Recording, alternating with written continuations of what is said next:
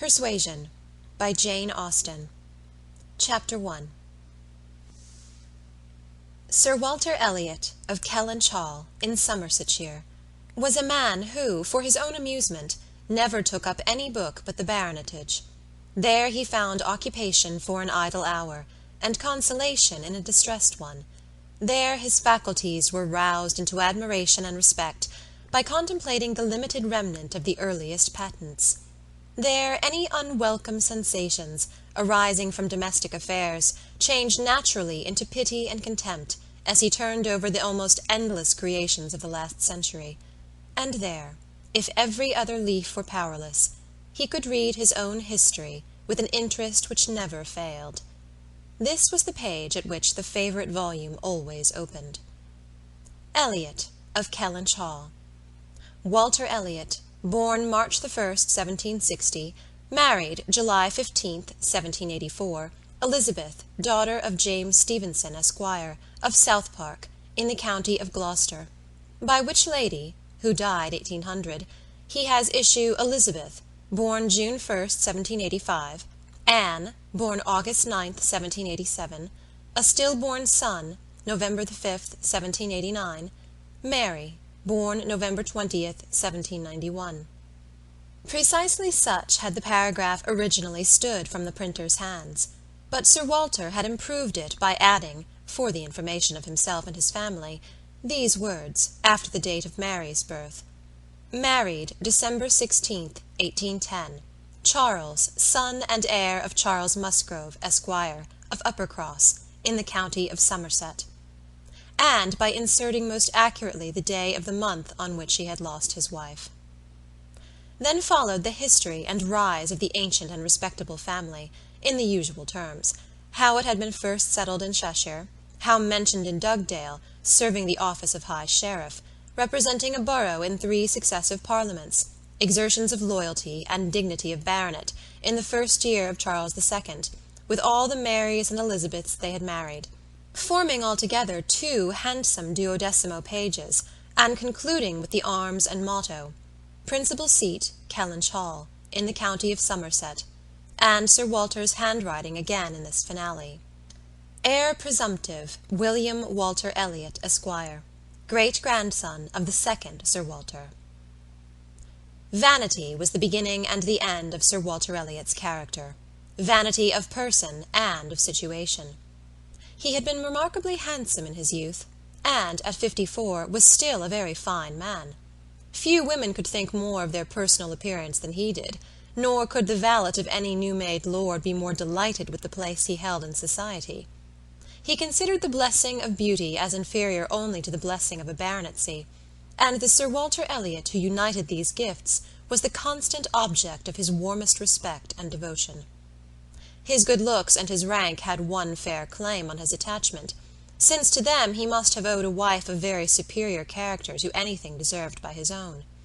Lady Elliott had been an excellent woman, sensible and amiable, whose judgment and conduct, if they might be pardoned the youthful infatuation which made her Lady Elliott, had never required indulgence afterwards. She had humoured, or softened, or concealed his failings, and promoted his real respectability for 17 years, and though not the very happiest being in the world herself, had found enough in her duties, her friends, and her children, to attach her to life, and to make it no matter of indifference to her when she was called on to quit them. 3 girls, the 2 eldest 16 and 14, was an awful legacy for a mother to bequeath, an awful charge, rather, to confide to the authority and guidance of a conceited, silly father. She had, however, one very intimate friend, a sensible, deserving woman, who had been brought, by strong attachment to herself, to settle close by her, in the village of Kellynch, and on her kindness and advice Lady Elliott mainly relied for the best help and maintenance of the good principles and instruction which she had been anxiously giving her daughters. This friend and Sir Walter did not marry, whatever might have been anticipated on that head by their acquaintance. 13 years had passed away since Lady Elliott's death, and they were still near neighbours and intimate friends, and one remained a widower, the other a widow. That Lady Russell, of steady age and character, and extremely well provided for, should have no thought of a second marriage, needs no apology to the public, which is rather apt to be unreasonably discontented when a woman does marry again than when she does not. But Sir Walter's continuing in singleness requires explanation. Be it known, then, that Sir Walter, like a good father, having met with one or two private disappointments in very unreasonable applications, prided himself on remaining single for his dear daughter's sake. For one daughter, his eldest, he would really have given up anything, which he had not been very much tempted to do. Elizabeth had succeeded, at 16, to all that was possible of her mother's rights and consequence, and being very handsome, and very like himself, her influence had always been great, and they had gone on together most happily. His two other children were of very inferior value. Mary had acquired a little artificial importance by becoming Mrs. Charles Musgrove, but Anne, with an elegance of mind and sweetness of character, which must have placed her high with any people of real understanding, was nobody with either father or sister. Her word had no weight, her convenience was always to give way, she was only Anne. To Lady Russell, indeed, she was a most dear and highly valued goddaughter, favourite, and friend. Lady Russell loved them all, but it was only in Anne that she could fancy the mother to revive again. A few years before, Anne Elliott had been a very pretty girl, but her bloom had vanished early, and as even in its height her father had found little to admire in her, so totally different were her delicate features and mild dark eyes from his own, there could be nothing in them, now that she was faded and thin, to excite his esteem. He had never indulged much hope, he had now none, of ever reading her name in any other page of his favourite work. All equality of alliance must rest with Elizabeth, for Mary had merely connected herself with an old country family of respectability and large fortune, and had therefore given all the honour and received none. Elizabeth would, one day or other, marry suitably. It sometimes happens that a woman is handsomer at 29 than she was 10 years before, and generally speaking, if there has been neither ill health nor anxiety, it is a time of life at which scarcely any charm is lost. It was so with Elizabeth, still the same handsome Miss Elliott that she had begun to be 13 years ago, and Sir Walter might be excused, therefore, in forgetting her age, or at least be deemed only half a fool for thinking himself and Elizabeth as blooming as ever, amidst the wreck of the good looks of everybody else. For he could plainly see how old all the rest of his family and acquaintance were growing. Anne haggard, Mary coarse, every face in the neighbourhood worsting, and the rapid increase of the crow's foot about Lady Russell's temples had long been a distress to him. Elizabeth did not quite equal her father in personal contentment. 13 years had seen her mistress of Kellynch Hall, presiding and directing with a self-possession and decision which could never have given the idea of her being younger than she was. For 13 years had she been doing the honours, and laying down the domestic law at home, and leading the way to the chaise and four, and walking immediately after Lady Russell, out of all the drawing-rooms and dining-rooms in the country. 13 winters' revolving frosts had seen her opening every ball of credit which a scanty neighbourhood afforded, and 13 springs shone their blossoms as she travelled up to London with her father for a few weeks' annual enjoyment of the great world. She had the remembrance of all this, she had the consciousness of being 29 to give her some regrets and some apprehensions, she was fully satisfied of being still quite as handsome as ever, but she felt her approach to the years of danger, and would have rejoiced to be certain of being properly solicited by baronet blood within the next 12-month or two. Then might she again take up the book of books with as much enjoyment as in her early youth, but now she liked it not. Always to be presented with the date of her own birth, and see no marriage follow, but that of a youngest sister, made the book an evil, and more than once, when her father had left it open on the table near her, had she closed it, with averted eyes, and pushed it away. She had had a disappointment, moreover, which that book, and especially the history of her own family, must ever present the remembrance of. The heir presumptive, the very William Walter Elliott, Esquire, whose rights had been so generously supported by her father, had disappointed her. She had, while a very young girl, as soon as she had known him to be, in the event of her having no brother, the future baronet, meant to marry him, and her father had always meant that she should. He had not been known to them as a boy, but soon after Lady Elliott's death Sir Walter had sought the acquaintance, and though his overtures had not been met with any warmth, he had persevered in seeking it, making allowance for the modest drawing back of youth. And, in one of their spring excursions to London, when Elizabeth was in her first bloom, Mr. Elliott had been forced into the introduction. He was at that time a very young man, just engaged in the study of the law, and Elizabeth found him extremely agreeable, and every plan in his favour was confirmed. He was invited to Kellynch Hall. He was talked of and expected all the rest of the year. But he never came. The following spring he was seen again in town, found equally agreeable, again encouraged, invited, and expected. And again he did not come. And the next tidings were that he was married. Instead of pushing his fortune in the line marked out for the heir of the house of Elliott, he had purchased independence by uniting himself to a rich woman of inferior birth. Sir Walter has resented it. As the head of the house, he felt that he ought to have been consulted, especially after taking the young man so publicly by the hand. "For they must have been seen together," he observed, "once at Tattersall's, and twice in the lobby of the House of Commons." His disapprobation was expressed, but apparently very little regarded. Mr. Elliott had attempted no apology, and shown himself as unsolicitous of being longer noticed by the family as Sir Walter considered him unworthy of it. All acquaintance between them had ceased. This very awkward history of Mr. Elliott was still, after an interval of several years, felt with anger by Elizabeth, who had liked the man for himself, and still more for being her father's heir, and whose strong family pride could see only in him a proper match for Sir Walter Elliott's eldest daughter. There was not a baronet from A to Z whom her feelings could have so willingly acknowledged as an equal. Yet so miserably had he conducted himself, that though she was at this present time, the summer of 1814, wearing black ribbons for his wife, she could not admit him to be worth thinking of again. The disgrace of his first marriage might, perhaps, as there was no reason to suppose it perpetuated by offspring, have been got over, had he not done worse. But he had, as, by the customary intervention of kind friends, they had been informed, spoken most disrespectfully of them all, most slightingly and contemptuously of the very blood he belonged to, and the honours which were hereafter to be his own. This could not be pardoned. Such were Elizabeth Elliott's sentiments and sensations, such the cares to alloy, the agitations to vary, the sameness and the elegance, the prosperity and the nothingness of her scene of life, such the feelings to give interest to a long uneventful residence in one country circle, to fill the vacancies which there were no habits of utility abroad, no talents or accomplishments for home, to occupy.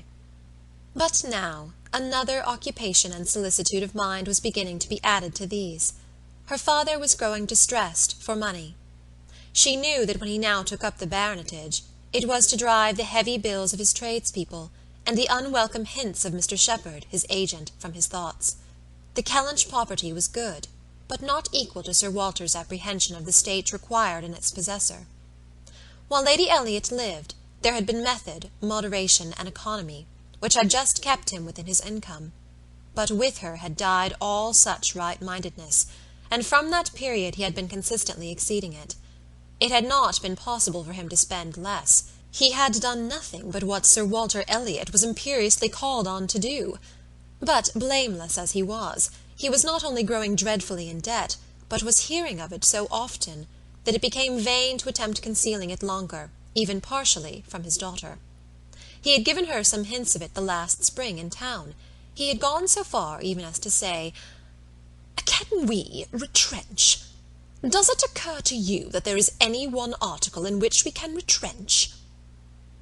And Elizabeth, to do her justice, had, in the first ardour of female alarm, set seriously to think about what could be done, and had finally proposed these two branches of economy, to cut off some unnecessary charities, and to refrain from new furnishing the drawing-room, to which expedients she afterward added the happy thought of their taking no present down to Anne, as had been the usual yearly custom.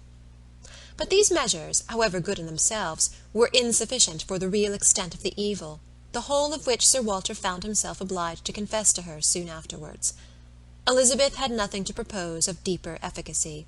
She felt herself ill-used and unfortunate, as did her father, and they were neither of them able to devise any means of lessening their expenses without compromising their dignity, or relinquishing their comforts in a way not to be borne. There was only a small part of his estate that Sir Walter could dispose of, but had every acre been alienable, it would have made no difference. He had condescended to mortgage as far as he had the power, but he would never condescend to sell. No, he would never disgrace his name so far. The Kellynch estate should be transmitted whole and entire, as he had received it. Their two confidential friends, Mr. Shepherd, who lived in the neighbouring market-town, and Lady Russell, were called to advise them, and both father and daughter seemed to expect that something should be struck out by one or the other to remove their embarrassments and reduce their expenditure, without involving the loss of any indulgence of taste or pride. Chapter 2.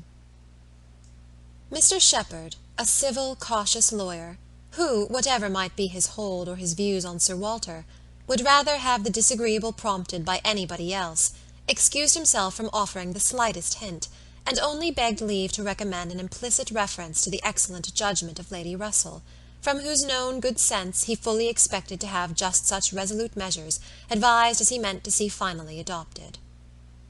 Lady Russell was most anxiously zealous on the subject, and gave it much serious consideration. She was a woman rather of sound than of quick abilities, whose difficulties in coming to any decision in this instance were great, from the opposition of two leading principles. She was of strict integrity herself, with a delicate sense of honour. But she was as desirous of saving Sir Walter's feelings as solicitous for the credit of the family, as aristocratic in her ideas of what was due them, as anybody of sense and honesty could well be. She was a benevolent, charitable, good woman, and capable of strong attachments, most correct in her conduct, strict in her notions of decorum, and with manners that were held a standard of good breeding. She had a cultivated mind, and was, generally speaking, rational and consistent, but she had prejudices on the side of ancestry. She had a value for rank and consequence, which blinded her a little to the faults of those who possessed them. Herself the widow of only a knight, she gave the dignity of a baronet all its due, and Sir Walter, independent of his claims as an old acquaintance, an attentive neighbour, an obliging landlord, the husband of her very dear friend, the father of Anne and her sisters, was, as being Sir Walter, in her apprehension, entitled to a great deal of compassion and consideration under his present difficulties. They must retrench. That did not admit of a doubt. But she was very anxious to have it done with the least possible pain to him and Elizabeth.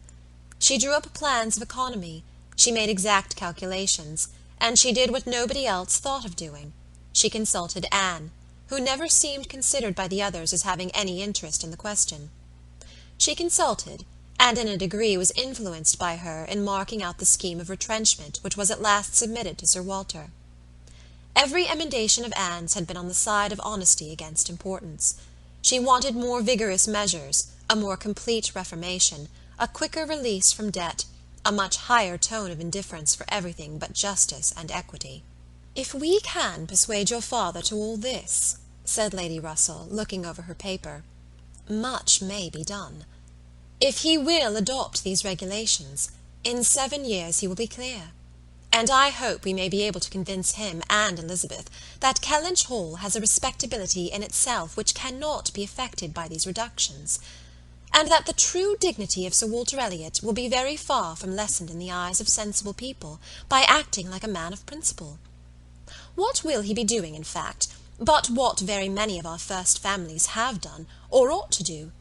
There will be nothing singular in his case, and it is singularity which often makes the worst part of our suffering, as it always does of our conduct. I have great hope of prevailing. We must be serious and decided, for after all the person who has contracted debts must pay them, and though a great deal is due to the feelings of the gentleman and the head of a house like your father, there is still more due to the character of an honest man." This was the principle on which Anne wanted her father to be proceeding, his friends to be urging him, She considered it as an act of indispensable duty to clear away the claims of creditors with all the expedition which the most comprehensive retrenchments could secure, and saw no dignity in anything short of it. She wanted it to be prescribed, and felt as a duty. She rated Lady Russell's influence highly, and as to the severe degree of self-denial which her own conscience prompted, she believed there might be little more difficulty in persuading them to a complete than to half a reformation. Her knowledge of her father and Elizabeth inclined her to think that the sacrifice of one pair of horses would be hardly less painful than of both, and so on, through the whole list of Lady Russell's too gentle reductions. How Anne's more rigid requisitions might have been taken is of little consequence. Lady Russell's had no success at all, could not be put up with, were not to be borne. What? Every comfort of life knocked off? Journeys, London, servants, horses, table, contractions and restrictions everywhere. To live no longer with the decencies even of a private gentleman. No, he would sooner quit Kellynch Hall at once than remain in it on such disgraceful terms. Quit Kellynch Hall. The hint was immediately taken up by Mr. Shepherd, whose interest was involved in the reality of Sir Walter's retrenching, and who was perfectly persuaded that nothing would be done without a change of abode. Since the idea had been started in the very quarter which ought to dictate, he had no scruple, he said, in confessing his judgment to be entirely on that side. It did not appear to him that Sir Walter could materially alter his style of living in a house which had such a character of hospitality and ancient dignity to support. In any other place Sir Walter might judge for himself, and would be looked up to, as regulating the modes of life in whatever way he might choose to model his household. Sir Walter would quit Kellynch Hall, and after very few days more of doubt and indecision, the great question of whither he should go was settled, and the first outline of this important change made out. There had been 3 alternatives, London, Bath, or another house in the country. All Anne's wishes had been for the latter. A small house in their own neighbourhood, where they might still have Lady Russell's society, still be near Mary, and still have the pleasure of sometimes seeing the lawns and groves of Kellynch, was the object of her ambition. But the usual fate of Anne attended her, in having something very opposite from her inclination fixed on. She disliked Bath, and did not think it agreed with her, and Bath was to be her home. Sir Walter had at first thought more of London, but Mr. Shepherd felt that he could not be trusted in London, and had been skilful enough to dissuade him from it, and make Bath preferred. It was a much safer place for a gentleman in his predicament. He might there be important at comparatively little expense. 2 material advantages of Bath over London had of course been given all their weight. Its more convenient distance from Kellynch, only 50 miles, and Lady Russell's spending some part of every winter there, and to the very great satisfaction of Lady Russell, whose first views on the projected change had been for Bath, Sir Walter and Elizabeth were induced to believe that they should lose neither consequence nor enjoyment by settling there. Lady Russell felt obliged to oppose her dear Anne's known wishes. It would be too much to expect Sir Walter to descend into a small house in his own neighbourhood. Anne herself would have found the mortifications of it more than she foresaw, and to Sir Walter's feelings they must have been dreadful. And with regard to Anne's dislike of Bath, she considered it as a prejudice and mistake arising, first, from the circumstance of her having been 3 years at school there, after her mother's death, and secondly, from her happening to be not in perfectly good spirits the only winter which she had afterwards spent there with herself. Lady Russell was fond of Bath, in short, and disposed to think it must suit them all, and as to her young friend's health, by passing all the warm months with her at Kellynch Lodge, every danger would be avoided, and it was in fact a change which must do both health and spirits good. Anne had been too little from home, too little seen. Her spirits were not high. A larger society would improve them. She wanted her to be more known. The undesirableness of any other house in the same neighbourhood for Sir Walter was certainly much strengthened by one part, and a very material part of the scheme, which had been happily engrafted on the beginning. He was not only to quit his home, but to see it in the hands of others, a trial of fortitude which stronger heads than Sir Walter's have found too much. Kellynch Hall was to be let. This, however, was a profound secret, not to be breathed beyond their own circle. Sir Walter could not have borne the degradation of being known to design letting his house. Mr. Shepherd had once mentioned the word advertise, but never dared approach it again. Sir Walter spurned the idea of its being offered in any manner, forbade the slightest hint being dropped of his having such an intention, and it was only on the supposition of his being spontaneously solicited by some most unexceptionable applicant, on his own terms, and as a great favour, that he would let it at all. How quick come the reasons for approving what we like! Lady Russell had another excellent one at hand, for being extremely glad that Sir Walter and his family were to remove from the country. Elizabeth had been lately forming an intimacy, which she wished to see interrupted. It was with the daughter of Mr. Shepherd, who had returned, after an unprosperous marriage, to her father's house, with the additional burden of 2 children. She was a clever young woman, who understood the art of pleasing, at least, at Kellynch Hall, and who had made herself so acceptable to Miss Elliott as to have been already staying there more than once, in spite of all that Lady Russell, who thought it a friendship quite out of place, could hint of caution and reserve.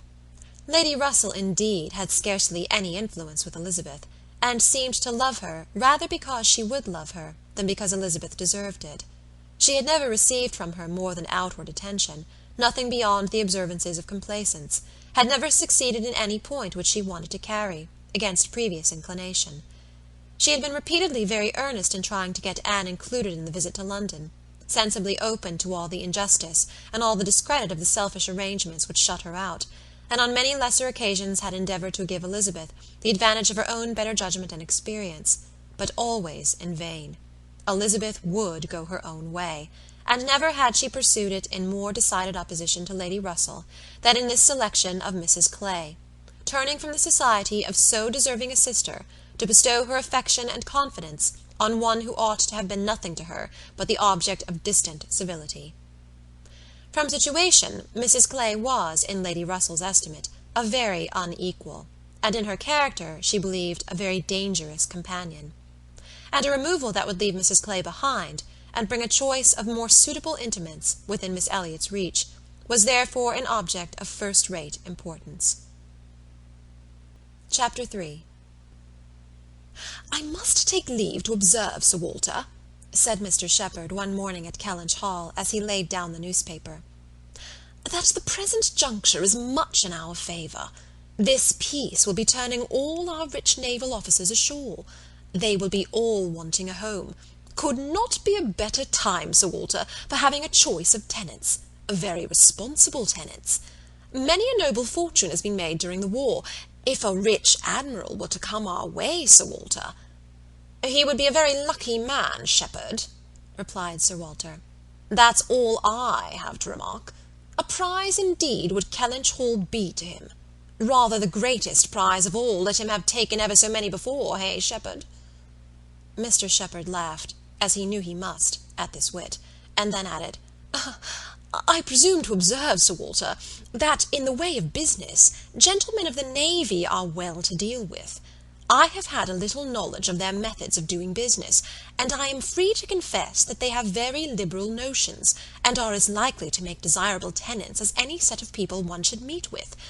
Therefore, Sir Walter, what I would take leave to suggest is, that if in consequence of any rumours getting abroad of your intention, which must be contemplated as a possible thing, because we know how difficult it is to keep the actions and designs of one part of the world from the notice and curiosity of the other, consequence has its tax.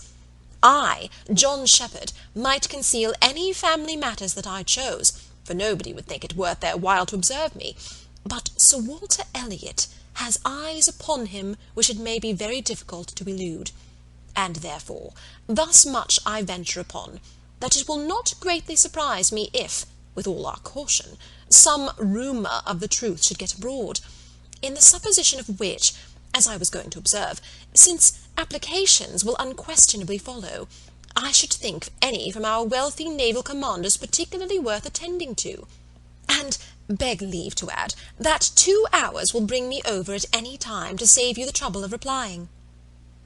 Sir Walter only nodded, but soon afterwards, rising and pacing the room, he observed sarcastically, "There are very few among the gentlemen of the navy, I imagine, who would not be surprised to find themselves in a house of this description." They would look around them, no doubt, and bless their good fortune," said Mrs. Clay, for Mrs. Clay was present. Her father had driven her over, nothing being of so much use to Mrs. Clay's health as a drive to Kellynch. "But I quite agree with my father in thinking a sailor might be a very desirable tenant. I have known a good deal of the profession, and besides their liberality, they are so neat and careful in all their ways. These valuable pictures of yours, Sir Walter, if you chose to leave them, would be perfectly safe. Everything in and about the house would be taken such excellent care of. The gardens and shrubberies would be kept in almost as high order as they are now. You need not be afraid, Miss Elliott, of your own sweet flower gardens being neglected." "As to all that," rejoined Sir Walter coolly, "supposing I were induced to let my house, I have by no means made up my mind as to the privileges to be annexed to it. I am not particularly disposed to favour a tenant. The park would be open to him, of course, and few navy officers, or men of any other description, can have had such a range. But what restrictions I might impose on the use of the pleasure grounds is another thing. I am not fond of the idea of my shrubberies being always approachable, and I should recommend Miss Elliott to be on her guard with respect to her flower garden. I am very little disposed to grant a tenant of Kellynch Hall any extraordinary favour, I assure you, be he sailor or soldier." After a short pause, Mr. Shepherd presumed to say, "In all these cases there are established usages which make everything plain and easy between landlord and tenant. Your interest, Sir Walter, is in pretty safe hands. Depend upon me for taking care that no tenant has more than his just rights. I venture to hint that Sir Walter Elliott cannot be half so jealous for his own as John Shepherd will be for him." Here Anne spoke. "The navy, I think, who have done so much for us, have at least an equal claim with any other set of men for all the comforts and all the privileges which any home can give. Sailors work hard enough for their comforts, we must all allow." Very true, what Miss Anne says is very true," was Mr. Shepherd's rejoinder, and "Oh, certainly," was his daughter's.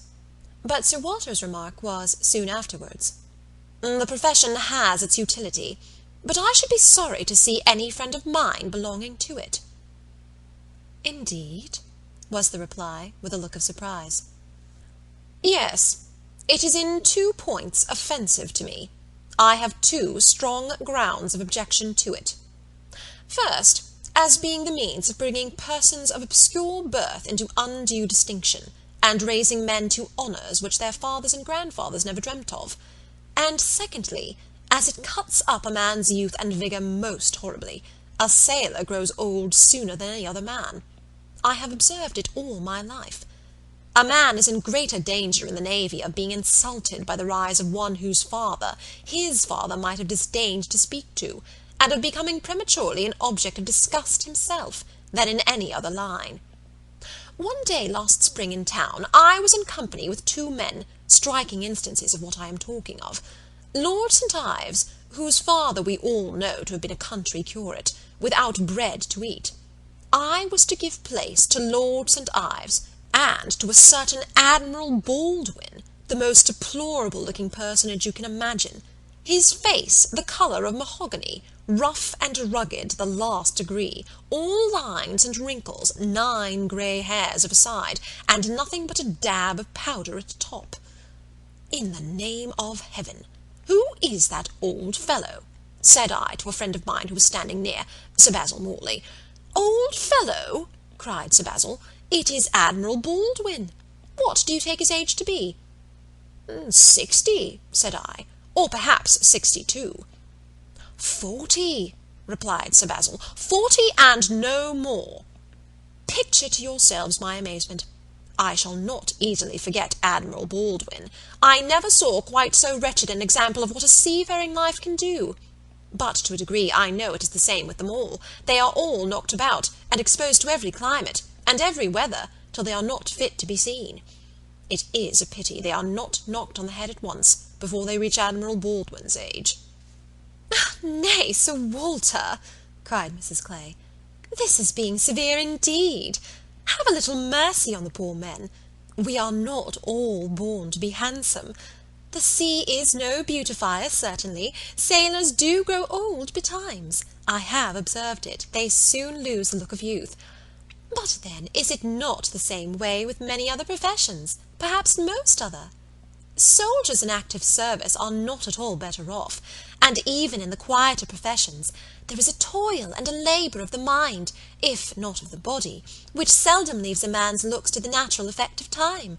The lawyer plods, quite careworn, the physician is up at all hours, and travelling in all weather, and even the clergyman—" She stopped a moment to consider what might do for the clergyman. "And even the clergyman, you know, is obliged to go into infected rooms, and expose his health and looks to all the injury of a poisonous atmosphere. In fact, as I have long been convinced, though every profession is necessary and honourable in its turn, it is only the lot of those who are not obliged to follow any, who can live in a regular way, in the country, choosing their own hours, following their own pursuits, and living on their own property, without the torment of trying for more. It is only their lot, I say, to hold the blessings of health and good appearance to the utmost. I know no other set of men but what lose something of their personableness when they cease to be quite young." It seemed as if Mr. Shepherd, in this anxiety to bespeak Sir Walter's goodwill towards a naval officer as tenant, had been gifted with foresight, for the very first application for the house was from an Admiral Croft, with whom he shortly afterwards fell into company in attending the quarter sessions at Taunton, and indeed he had received a hint of the Admiral from a London correspondent. By the report which he hastened over to Kellynch to make, Admiral Croft was a native of Somersetshire, who, having acquired a very handsome fortune, was wishing to settle in his own country, and had come down to Taunton in order to look at some advertised places in that immediate neighbourhood, which, however, had not suited him. That accidentally hearing, it was just as he had foretold, Mr. Shepherd observed, Sir Walter's concerns could not be kept a secret. Accidentally hearing of the possibility of Kellynch Hall being to let, and understanding his, Mr. Shepherd's, connection with the owner, he had introduced himself to him in order to make particular enquiries, and had, in the course of a pretty long conference, expressed as strong an inclination for the place as a man who knew it only by description could feel, and given Mr. Shepherd, in his explicit account of himself, every proof of his being a most responsible, eligible tenant. "And who is Admiral Croft?" was Sir Walter's cold, suspicious inquiry. Mr. Shepherd answered for his being of a gentleman's family, and mentioned a place, and Anne, after the little pause which followed, added, "He is a rear admiral of the White. He was in the Trafalgar action, and has been in the East Indies since. He was stationed there, I believe, several years." "Then I take it for granted," observed Sir Walter, "that his face is about as orange as the cuffs and capes of my livery."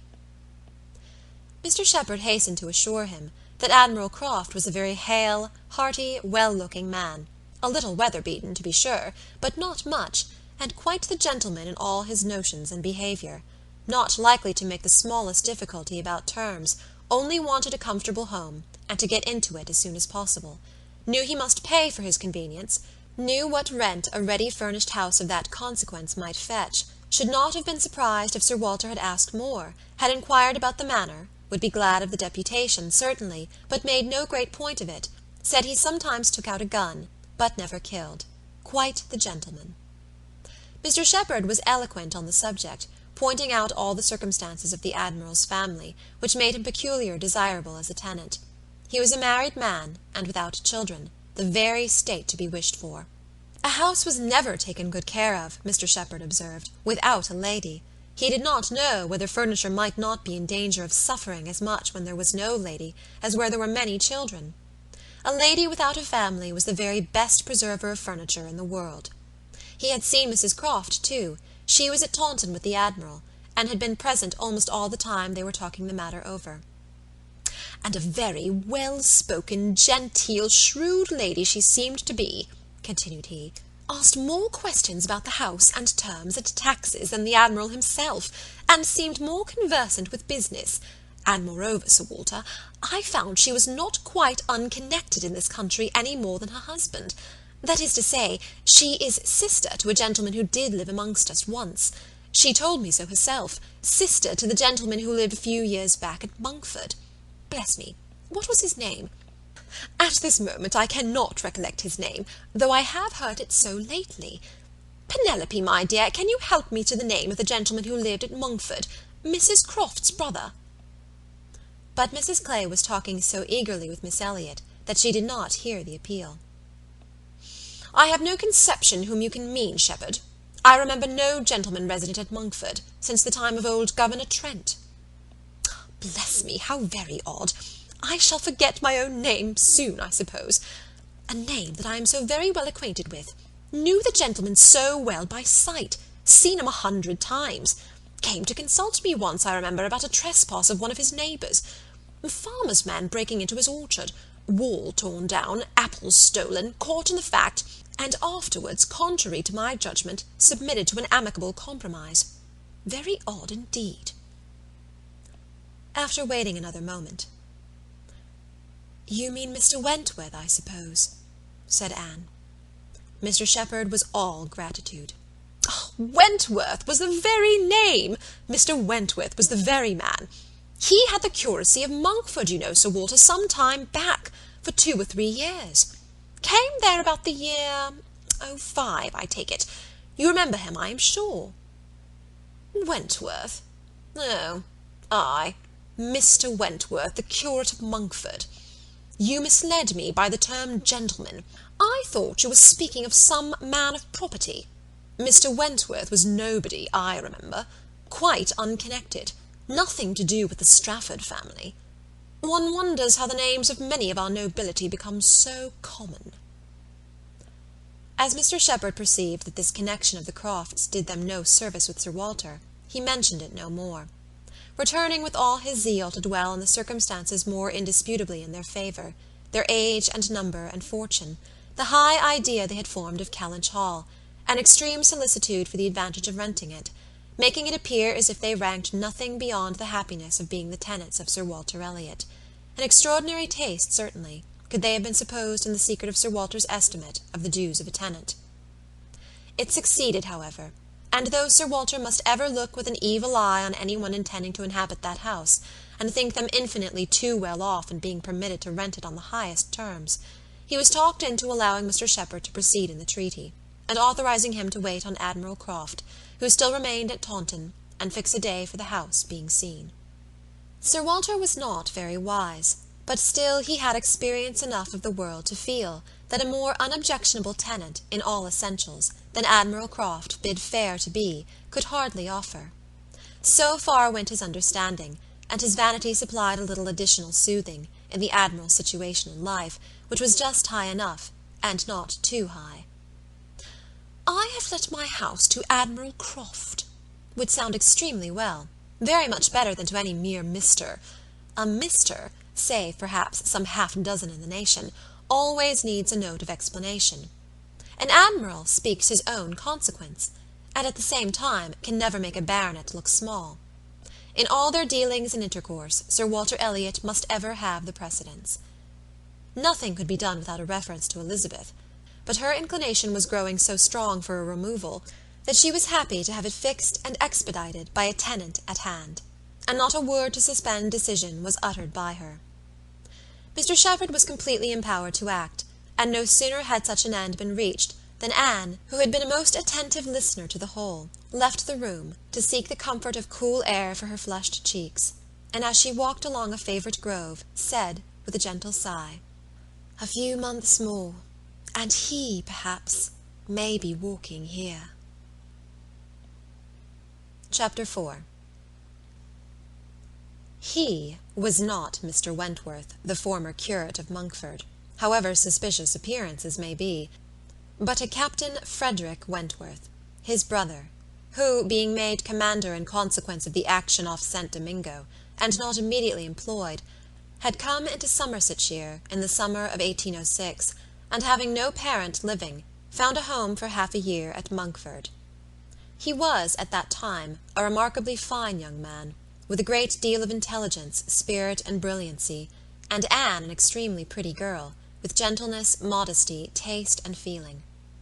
Half the sum of attraction, on either side, might have been enough, for he had nothing to do, and she had hardly anybody to love. But the encounter of such lavish recommendations could not fail.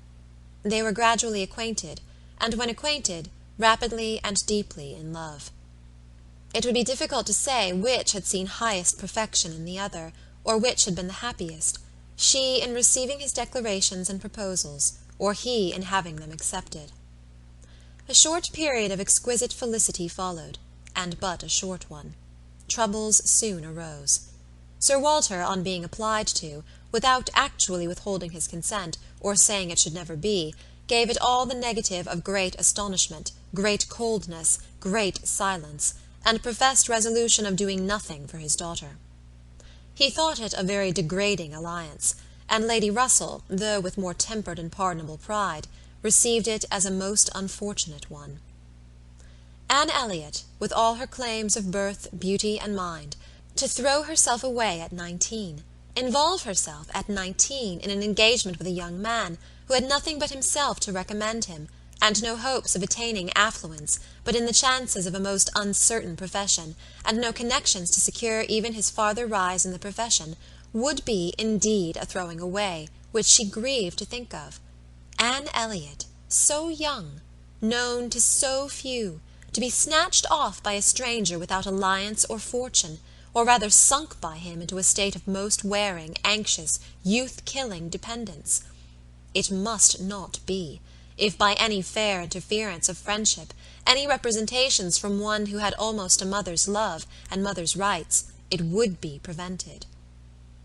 Captain Wentworth had no fortune. He had been lucky in his profession, but spending freely what had come freely, had realized nothing. But he was confident that he should soon be rich, full of life and ardour. He knew that he should soon have a ship, and soon be on a station that would lead to everything he wanted. He had always been lucky. He knew he should be so still. Such confidence, powerful in its own warmth, and bewitching in the wit which often expressed it, must have been enough for Anne.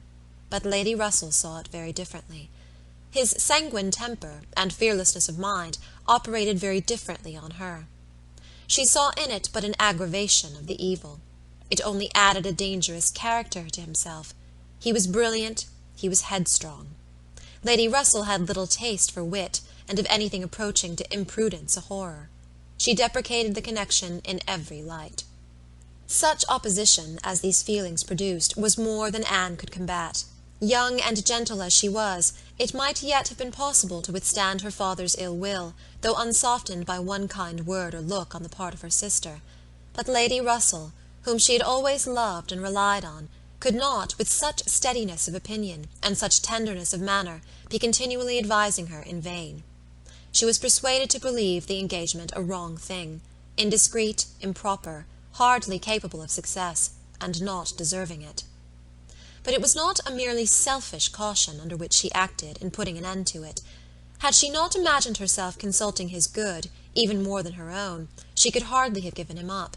The belief of being prudent and self-denying, principally for his advantage, was her chief consolation, under the misery of a parting, a final parting. And every consolation was required, for she had to encounter all the additional pain of opinions, on his side, totally unconvinced and unbending, and of his feeling himself ill-used by so forced a relinquishment. He had left the country in consequence. A few months had seen the beginning and the end of their acquaintance, but not with a few months ended Anne's share of suffering from it. Her attachment and regrets had, for a long time, clouded every enjoyment of youth, and an early loss of bloom and spirits had been their lasting effect. More than 7 years were gone since this little history of sorrowful interest had reached its close, and time had softened down much, perhaps nearly all, of peculiar attachment to him. But she had been too dependent on time alone. No aid had been given in change of place, except in one visit to Bath soon after the rupture, or in any novelty or enlargement of society. No one had ever come within the Kellynch circle who could bear a comparison with Frederick Wentworth, as he stood in her memory. No second attachment, the only thoroughly natural, happy, and sufficient cure, at her time of life, had been possible to the nice tone of her mind, the fastidiousness of her taste, in the small limits of the society around them. She had been solicited, when about 22, to change her name, by the young man who not long afterwards found a more willing mind in her younger sister, and Lady Russell had lamented her refusal. For Charles Musgrove was the eldest son of a man whose landed property and general importance were second in that country, only to Sir Walter's, and of good character and appearance, and however Lady Russell might have asked yet for something more while Anne was 19, she would have rejoiced to see her at 22 so respectably removed from the partialities and injustice of her father's house, and settled so permanently near herself.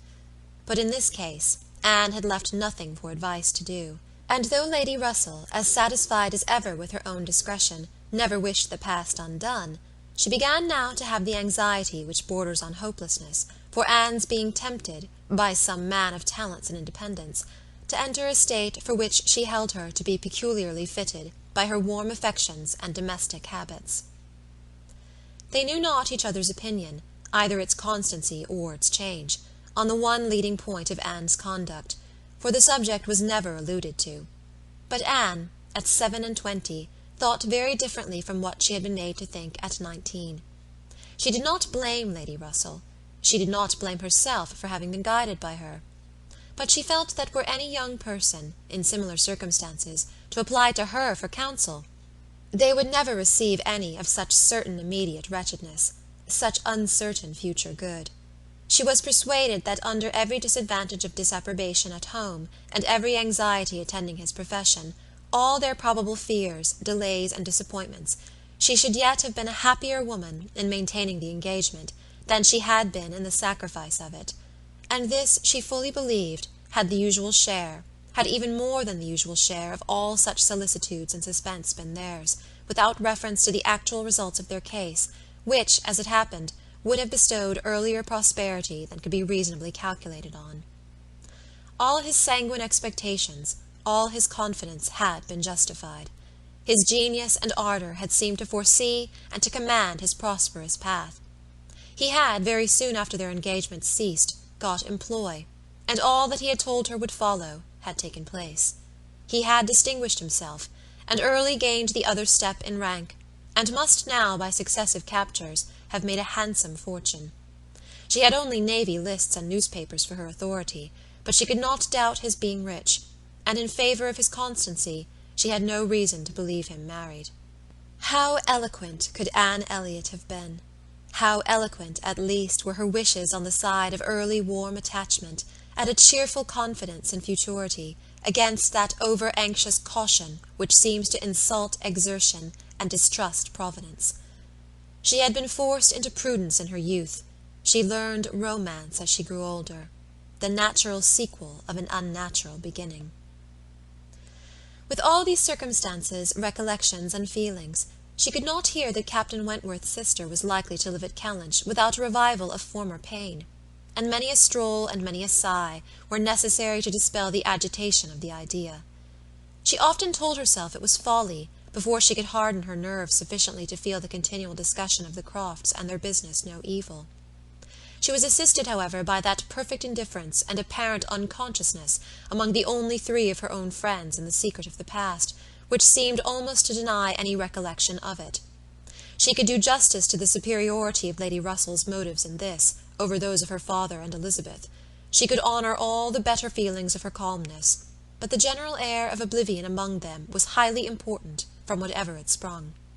And in the event of Admiral Croft's really taking Kellynch Hall, she rejoiced anew over the conviction which had always been most grateful to her, of the past being known to those three only among her connections, by whom no syllable, she believed, would ever be whispered, and in the trust that among his, the brother only with whom he had been residing, had received any information of their short-lived engagement. That brother had been long removed from the country, and being a sensible man, and, moreover, a single man at the time, she had a fond dependence on no human creature's having heard of it from him. The sister, Mrs. Croft, had then been out of England, accompanying her husband on a foreign station, and her own sister, Mary, had been at school while it all occurred, and never admitted by the pride of some, and the delicacy of others, to the smallest knowledge of it afterwards. With these supports, she hoped that the acquaintance between herself and the Crofts which, with Lady Russell, still resident in Kellynch, and Mary fixed only 3 miles off, must be anticipated, need not involve any particular awkwardness. Chapter 5. On the morning appointed for Admiral and Mrs Croft seeing Kellynch Hall, Anne found it most natural to take her almost daily walk to Lady Russell's, and keep out of the way till all was over, when she found it most natural to be sorry that she had missed the opportunity of seeing them. This meeting of the two parties proved highly satisfactory, and decided the whole business at once.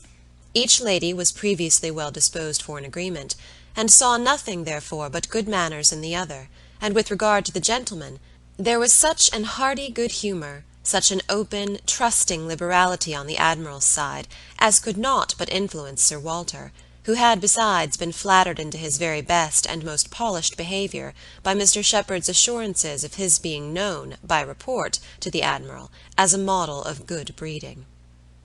The house and grounds and furniture were approved, the Crofts were approved, terms, time, everything, and everybody was right, and Mr Shepherd's clerks were set to work, without there having been a single preliminary difference to modify of all that "this indenture showeth." Sir Walter, without hesitation, declared the Admiral to be the best-looking sailor he had ever met with, and went so far as to say that if his own man might have had the arranging of his hair, he should not be ashamed of being seen with him anywhere. And the Admiral, with sympathetic cordiality, observed to his wife as they drove back through the park, "I thought we should soon come to a deal, my dear, in spite of what they told us at Taunton. The baronet will never set the Thames on fire, but there seems to be no harm in him." Reciprocal compliments, which would have been esteemed about equal. The Crofts were to have possession at Michaelmas, and as Sir Walter proposed removing to Bath in the course of the preceding month, there was no time to be lost in making every dependent arrangement.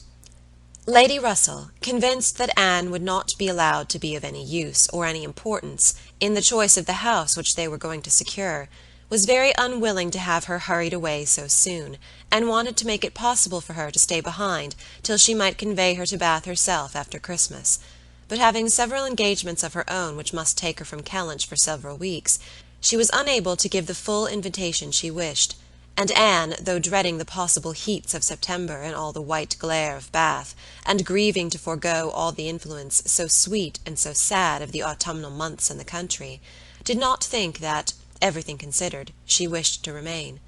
It would be most right, and most wise, and therefore must involve least suffering to go with the others. Something occurred, however, to give her a different duty. Mary, often a little unwell, and always thinking a great deal of her own complaints, and always in the habit of claiming Anne when anything was the matter, was indisposed, and foreseeing that she should not have a day's health all the autumn, entreated, or rather required her, for it was hardly entreaty, to come to Uppercross Cottage, and bear her company as long as she should want her, instead of going to Bath. "I cannot possibly do without Anne," was Mary's reasoning, and Elizabeth's reply was, "Then I am sure Anne had better stay, for nobody will want her in Bath." To be claimed as a good, though in an improper style, is at least better than being rejected as no good at all, and Anne, glad to be thought of some use, glad to have anything marked out as a duty, and certainly not sorry to have the scene of it in the country, and her own dear country, readily agreed to stay. This invitation of Mary's removed all Lady Russell's difficulties, and it was consequently soon settled that Anne should not go to Bath till Lady Russell took her, and that all the intervening time should be divided between Uppercross Cottage and Kellynch Lodge. So far all was perfectly right, but Lady Russell was almost startled by the wrong of one part of the Kellynch Hall plan when it burst on her, which was Mrs Clay's being engaged to go to Bath with Sir Walter and Elizabeth as a most important and valuable assistant to the latter in all the business before her. Lady Russell was extremely sorry that such a measure should have been resorted to at all, wondered, grieved, and feared, and the affront it contained to Anne in Mrs Clay's being of so much use, while Anne could be of none, was a very sore aggravation.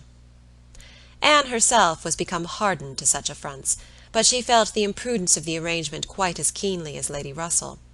With a great deal of quiet observation, and a knowledge, which she often wished less, of her father's character, She was sensible that results the most serious to his family from the intimacy were more than possible.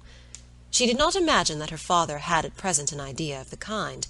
Mrs. Clay had freckles, and a projecting tooth, and a clumsy wrist, which he was continually making severe remarks upon in her absence.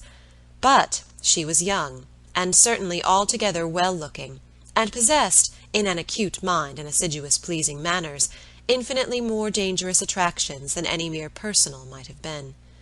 Anne was so impressed by the degree of their danger that she could not excuse herself from trying to make it perceptible to her sister. She had little hope of success, but Elizabeth, who in the event of such a reverse would be so much more to be pitied than herself, should never, she thought, have reason to reproach her for giving no warning. She spoke, and seemed only to offend. Elizabeth could not conceive how such an absurd suspicion should occur to her, and indignantly answered for each party's perfectly knowing their situation. "Mrs. Clay," said she warmly, "never forgets who she is, and as I am rather better acquainted with her sentiments than you can be, I can assure you that upon the subject of marriage they are particularly nice, and that she reprobates all inequality of condition and rank more strongly than most people. And as to my father, I really should not have thought that he, who has kept himself single so long for our sakes, need be suspected now. If Mrs. Clay were a very beautiful woman, I grant you, it might be wrong to have her so much with me. Not that anything in the world, I am sure, would induce my father to make a degrading match, but he might be rendered unhappy.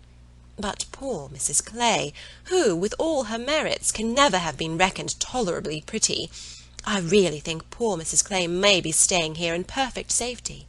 One would imagine you had never heard my father speak of her personal misfortunes, though I know you must 50 times. The tooth of hers, and those freckles! Freckles do not disgust me so very much as they do him. I have known a face not materially disfigured by a few, but he abominates them. You must have heard him notice Mrs. Clay's freckles." "There is hardly any personal defect," replied Anne, "which an agreeable manner might not gradually reconcile one to." "I think very differently," answered Elizabeth shortly. "An agreeable manner may set off handsome features, but can never alter plain ones. However, at any rate, as I have a great deal more at stake on this point than anybody else can have, I think it rather unnecessary in you to be advising me." Anne had done, glad that it was over, and not absolutely hopeless of doing good. Elizabeth, though resenting the suspicion, might yet be made observant by it. The last office of the 4 carriage horses was to draw Sir Walter, Miss Elliott, and Mrs. Clay to Bath. The party drove off in very good spirits. Sir Walter prepared with condescending bows for all the afflicted tenantry and cottagers who might have had a hint to show themselves, and Anne walked up at the same time, in a sort of desolate tranquillity, to the lodge, where she was to spend the first week. Her friend was not in better spirits than herself. Lady Russell felt this break-up of the family exceedingly. Their respectability was as dear to her as her own, and a daily intercourse had become precious by habit. It was painful to look upon their deserted grounds, and still worse to anticipate the new hands they were to fall into, and to escape the solitariness and the melancholy of so altered a village, and be out of the way when Admiral and Mrs. Croft first arrived. She had determined to make her own absence from home begin when she must give up Anne. Accordingly, their removal was made together, and Anne was set down at Uppercross Cottage, in the first stage of Lady Russell's journey. Uppercross was a moderate-sized village, which a few years back had been completely in the old English style, containing only 2 houses superior in appearance to those of the yeomen and labourers. The mansion of the squire, with its high walls, great gates, and old trees, substantial and unmodernized, and the compact, tight parsonage, enclosed in its own neat garden, with a vine and a pear-tree trained round its casements. But upon the marriage of the young squire, it had received the improvement of a farmhouse elevated into a cottage, for his residence, and Uppercross Cottage, with its verandah, French windows, and other prettiness, was quite as likely to catch the traveller's eye as the more consistent and considerable aspect and premises of the great house, about 1/4 of a mile farther on. Here Anne had often been staying. She knew the ways of Uppercross as well as those of Kellynch. The two families were so continually meeting, so much in the habit of running in and out of each other's house at all hours, that it was rather a surprise to her to find Mary alone. But being alone, her being unwell and out of spirits, was almost a matter of course. Though better endowed than the elder sister, Mary had not Anne's understanding nor temper. While well and happy and properly attended to, she had great good humour and excellent spirits. But any indisposition sunk her completely. She had no resources for solitude, and inheriting a considerable share of the Elliott self-importance, was very prone to add to every other distress that of fancying herself neglected and ill-used. In person she was inferior to both sisters, and had, even in her bloom, only reached the dignity of being a fine girl. She was now lying on the faded sofa of the pretty little drawing-room, the once elegant furniture of which had been gradually growing shabby under the influence of 4 summers and 2 children, and on Anne's appearing, greeted her with, "So you are come at last. I began to think I should never see you. I am so ill I can hardly speak. I have not seen a creature the whole morning." "I am sorry to find you unwell," replied Anne. "You sent me such a good account of yourself on Thursday." "Yes, I made the best of it. I always do. But I was very far from well at the time, and I do not think I was ever so ill in my life as I have been all this morning. Very unfit to be left alone, I am sure. Suppose I were to be seized of a sudden in some dreadful way, and not able to ring the bell. So, Lady Russell would not get out. I do not think she has been in this house 3 times this summer." Anne said what was proper, and inquired after her husband. "Oh, Charles is out shooting. I have not seen him since 7 o'clock. He would go, though I told him how ill I was. He said he should not stay out long, but he has never come back, and now it is almost 1. I assure you I have not seen a soul this whole long morning." "You have had your little boys with you?" "Yes, as long as I could bear their noise, but they are so unmanageable that they do me more harm than good. Little Charles does not mind a word I say, and Walter is growing quite as bad." "Well, you will soon be better now," replied Anne cheerfully. "You know I always cure you when I come. How are your neighbours at the great house?" "I can give you no account of them. I have not seen one of them to-day, except Mr. Musgrove, who just stopped and spoke through the window, but without getting off his horse, and though I told him how ill I was, not one of them have been near me. It did not happen to suit the Miss Musgroves, I suppose, and they never put themselves out of their way." "You will see them yet, perhaps, before the morning is gone. It is early." "I never want them, I assure you. They talk and laugh a great deal too much for me. Oh, Anne, I am so very unwell. It was quite unkind of you not to come on Thursday." "My dear Mary, recollect what a comfortable account you sent me of yourself. You wrote in the cheerfullest manner, and said you were perfectly well, and in no hurry for me. And that being the case, you must be aware that my wish would be to remain with Lady Russell to the last. And besides what I felt on her account, I have really been so busy, have had so much to do, that I could not very conveniently have left Kellynch sooner." "Dear me, what can you possibly have to do?" "A great many things, I assure you. More than I can recollect in a moment, but I can tell you some. I have been making a duplicate of the catalogue of my father's books and pictures. I have been several times in the garden with Mackenzie, trying to understand, and make him understand, which of Elizabeth's plants are for Lady Russell. I have had all my own little concerns to arrange, books and music to divide, and all my trunks to repack, from not having understood in time what was intended as to the wagons. And one thing I have had to do, Mary, of a more trying nature, going to almost every house in the parish, as a sort of take-leave. I was told that they wished it. But all these things took up a great deal of time." "Oh, well." And after a moment's pause, "But you have never asked me one word about our dinner at the Pools yesterday." "Did you go, then? I have made no enquiries, because I concluded you must have been obliged to give up the party." "Oh, yes, I went. I was very well yesterday, nothing at all the matter with me till this morning. It would have been strange if I had not gone." "I am very glad you were well enough, and I hope you had a pleasant party." "Nothing remarkable. One always knows beforehand what the dinner will be, and who will be there, and it is so very uncomfortable not having a carriage of one's own. Mr. and Mrs. Musgrove took me, and we were so crowded. They are both so very large and take up so much room, and Mr. Musgrove always sits forward.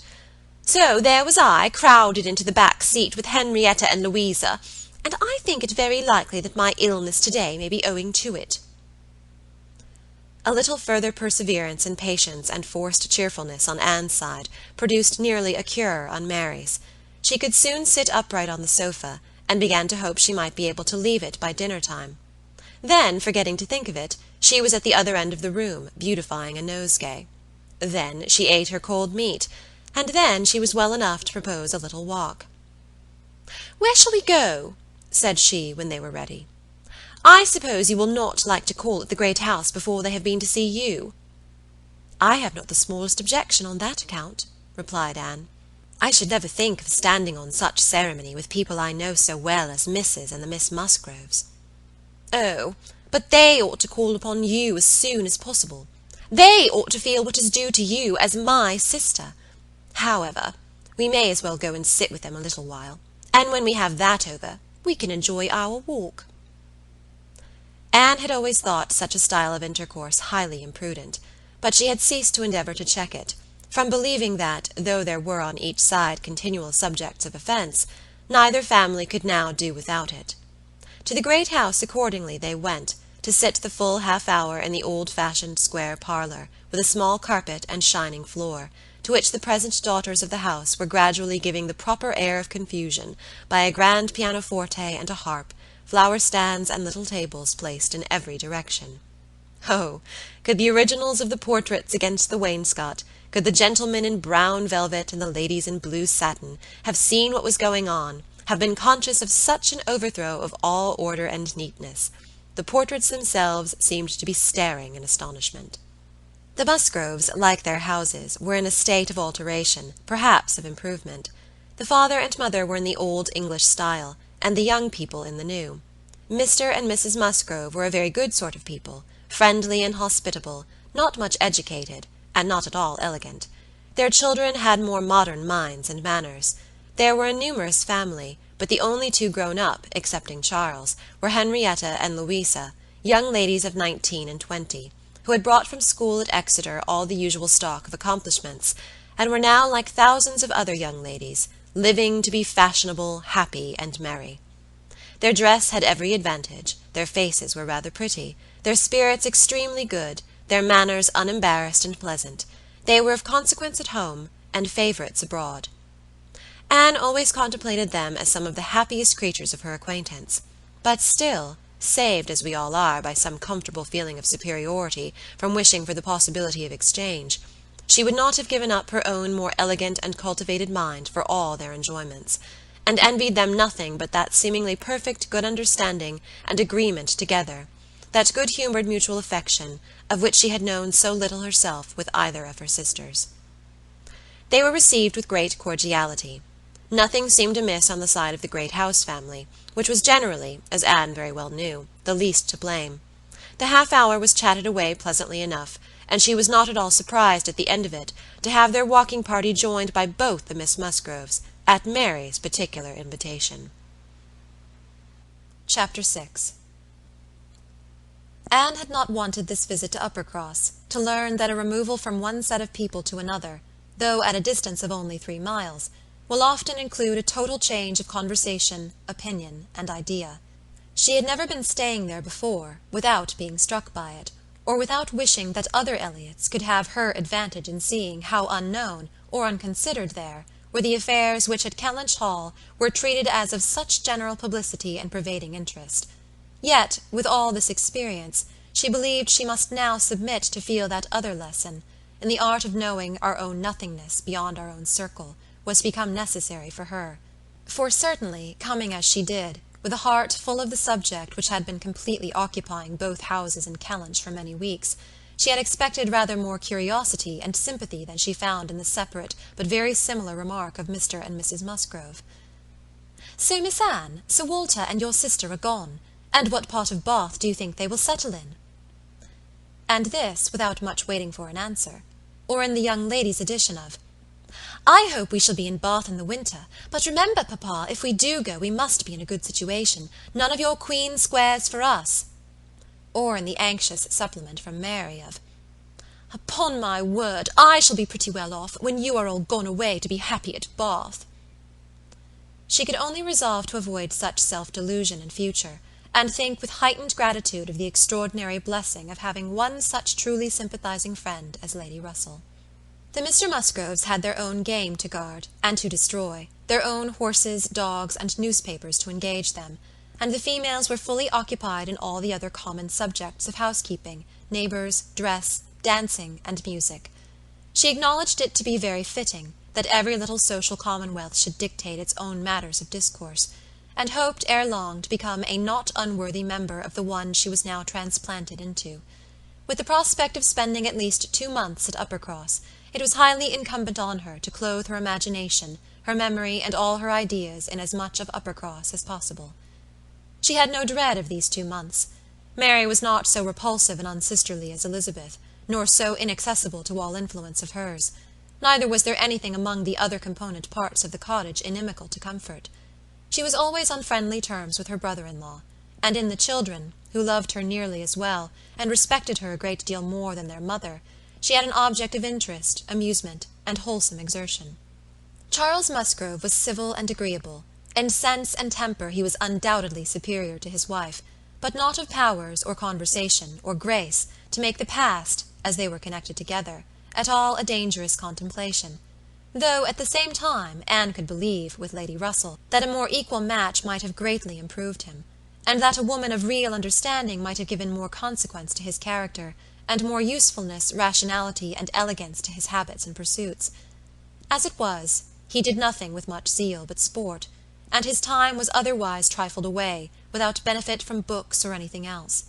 He had very good spirits, which never seemed much affected by his wife's occasional lowness, bore with her unreasonableness sometimes to Anne's admiration, and upon the whole, though there was very often a little disagreement, in which she had sometimes more share than she wished, being appealed to by both parties, they might pass for a happy couple. They were always perfectly agreed in the want of more money, and a strong inclination for a handsome present from his father. But here, as on most topics, he had the superiority, for while Mary thought it a great shame that such a present was not made, he always contended for his father's having many other uses for his money, and a right to spend it as he liked. As to the management of their children, his theory was much better than his wife's, and his practice not so bad.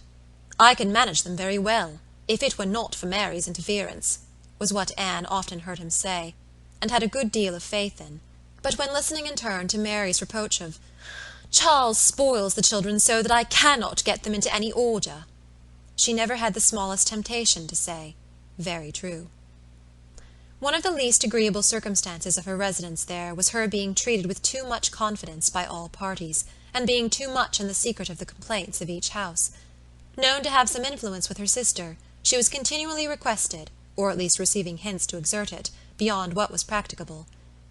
"I wish you could persuade Mary not to be always fancying herself ill," was Charles's language, and, in an unhappy mood, thus spoke Mary. "I do believe if Charles were to see me dying, he would not think there was anything the matter with me. I am sure, Anne, if you would, you might persuade him that I really am very ill, a great deal worse than I ever own." Mary's declaration was, "I hate sending the children to the great house, though their grandmamma is always wanting to see them, for she humours and indulges them to such a degree, and gives them so much trash and sweet things, that they are sure to come back sick and cross for the rest of the day." And Mrs. Musgrove took the first opportunity of being alone with Anne to say, "Oh, Miss Anne, I cannot help wishing Mrs. Charles had a little of your method with those children. They are quite different creatures with you. But to be sure, in general, they are so spoilt. It is a pity you cannot put your sister in the way of managing them. They are as fine, healthy children as ever were seen, poor little dears, without partiality. But Mrs. Charles knows no more about how they should be treated. Bless me, how troublesome they are sometimes! I assure you, Miss Anne, it prevents my wishing to see them at our house so often as I otherwise should. I believe Mrs. Charles is not quite pleased with my not inviting them oftener, but you know it is very bad to have children with one that one is obligated to be checking every moment. Don't do this, and don't do that, or that one can only keep in tolerable order by more cake than is good for them. She had this communication, moreover, from Mary. Mrs. Musgrove thinks all her servants so steady that it would be high treason to call it in question. But I am sure, without exaggeration, that her upper housemaid and laundry-maid, instead of being in their business, are gadding about the village all day long. I meet them wherever I go, and I declare I never go twice into my nursery without seeing something of them. If Jemima were not the trustiest, steadiest creature in the world, it would be enough to spoil her, for she tells me they are always tempting her to take a walk with them. And on Mrs. Musgrove's side it was, I make a rule of never interfering in any of my daughter-in-law's concerns, for I know it would not do. But I shall tell you, Miss Anne, because you may be able to set things to rights, that I have no very good opinion of Mrs. Charles's nursery-maid. I hear strange stories of her.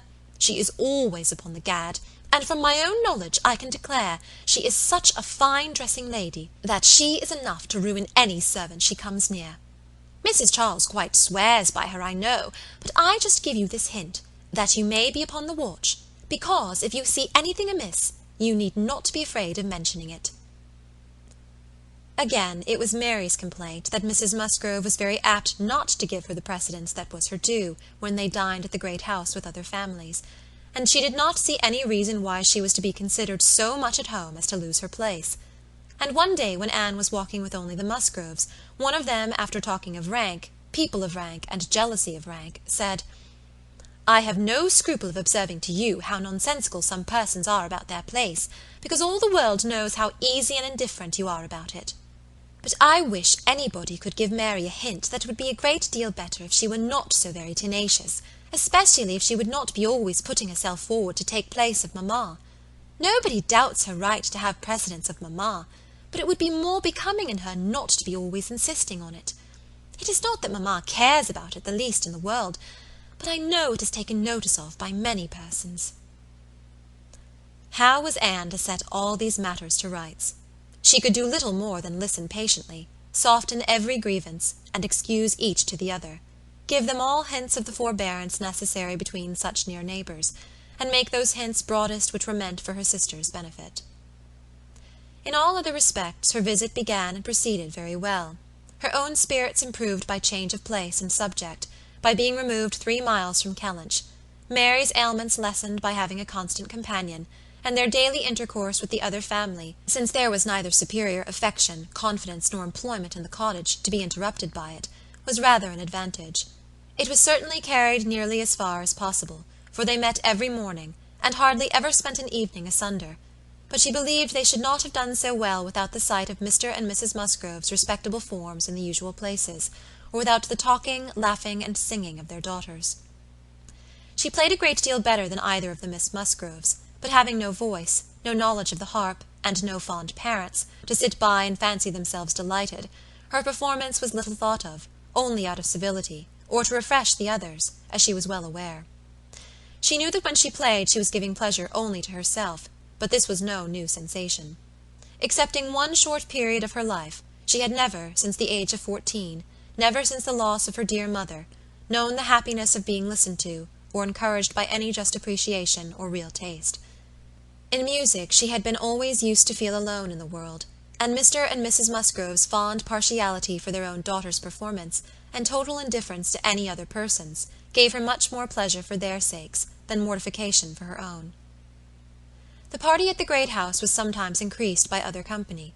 The neighbourhood was not large, but the Musgroves were visited by everybody, and had more dinner parties and more callers, more visitors by invitation and by chance, than any other family. There were more completely popular.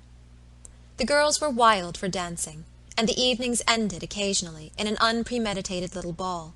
There was a family of cousins within a walk of Uppercross, in less affluent circumstances, who depended on the Musgroves for all their pleasures.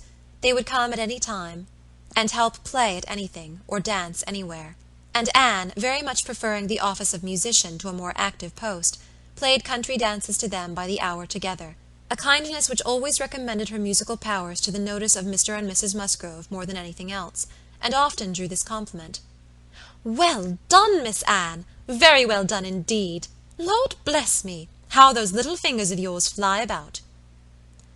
So passed the first 3 weeks. Michaelmas came, and now Anne's heart must be in Kellynch again. A beloved home made over to others, all the precious rooms and furniture, groves and prospects, beginning to own other eyes and other limbs. She could not think of much else on the 29th of September, and she had this sympathetic touch in the evening from Mary, who, on having occasion to note down the day of the month, exclaimed, "Dear me! Is not this the day the Crofts were to come to Kellynch? I am glad I did not think of it before. How low it makes me!" The Crofts took possession with true naval alertness, and were to be visited. Mary deplored the necessity for herself. Nobody knew how much she should suffer. She should put it off as long as she could. But it was not easy till she had talked Charles into driving her over on an early day, and was in a very animated, comfortable state of imaginary agitation when she came back. Anne had very sincerely rejoiced in there being no means of her going. She wished, however, to see the Crofts, and was glad to be within when the visit was returned. They came. The master of the house was not at home, but the 2 sisters were together, and as it chanced that Mrs. Croft fell to the share of Anne, while the Admiral sat by Mary, and made himself very agreeable by his good-humoured notice of her little boys, she was well able to watch for a likeness, and if it failed her in the features, to catch it in the voice, or in the turn of sentiment and expression. Mrs. Croft, though neither tall nor fat, had a squareness, uprightness, and vigour of form, which gave importance to her person. She had bright dark eyes, good teeth, and altogether an agreeable face, though her reddened and weather-beaten complexion, the consequence of her having been almost as much at sea as her husband, made her seem to have lived some years longer in the world than her real 38. Her manners were open, easy, and decided, like one who had no distrust of herself, and no doubts of what to do, without any approach to coarseness, however, or any want of good humour. Anne gave her credit, indeed, for feelings of great consideration towards herself, in all that related to Kellynch, and it pleased her, especially, as she had satisfied herself in the very first half-minute, in the instant even of introduction, that there was not the smallest symptom of any knowledge or suspicion on Mrs. Croft's side, to give a bias of any sort. She was quite easy on that head, and consequently full of strength and courage, till for a moment electrified by Mrs. Croft suddenly saying, "It was you, and not your sister, I find, that my brother had the pleasure of being acquainted with, when he was in this country." Anne hoped she had outlived the age of blushing, but the age of emotion she certainly had not. "Perhaps you may not have heard that he is married," added Mrs. Croft. She could now answer as she ought, and was happy to feel, when Mrs. Croft's next words explained it to be Mr. Wentworth of whom she spoke, that she had said nothing which might not do for either brother. She immediately felt how reasonable it was that Mrs. Croft should be thinking and speaking of Edward, and not of Frederick, and with shame at her own forgetfulness, applied herself to this knowledge of their former neighbour's present state with proper interest. The rest was all tranquillity, till, just as they were moving, she heard the Admiral say to Mary, "We are expecting a brother of Mrs. Croft's here soon. I dare say you know him by name." He was cut short by the eager attacks of the little boys, clinging to him like an old friend, and declaring he should not go, and being too much engrossed by proposals of carrying them away in his coat pockets, etc., to have another moment for finishing or recollecting what he had begun. Anne was left to persuade herself, as well as she could, that the same brother must still be in question. She could not, however, reach such a degree of certainty as not to be anxious to hear whether anything had been said on the subject at the other house, where the Crofts had previously been calling.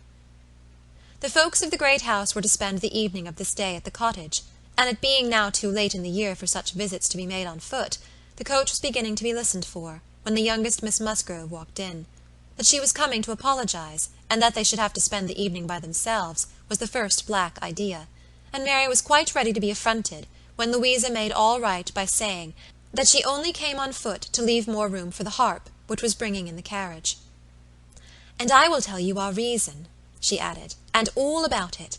I am come on to give you notice that papa and mamma are out of spirits this evening, especially mamma. She is thinking so much of poor Richard. And we agreed it would be best to have the harp, for it seems to amuse her more than the pianoforte. I will tell you why she is out of spirits. When the Crofts called this morning, they called here afterwards, did they not? They happened to say that her brother, Captain Wentworth, is just returned to England, or paid off or something, and is coming to see them almost directly. And most unluckily it came into mamma's head, when they were gone, that Wentworth, or something very like it, was the name of poor Richard's captain at one time. I do not know when or where, but a great while before he died, poor fellow. And upon looking over his letters and things, she found it was so, and is perfectly sure that this must be the very man, and her head is quite full of it, and of poor Richard. So we must be as merry as we can, that she may not be dwelling upon such gloomy things. The real circumstances of this pathetic piece of family history were, that the Musgroves had had the ill fortune of a very troublesome, hopeless son, and the great good fortune to lose him before he reached his 20th year; that he had been sent to sea because he was stupid and unmanageable on shore; that he had been very little cared for at any time by his family, though quite as much as he deserved, seldom heard of and scarcely at all regretted, when the intelligence of his death abroad had worked its way to Uppercross 2 years before. He had, in fact, though his sisters were now doing all they could for him, by calling him poor Richard, been nothing better than a thick-headed, unfeeling, unprofitable Dick Musgrove, who had never done anything to entitle himself to more than the abbreviation of his name, living or dead. He had been several years at sea, and had, in the course of those removals to which all midshipmen are liable, and especially such midshipmen as every captain wishes to get rid of, been 6 months on board Captain Frederick Wentworth's frigate, the Laconia; and from the Laconia he had, under the influence of his captain, written the only 2 letters which his father and mother had ever received from him during the whole of his absence; that is to say, the only 2 disinterested letters. All the rest had been mere applications for money. In each letter he had spoken well of his captain, but yet so little were they in the habit of attending to such letters, so unobservant and incurious were they as to the names of men or ships, that it had made scarcely any impression at the time, and that Mrs. Musgrove should have been suddenly struck, this very day, with a recollection of the name of Wentworth, as connected with her son, seemed one of those extraordinary bursts of mind which do sometimes occur. She had gone to her letters, and found it all as she supposed, and the re-perusal of these letters, after so long an interval, her poor son gone for ever, and all the strength of his faults forgotten, had affected her spirits exceedingly, had thrown her into greater grief for him than she had known on first hearing of his death. Mr. Musgrove was, in a lesser degree, affected likewise, and when they reached the cottage, they were evidently in want, first of being listened to anew on this subject, and afterwards of all the relief which cheerful companions could give them. To hear them talking so much of Captain Wentworth, repeating his name so often, puzzling over past years, and at last ascertaining that it probably would, turn out to be the very same Captain Wentworth whom they recollected meeting, once or twice, after their coming back from Clifton, a very fine young man, but they could not say whether it was 7 or 8 years ago, was a new sort of trial to Anne's nerves. She found, however, that it was one to which she must inure herself. Since he actually was expected in the country, she must teach herself to be insensible on such points. And not only did it appear that he was expected, and speedily, but the Musgroves, in their warm gratitude for the kindness he had shown poor Dick, and very high respect for his character, stamped as it was by poor Dick's having been 6 months under his care, and mentioning him in strong, though not perfectly well spelt praise, as a fine dashing fellow, only too particular about the schoolmaster, were bent on introducing themselves and seeking his acquaintance, as soon as they could hear of his arrival. The resolution of doing so helped to form the comfort of their evening. Chapter 7.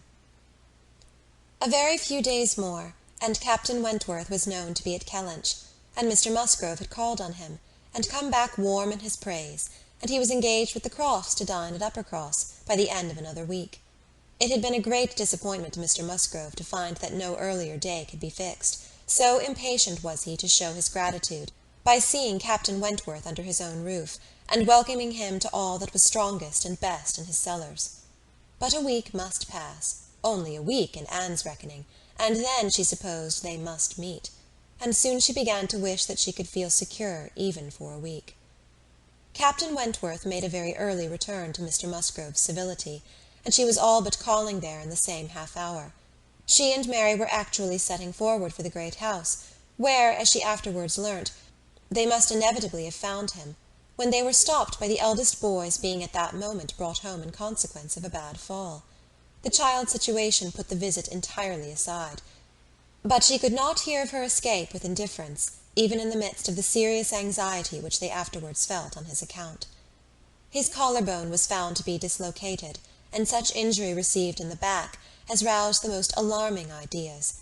It was an afternoon of distress, and Anne had everything to do at once, the apothecary to send for, the father to have pursued and informed, the mother to support and keep from hysterics, the servants to control, the youngest child to banish, and the poor suffering one to attend and soothe, besides sending, as soon as she recollected it, proper notice to the other house, which brought her an accession rather of frightened, inquiring companions than of very useful assistance. Her brother's return was the first comfort. He could take best care of his wife, and the second blessing was the arrival of the apothecary. Till he came and had examined the child, their apprehensions were the worse for being vague. They suspected great injury, but knew not where. But now the collar-bone was soon replaced, and though Mr. Robinson felt and rubbed and looked grave, and spoke low words both to the father and the aunt, still they were all to hope the best, and to be able to part and eat their dinner in tolerable ease of mind. And then it was, just before they parted, that the two young aunts were able so far to digress from their nephew's state as to give the information of Captain Wentworth's visit, staying 5 minutes behind their father and mother, to endeavour to express how perfectly delighted they were with him, how much handsomer, how infinitely more agreeable they thought him than any individual among their male acquaintance, who had been at all a favourite before. How glad they had been to hear papa invite him to stay to dinner, how sorry when he said it was quite out of his power, and how glad again when he had promised in reply to papa and mamma's farther pressing invitations to come and dine with them on the morrow, actually on the morrow, and he had promised it in so pleasant a manner as if he felt all the motive of their attention just as he ought, and, in short, he had looked and said everything with such exquisite grace that they could assure them all their heads were both turned by him, and off they ran, quite as full of glee as of love, and apparently more full of Captain Wentworth than of little Charles. The same story and the same raptures were repeated when the two girls came with their father, through the gloom of the evening, to make inquiries, and Mr. Musgrove, no longer under the first uneasiness about his heir, could add his confirmation and praise, and hope there would be now no occasion for putting Captain Wentworth off, and only be sorry to think that the cottage party, probably, would not like to leave the little boy, to give him the meeting. Oh, no, as to leaving the little boy, both father and mother were in much too strong and recent alarm to bear the thought, and Anne, in the joy of the escape, could not help adding her warm protestations to theirs. Charles Musgrove, indeed, afterwards, showed more of inclination. The child was going on so well, and he wished so much to be introduced to Captain Wentworth, that perhaps he might join them in the evening. He would not dine from home, but he might walk in for half an hour. But in this he was eagerly opposed by his wife, with, "Oh, no, indeed, Charles, I cannot bear to have you go away. Only think if anything should happen." The child had a good night, and was going on well the next day. It must be a work of time to ascertain that no injury had been done to the spine, but Mr. Robinson found nothing to increase alarm, and Charles Musgrove began, consequently, to feel no necessity for longer confinement. The child was to be kept in bed and amused as quietly as possible, but what was there for a father to do? This was quite a female case, and it would be highly absurd in him, who could be of no use at home, to shut himself up. His father very much wished him to meet Captain Wentworth, and there being no sufficient reason against it, he ought to go, and it ended in his making a bold public declaration, when he came in from shooting, of his meaning to dress directly and dine at the other house. "Nothing can be going on better than the child," said he. "So I told my father just now, that I would come, and he thought me quite right. Your sister being with you, my love, I have no scruple at all. You would not like to leave him yourself, but you see I can be of no use. Anne will send for me if anything is the matter." Husbands and wives generally understand when opposition will be in vain. Mary knew, from Charles's manner of speaking, that he was quite determined on going, and that it would be of no use to tease him. She said nothing, therefore, till he was out of the room, but as soon as there was only Anne to hear, "So you and I are to be left to shift by ourselves with this poor sick child, and not a creature coming near us all the evening. I knew how it would be.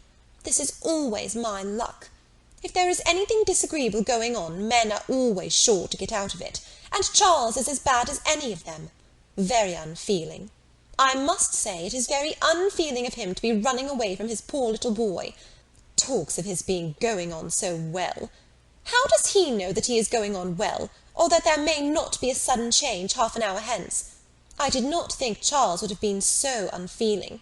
So here he is to go away and enjoy himself, and because I am the poor mother, I am not to be allowed to stir. And yet I am sure I am more unfit than anybody else to be about the child. My being the mother is the very reason why my feelings should not be tried. I am not at all equal to it. You saw how hysterical I was yesterday.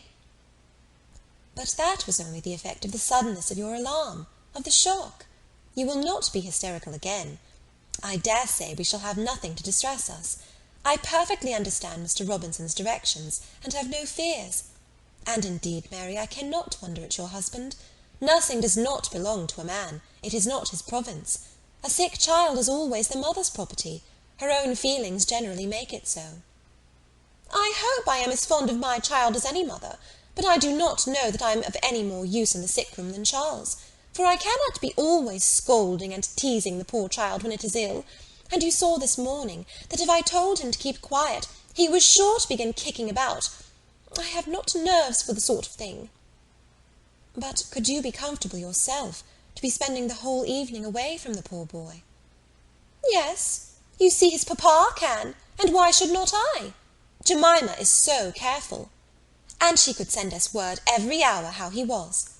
I really think Charles might as well have told his father we would all come. I am not more alarmed about little Charles now than he is. I was dreadfully alarmed yesterday, but the case is very different to-day. Well, if you do not think it too late to give notice for yourself, suppose you were to go, as well as your husband. Leave little Charles to my care. Mr. and Mrs. Musgrove cannot think it wrong while I remain with him. Are you serious? Cried Mary, her eyes brightening.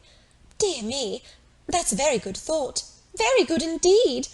To be sure, I may just as well go as not, for I am of no use at home, am I? And it only harasses me. You, who have not a mother's feelings, are a great deal the properest person. You can make little Charles do anything. He always minds you at a word. It will be a great deal better than leaving him only with Jemima. Oh, I shall certainly go. I am sure I ought, if I can, quite as much as Charles, for they want me excessively to be acquainted with Captain Wentworth, and I know you do not mind being left alone. An excellent thought of yours, indeed, Anne. I will go and tell Charles, and get ready directly. You can send for us, you know, at a moment's notice if anything is the matter, but I dare say there will be nothing to alarm you. I should not go, you may be sure, if I did not feel quite at ease about my dear child. The next moment she was tapping at her husband's dressing-room door, and as Anne followed her upstairs, she was in time for the whole conversation, which began with Mary's saying, in a tone of great exultation, I mean to go with you, Charles, for I am of no more use at home than you are. If I were to shut myself up for ever with the child, I should not be able to persuade him to do anything he did not like. Anne will stay. Anne undertakes to stay at home and take care of him.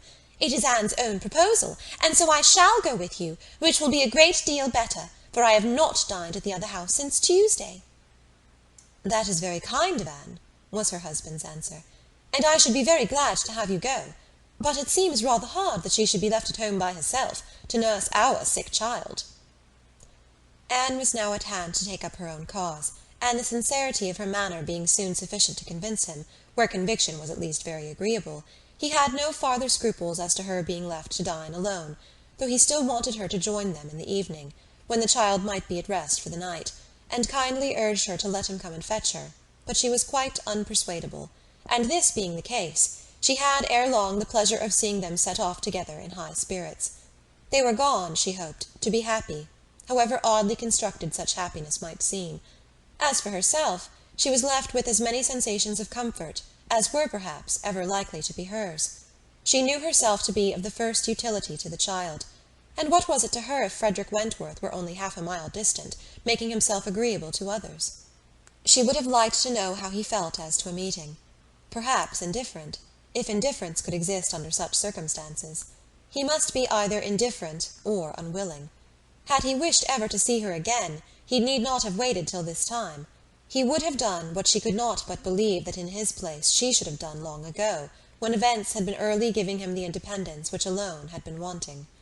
Her brother and sister came back delighted with their new acquaintance, and their visit in general.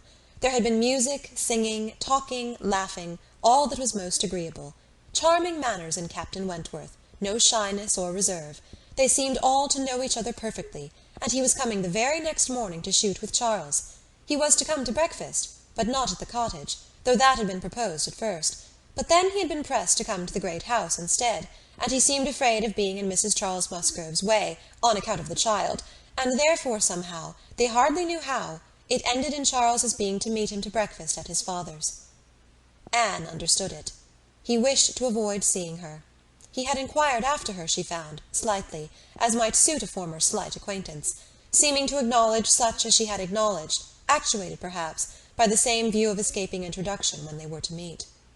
The morning hours of the cottage were always later than those of the other house, and on the morrow the difference was so great that Mary and Anne were not more than beginning breakfast when Charles came in to say that they were just setting off, that he was come for his dogs, that his sisters were following with Captain Wentworth, his sisters meaning to visit Mary and the child, and Captain Wentworth proposing also to wait on her for a few minutes, if not inconvenient. And though Charles had answered for the child's being in no such state as could make it inconvenient, Captain Wentworth would not be satisfied without his running on to give notice. Mary, very much gratified by this attention, was delighted to receive him, while 1,000 feelings rushed on Anne, of which this was the most consoling, that it would soon be over. And it was soon over. In 2 minutes after Charles's preparation, the others appeared. They were in the drawing-room. Her eye half met Captain Wentworth's. A bow, a curtsy passed. She heard his voice. He talked to Mary, said all that was right, said something to the Miss Musgroves, enough to mark an easy footing. The room seemed full of persons and voices, but a few minutes ended it. Charles showed himself at the window. All was ready. Their visitor had bowed and was gone.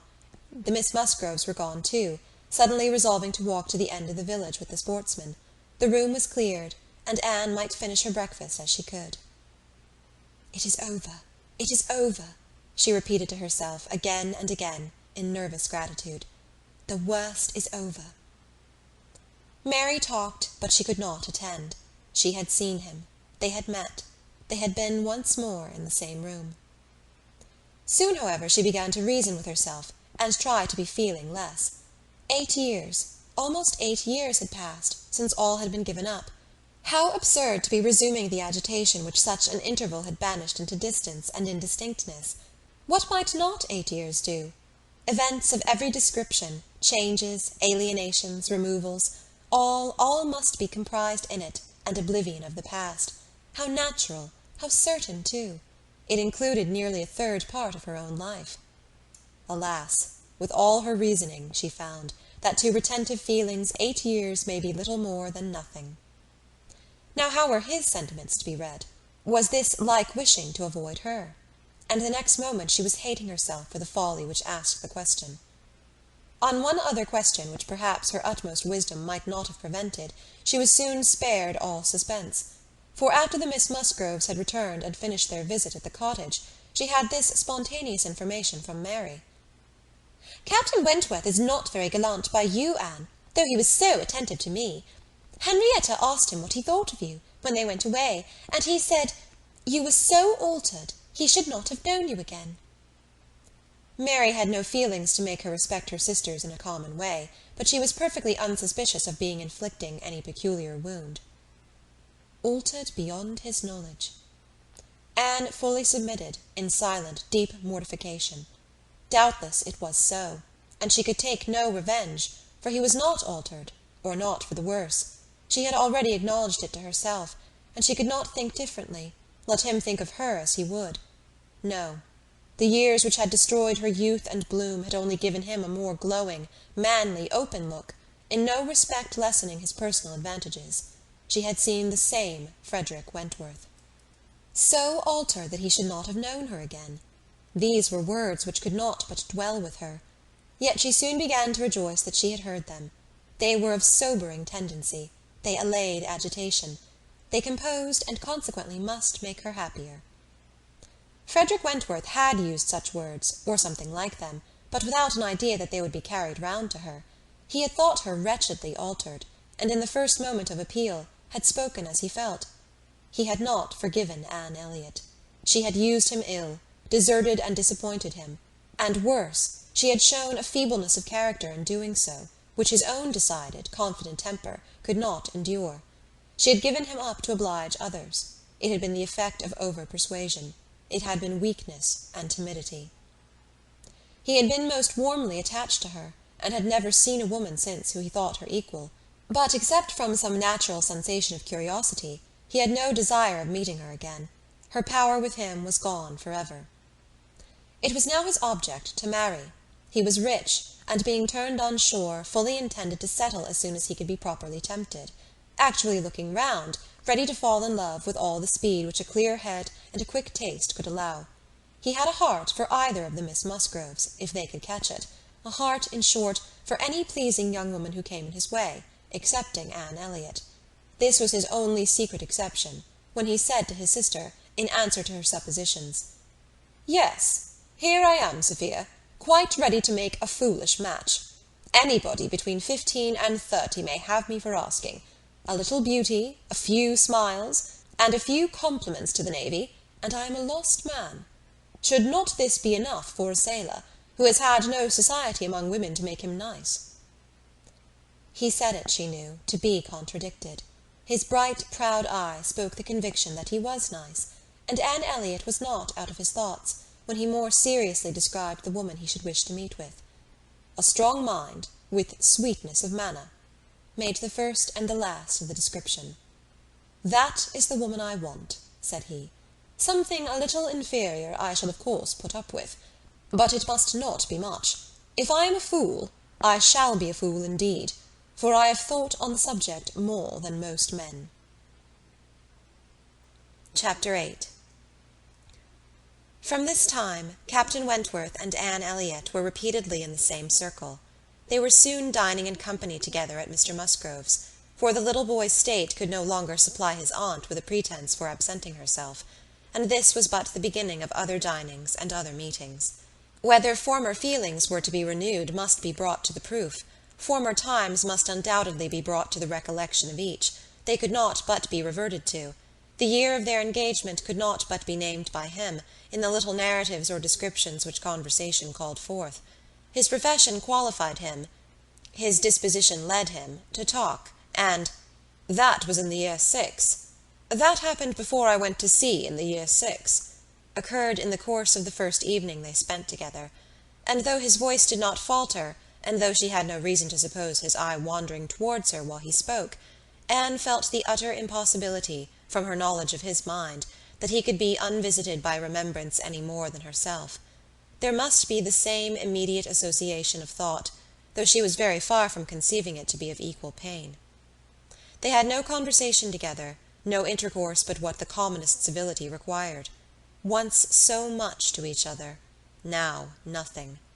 There had been a time when, of all the large party now filling the drawing-room at Uppercross, they would have found it most difficult to cease to speak to one another. With the exception, perhaps, of Admiral and Mrs. Croft, who seemed particularly attached and happy, Anne could allow no other exceptions even among the married couples, there could have been no two hearts so open, no tastes so similar, no feelings so in unison, no countenances so beloved. Now they were as strangers, nay, worse than strangers, for they could never become acquainted. It was a perpetual estrangement. When he talked, she heard the same voice, and discerned the same mind. There was a very general ignorance of all naval matters throughout the party, and he was very much questioned, and especially by the two Miss Musgroves, who seemed hardly to have any eyes but for him, as to the manner of living on board, daily regulations, food, hours, etc., and their surprise at his accounts, at learning the degree of accommodation and arrangement which was practicable, drew from him some pleasant ridicule, which reminded Anne of the early days when she too had been ignorant, and she too had been accused of supposing sailors to be living on board without anything to eat, or any cook to dress it if there were, or any servant to wait, or any knife and fork to use. From thus listening and thinking, she was roused by a whisper of Mrs. Musgrove's, who, overcome by fond regrets, could not help saying, "Ah, Miss Anne, If it had pleased heaven to spare my poor son, I dare say he would have been just such another by this time." Anne suppressed a smile, and listened kindly, while Mrs. Musgrove relieved her heart a little more, and for a few minutes, therefore, could not keep pace with the conversation of the others. When she could let her attention take its natural course again, she found the Miss Musgroves just fetching the Navy List, their own Navy List, the first that had ever been at Uppercross, and sitting down together to pore over it, with the professed view of finding out the ships that Captain Wentworth had commanded. "Your first was the Asp, I remember. We will look for the Asp." "You will not find her there. Quite worn out and broken up. I was the last man who commanded her. Hardly fit for service then. Reported fit for home service for a year or two, and so I was sent off to the West Indies." The girls looked all amazement. "The Admiralty," he continued, "entertain themselves now and then, with sending a few hundred men to sea, in a ship not fit to be employed. But they have a great many to provide for, and among the thousands that may just as well go to the bottom as not, it is impossible for them to distinguish the very set who may be least missed." "Phoo, phoo!" cried the Admiral. "What stuff these young fellows talk! Never was a better sloop than the Asp in her day. For an old-built sloop you would not see her equal. Lucky fellow to get her! He knows there must have been 20 better men than himself applying for her at the same time. Lucky fellow to get anything so soon, with no more interest than his." "I felt my luck, Admiral, I assure you," replied Captain Wentworth seriously. "I was as well satisfied with my appointment as you can desire. It was a great object with me at that time to be at sea, a very great object. I wanted to be doing something."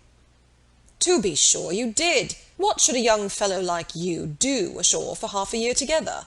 If a man had not a wife, he soon wants to be afloat again." "But, Captain Wentworth," cried Louisa, "how vexed you must have been when you came to the Asp to see what an old thing they had given you." "I knew pretty well what she was before that day," said he, smiling. "I had no more discoveries to make than you would have as to the fashion and strength of any old pelisse which you had seen lent out among half your acquaintance ever since you could remember, and which at last, on some very wet day, is lent to yourself. Ah, she was a dear old Asp to me. She did all that I wanted. I knew she would. I knew that we should either go to the bottom together, or that she would be the making of me. And I never had 2 days of foul weather all the time I was at sea in her, and after taking privateers enough to be very entertaining, I had the good luck in my passage home the next autumn to fall in with the very French frigate I wanted. I brought her into Plymouth, and here another instance of luck. We had not been 6 hours in the Sound, when a gale came on, which lasted 4 days and nights, and which would have done for poor old Asp in half the time. Our touch with the great nation not having much improved our condition.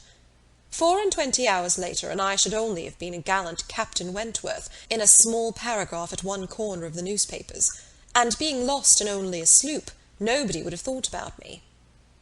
Anne's shudderings were to herself alone, but the Miss Musgroves could be as open as they were sincere in their exclamations of pity and horror. "And so then, I suppose," said Mrs. Musgrove in a low voice, as if thinking aloud, "so then he went away to the Laconia, and there he met with our poor boy. Charles, my dear," beckoning him to her, "do ask Captain Wentworth where it was he first met with your poor brother. I always forgot." "It was at Gibraltar, mother, I know. Dick had been left ill at Gibraltar, with a recommendation from his former captain to Captain Wentworth." "Oh, but Charles, tell Captain Wentworth he need not be afraid of mentioning poor Dick before me, for it would be rather a pleasure to hear him talked of by such a good friend." Charles, being somewhat more mindful of the probabilities of the case, only nodded in reply, and walked away. The girls were now hunting for the Laconia, and Captain Wentworth could not deny himself the pleasure of taking the precious volume into his own hands, to save them the trouble, and once more read aloud the little statement of her name and rate, and present non-commissioned class, observing over it that she too had been one of the best friends man ever had. "Ah, those were pleasant days when I had the Laconia. How fast I made money in her! A friend of mine and I had such a lovely cruise together off the Western Islands. Poor Harville's sister! You know how much he wanted money, worse than myself. He had a wife. Excellent fellow! I shall never forget his happiness. He felt it all so much for her sake. I wished for him again the next summer, when I still had the same luck in the Mediterranean. And I am sure, sir, said Mrs. Musgrove, it was a lucky day for us, when you were put captain into that ship. We shall never forget what you did. Her feelings made her speak low, and Captain Wentworth, hearing only in part, and probably not having Dick Musgrove at all near his thoughts, looked rather in suspense, and as if waiting for more. My brother, whispered one of the girls, mamma is thinking of poor Richard. Poor dear fellow, continued Mrs. Musgrove, he was grown so steady, and such an excellent correspondent, while he was under your care. Ah, it would have been a happy thing if he had never left you. I assure you, Captain Wentworth, we are very sorry he ever left you. There was a momentary expression in Captain Wentworth's face at this speech, a certain glance of his bright eye, and curl of his handsome mouth, which convinced Anne that instead of sharing in Mrs. Musgrove's kind wishes as to her son, he had probably been at some pains to get rid of him, but it was too transient an indulgence of self-amusement to be detected by any who understood him less than herself.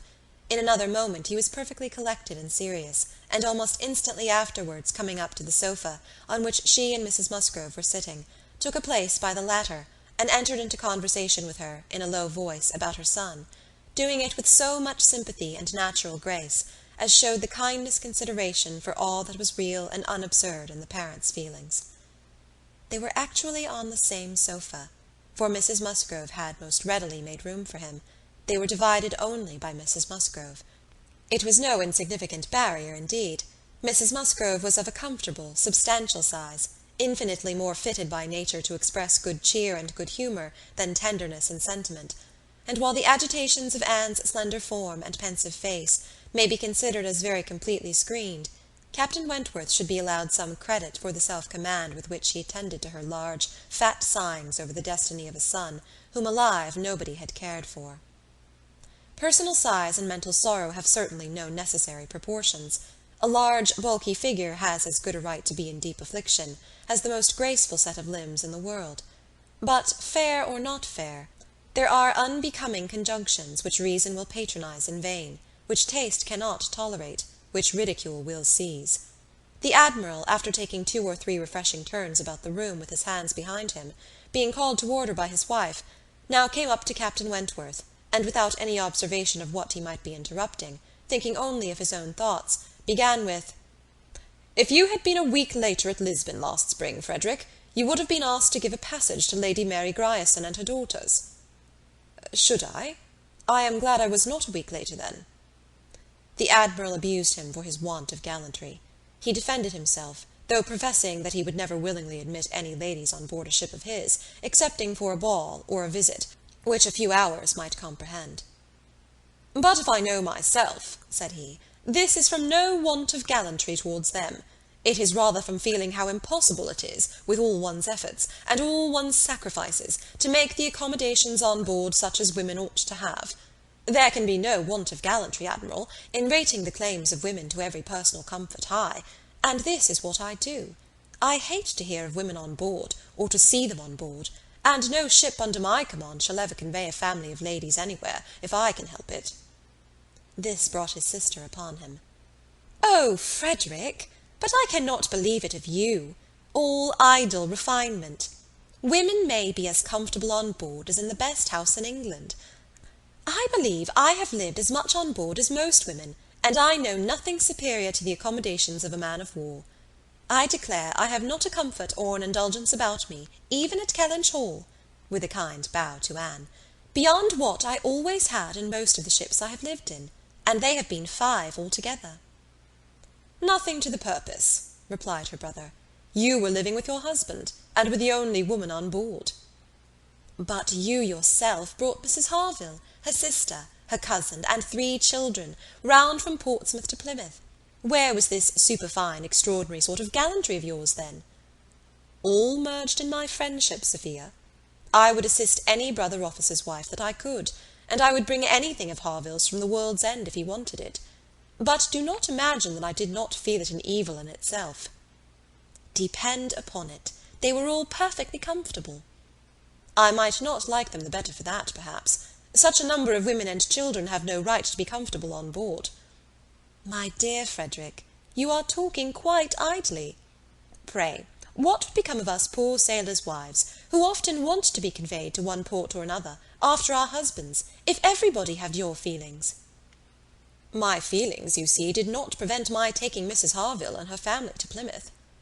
"But I hate to hear you talking so like a fine gentleman, and as if women were all fine ladies, instead of rational creatures. We none of us expect to be in smooth water all our days." "Ah, my dear," said the Admiral, "when he had got a wife he will sing a different tune. When he is married, if we have the good luck to live to another war, we shall see him do as you and I, and a great many others have done. We shall have him very thankful to anybody that will bring him his wife." "Ay, that we shall." "Now I have done," cried Captain Wentworth. "When once married people begin to attack me with, 'Oh, you will think very differently when you are married,' I can only say, 'No, I shall not.' And then they say again, 'Yes, you will,' and there is an end of it." He got up and moved away. "What a great traveller you must have been, ma'am," said Mrs. Musgrove to Mrs. Croft. "Pretty well, ma'am, in the 15 years of my marriage, though many women have done more. I have crossed the Atlantic 4 times, and have been once to the East Indies and back again, and only once, besides being in different places about home, Cork and Lisbon and Gibraltar. But I never went beyond the Straits, and never was in the West Indies. We do not call Bermuda or Bahama, you know, the West Indies." Mrs. Musgrove had not a word to say in dissent. She could not accuse herself of ever having called them anything in the whole course of her life. "And I do assure you, ma'am," pursued Mrs. Croft, "that nothing can exceed the accommodation of a man of war. I speak, you know, of the higher rates. When you come to a frigate, of course, you are more confined, though any reasonable woman may be perfectly happy in one of them. And I can safely say that the happiest part of my life has been spent on board a ship. While we were together, you know, there was nothing to be feared. Thank God, I have always been blessed with excellent health, and no climate disagrees with me. A little disordered always the first 24 hours of going to sea, but never knew what sickness was afterwards. The only time I ever really suffered in body or mind, the only time that I ever fancied myself unwell, or had any ideas of danger, was the winter that I passed by myself at Deal, when the Admiral, Captain Croft then, was in the North Seas. I lived in perpetual fright at that time, and had all manner of imaginary complaints from not knowing what to do with myself, or when I should hear from him next. But as long as we could be together, nothing ever ailed me, and I never met with the smallest inconvenience." "Ay, to be sure! Yes, indeed, oh yes! I am quite of your opinion, Mrs. Croft," was Mrs. Musgrove's hearty answer. "There is nothing so bad as a separation. I am quite of your opinion. I know what it is, for Mr. Musgrove always attends the assizes, and I am so glad when they are over, and he is back safe again." The evening ended with dancing. On its being proposed, Anne offered her services as usual, and though her eyes would sometimes fill with tears as she sat at the instrument, she was extremely glad to be employed, and desired nothing in return but to be unobserved. It was a merry, joyous party, and no one seemed in higher spirits than Captain Wentworth. She felt that he had everything to elevate him which general attention and deference, and especially the attention of all the young women, could do.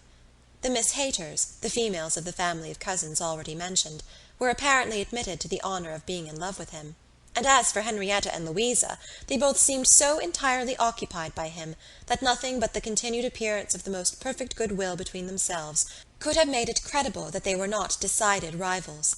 If he were a little spoiled by such universal, such eager admiration, who could wonder? These were some of the thoughts which preoccupied Anne, while her fingers were mechanically at work, proceeding for half an hour together, equally without error and without consciousness. Once she felt that he was looking at herself, observing her altered features, perhaps trying to trace in them the ruins of the face which had once charmed him. And once she knew that he must have spoken of her. She was hardly aware of it till she heard the answer, but then she was sure of his having asked his partner whether Miss Elliott never danced. The answer was, "Oh, no, never. She has quite given up dancing. She had rather play. She is never tired of playing." Once, too, he spoke to her. She had left the instrument on the dancing being over, and he had sat down to try to make out an air which he wished to give the Miss Musgroves an idea of. Unintentionally, she returned to that part of the room. He saw her, and, instantly rising, said with studied politeness, "I beg your pardon, madame. This is your seat." And though she immediately drew back with a decided negative, he was not to be induced to sit down again. Anne did not wish for more of such looks and speeches. His cold politeness, his ceremonious grace, were worse than anything. Chapter 9. Captain Wentworth was come to Kellynch as to a home, to stay as long as he liked, being as thoroughly the object of the Admiral's fraternal kindness as of his wife's. He had intended, on first arriving, to proceed very soon into Shropshire, and visit the brothers settled in that country, but the attractions of Uppercross induced him to put this off. There was so much of friendliness, and of flattery, and of everything most bewitching in his reception there. The old were so hospitable, the young so agreeable, that he could not but resolve to remain where he was, and take all the charms and perfections of Edward's wife upon credit a little longer. It was soon Uppercross with him almost every day. The Musgroves could hardly be more ready to invite than he to come, particularly in the morning, when he had no companion at home, for the Admiral and Mrs. Croft were generally out of doors together, interesting themselves in their new possessions, their grass and their sheep, and dawdling about in a way not endurable to a third person, or driving out in a gig, lately added to their establishment. Hitherto there had been but one opinion of Captain Wentworth among the Musgroves and their dependencies. It was unvarying, warm admiration everywhere. But this intimate footing was not more than established when a certain Charles Hayter returned among them, to be a good deal disturbed by it, and to think Captain Wentworth very much in the way. Charles Hayter was the eldest of all the cousins, and a very amiable, pleasing young man, between whom and Henrietta there had been a considerable appearance of attachment previous to Captain Wentworth's introduction. He was in orders, and having a curacy in the neighbourhood, where residence was not required, lived at his father's house, only 2 miles from Uppercross. A short absence from home had left his fair one unguarded by his attentions at this critical period, and when he came back he had the pain of finding very altered manners, and of seeing Captain Wentworth. Mrs. Musgrove and Mrs. Hayter were sisters. They had each had money, but their marriages had made a material difference in their degree of consequence.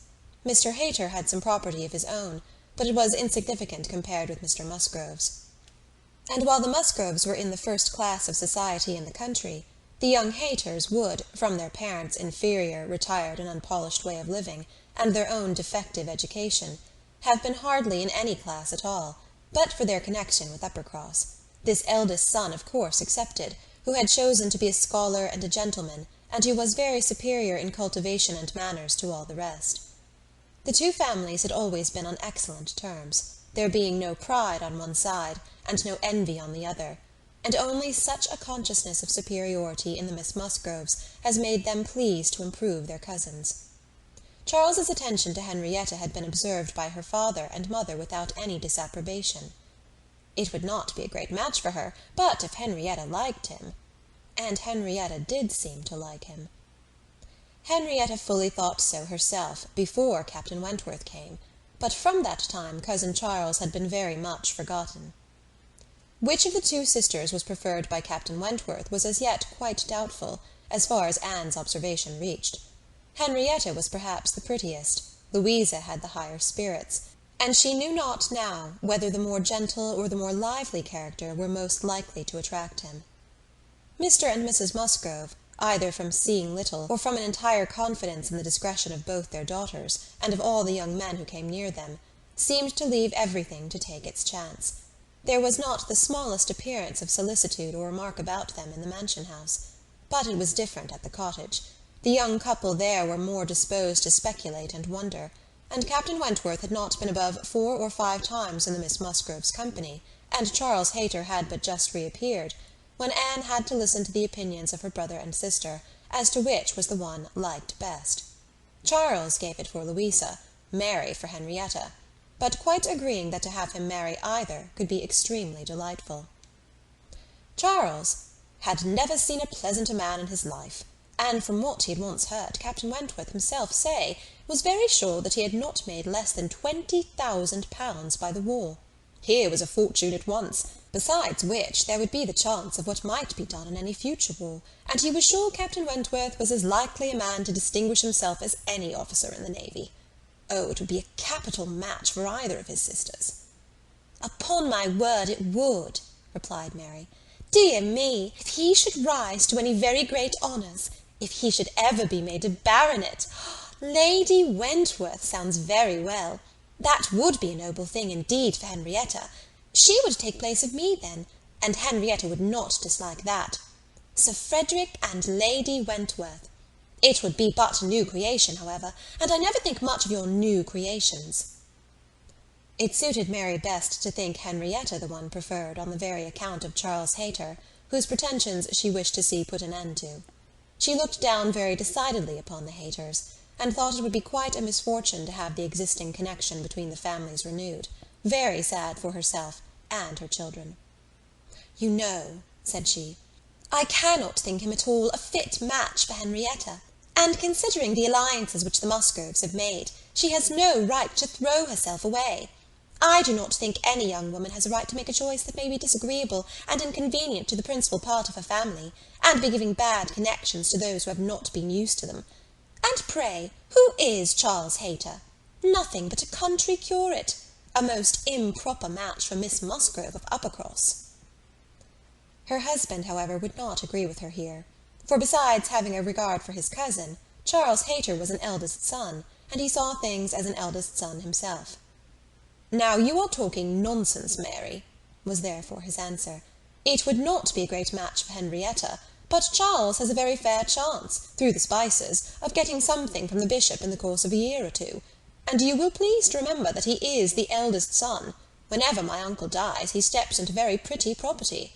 The estate at Winthrop is not less than 250 acres, besides the farm near Taunton, which is some of the best land in the country.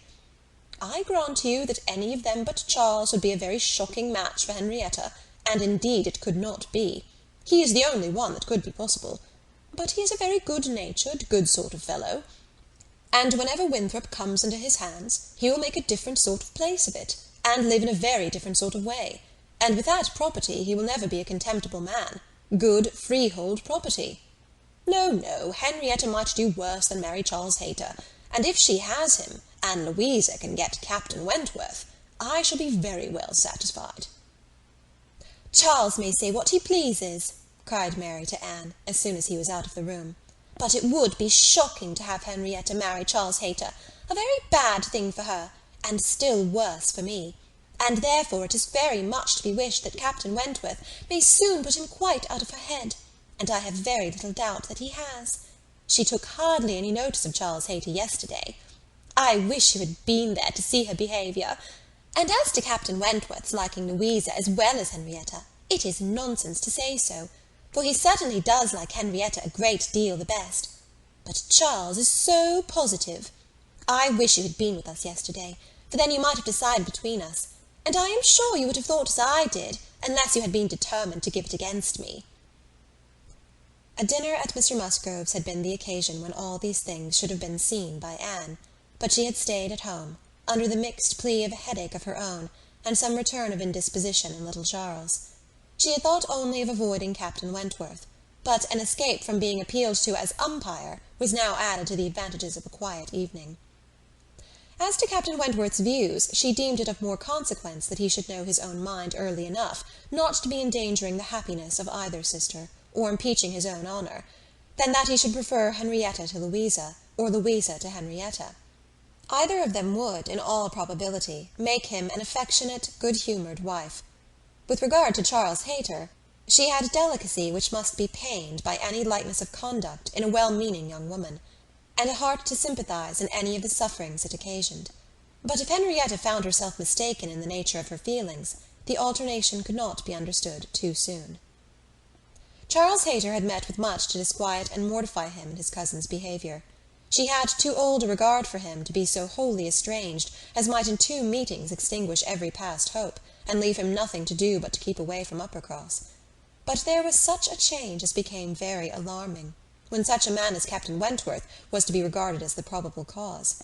He had been absent only 2 Sundays, and when they parted, had left her interested, even to the height of his wishes, in his prospect of soon quitting his present curacy, and obtaining that of Uppercross instead. It had then seemed the object nearest her heart, that Dr. Shirley, the rector, who for more than 40 years had been zealously discharging all the duties of his office, but was now growing too infirm for many of them, should be quite fixed on engaging a curate, should make his curacy quite as good as he could afford, and should give Charles Hayter the promise of it. The advantage of his having come only to Uppercross, instead of going 6 miles another way, of his having in every respect a better curacy, of his belonging to their dear Dr. Shirley, and of dear, good Dr. Shirley's being relieved from the duty which he could no longer get through without most injurious fatigue, had been a great deal, even to Louisa, but had been almost everything to Henrietta.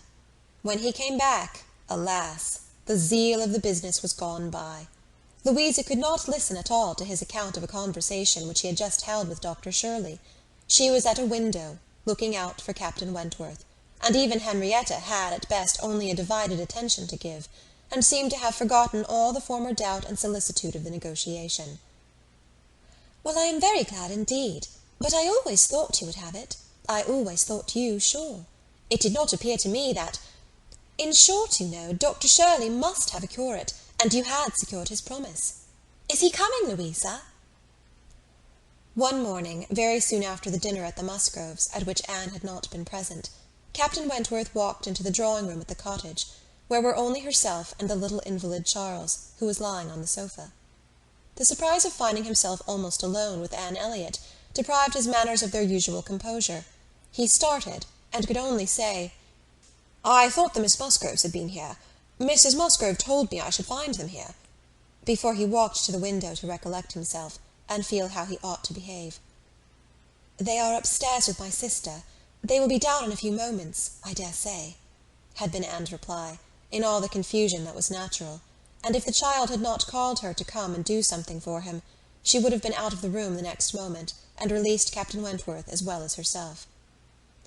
He continued at the window, and after calmly and politely saying, "I hope the little boy is better," was silent. She was obliged to kneel down by the sofa, and remain there to satisfy her patient, and thus they continued a few minutes, when, to her very great satisfaction, she heard some other person crossing the little vestibule. She hoped, on turning her head, to see the master of the house, but it proved to be one much less calculated for making matters easy, Charles Hayter, probably not at all better pleased by the sight of Captain Wentworth than Captain Wentworth had been by the sight of Anne. She only attempted to say, "How do you do? Will you not sit down? The others will be here presently." Captain Wentworth, however, came from his window, apparently not ill-disposed for conversation, but Charles Hayter soon put an end to his attempts by seating himself near the table and taking up the newspaper, and Captain Wentworth returned to his window. Another minute brought another addition. The younger boy, a remarkable, stout, forward child of 2 years old, having got the door opened for him by someone without, made his determined appearance among them, and went straight to the sofa to see what was going on, and put in his claim to anything good that might be giving away. There being nothing to eat, he could only have some play, and as his aunt would not let him tease his sick brother, he began to fasten himself upon her, as she knelt, in such a way that, busy as she was about Charles, she could not shake him off. She spoke to him, ordered, entreated, and insisted in vain. Once she did contrive to push him away, but the boy had the greater pleasure in getting upon her back again directly. "Walter," said she, "get down this moment. You are extremely troublesome. I am very angry with you." "Walter," cried Charles Hayter, "why do you not do as you are bid? Do you not hear your aunt speak? Come to me, Walter, come to cousin Charles." But not a bit did Walter stir. In another moment, however, she found herself in the state of being released from him.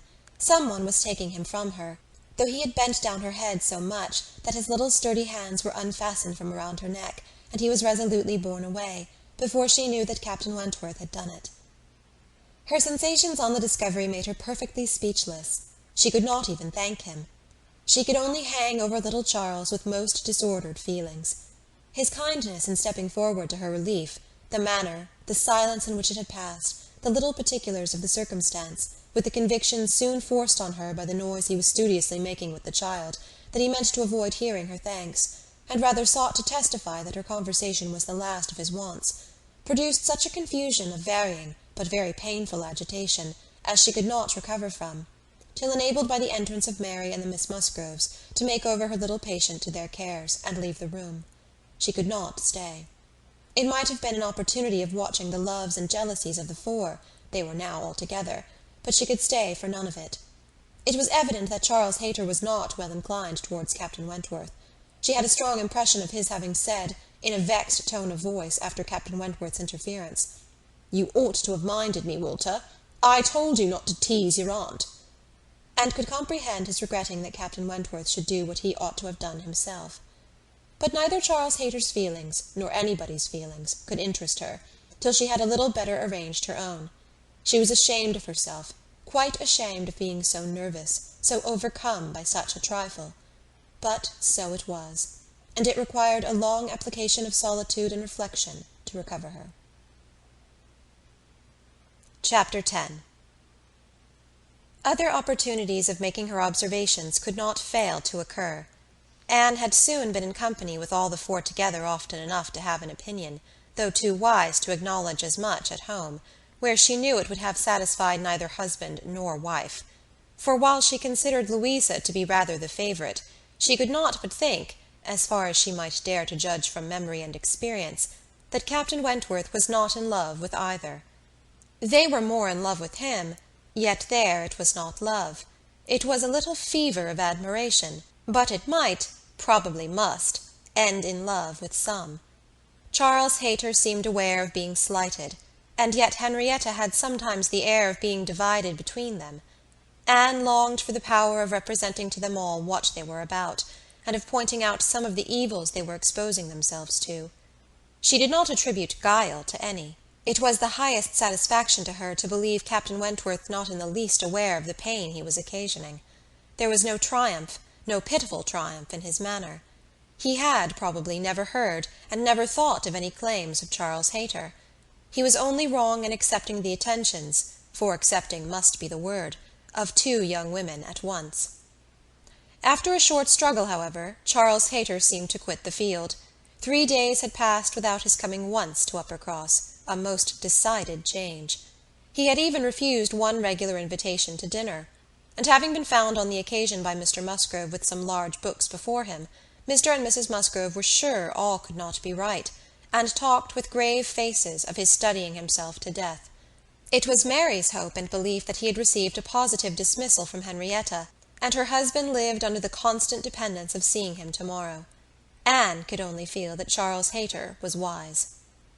One morning about this time, Charles Musgrove and Captain Wentworth being gone a-shooting together, as the sisters in the cottage were sitting quietly at work, they were visited at the window by the sisters from the mansion-house. It was a very fine November day, and the Miss Musgroves came through the little grounds, and stopped for no other purpose than to say that they were going to take a long walk, and therefore concluded Mary could not like to go with them, and when Mary immediately replied, with some jealousy at not being supposed a good walker, "Oh, yes, I should like to join you very much. I am very fond of a long walk." Anne felt persuaded, by the looks of the two girls, that it was precisely what they did not wish, and admired again the sort of necessity which the family habits seemed to produce, of everything being to be communicated, and everything being to be done together, however undesired and inconvenient. She tried to dissuade Mary from going, but in vain, and that being the case, thought it best to accept the Miss Musgrove's much more cordial invitation to herself to go likewise, as she might be useful in turning back with her sister, and lessening the interference in any plan of their own. "I cannot imagine why they should suppose I should not like a long walk," said Mary, as she went upstairs. "Everybody is always supposing that I am not a good walker, and yet they would not have been pleased if we had refused to join them. When people come in this manner on purpose to ask us, how can one say no?" Just as they were setting off, the gentlemen returned. They had taken out a young dog, who had spoilt their sport, and sent them back early. Their time and strength and spirits were, therefore, exactly ready for this walk, and they entered into it with pleasure. Could Anne have foreseen such a junction, she would have stayed at home, but from some feelings of interest and curiosity, She fancied now that it was too late to retract, and the whole six set forward together in the direction chosen by the Miss Musgroves, who evidently considered the walk as under their guidance. Anne's object was not to be in the way of anybody, and where the narrow paths across the fields made many separations necessary, to keep with her brother and sister. Her pleasure in the walk must arise from the exercise and the day, from the view of the last smiles of the year upon the tawny leaves and withered hedges, and from repeating to herself some few of the 1,000 poetical descriptions extant of autumn, that season of peculiar and inexhaustible influence on the mind of taste and tenderness, that season which had drawn from every poet, worthy of being read, some attempt at description, or some lines of feeling. She occupied her mind as much as possible in such like musings and quotations, but it was not possible that when within reach of Captain Wentworth's conversation with either of the Miss Musgroves she should not try to hear it. Yet she caught little very remarkable. It was mere lively chat, such as any young persons, on an intimate footing, might fall into. He was more engaged with Louisa than with Henrietta. Louisa certainly put more forward for his notice than her sister. This distinction appeared to increase, and there was one speech of Louisa's which struck her. After one of the many praises of the day, which were continually bursting forth, Captain Wentworth added, "What glorious weather for the Admiral and my sister! They meant to take a long drive this morning. Perhaps we may hail them from some of these hills. They talked of coming into this side of the country. I wonder whereabouts they will upset to-day. Oh, it does happen very often, I assure you, but my sister makes nothing of it. She would as lieve be tossed out as not." "Ah, you make the most of it, I know," cried Louisa. "But if it were really so, I should do just the same in her place.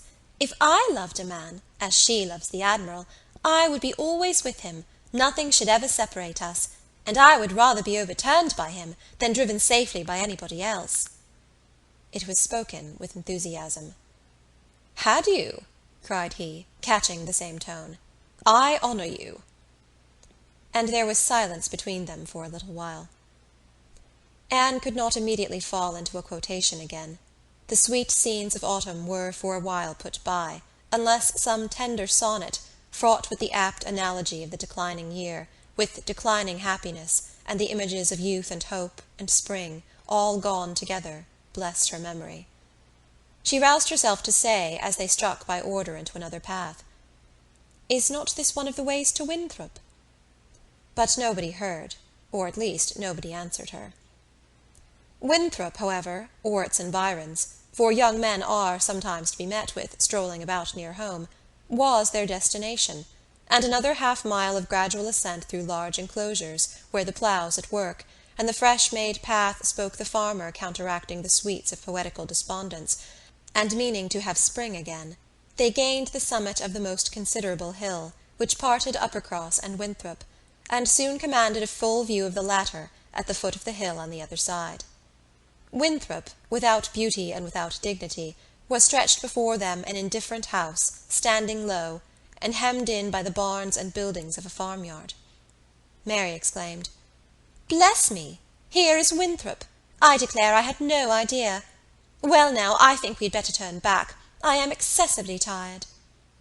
Henrietta, conscious and ashamed, and seeing no cousin Charles walking along any path or leaning against any gate, was ready to do as Mary wished, but "No," said Charles Musgrove, and "No, no," cried Louisa more eagerly, and taking her sister aside, seemed to be arguing the matter warmly. Charles, in the meanwhile, was very decidedly declaring his resolution of calling on his aunt, now that he was so near, and very evidently, though more fearfully, trying to induce his wife to go too.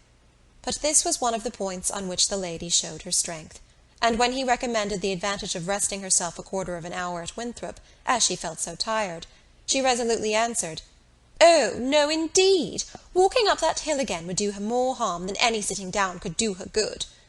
And in short, her look and manner declared that go she would not. After a little succession of these sorts of debates and consultations, it was settled between Charles and his two sisters that he and Henrietta should just run down for a few minutes, to see their aunt and cousins, while the rest of the party waited for them at the top of the hill. Louisa seemed the principal arranger of the plan, and as she went a little way with them down the hill, still talking to Henrietta, Mary took the opportunity of looking scornfully around her, and saying to Captain Wentworth, "It is very unpleasant, having such connections, but I assure you I have never been in the house above twice in my life."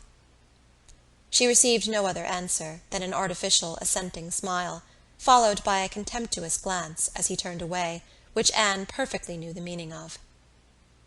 The brow of the hill, where they remained, was a cheerful spot. Louisa returned, and Mary, finding a comfortable seat for herself on the step of a stile, was very well satisfied so long as the others all stood about her. But when Louisa drew Captain Wentworth away, to try for a gleaning of nuts in an adjoining hedgerow, and they were gone by degrees quite out of sight and sound, Mary was happy no longer. She quarrelled with her own seat, was sure Louisa had got a much better somewhere, and nothing could prevent her from going to look for a better also. She turned through the same gate, but could not see them. Anne found a nice seat for her, on a dry sunny bank, under the hedgerow, in which she had no doubt of their still being, in some spot or other. Mary sat down for a moment, but it would not do. She was sure Louisa had found a better seat somewhere else, and she would go on till she overtook her. Anne, really tired herself, was glad to sit down, and she very soon heard Captain Wentworth and Louisa in the hedgerow behind her, as if making their way back along the rough, wild sort of channel, down the centre. They were speaking as they drew near. Louisa's voice was the first distinguished. She seemed to be in the middle of some eager speech.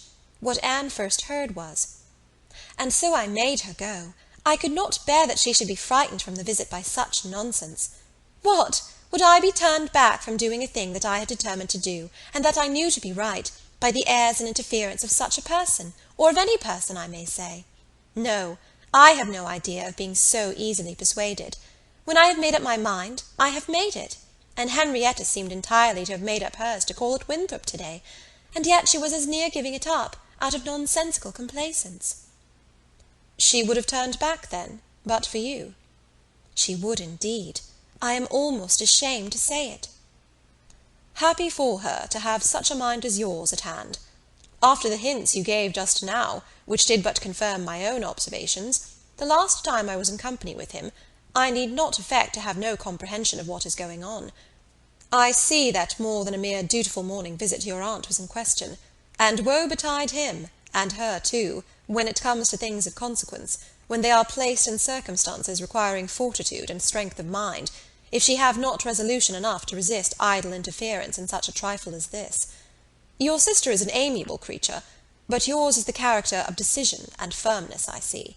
If you value her conduct or her happiness, infuse as much of your own spirit into her as you can. But this, no doubt, you have always been doing.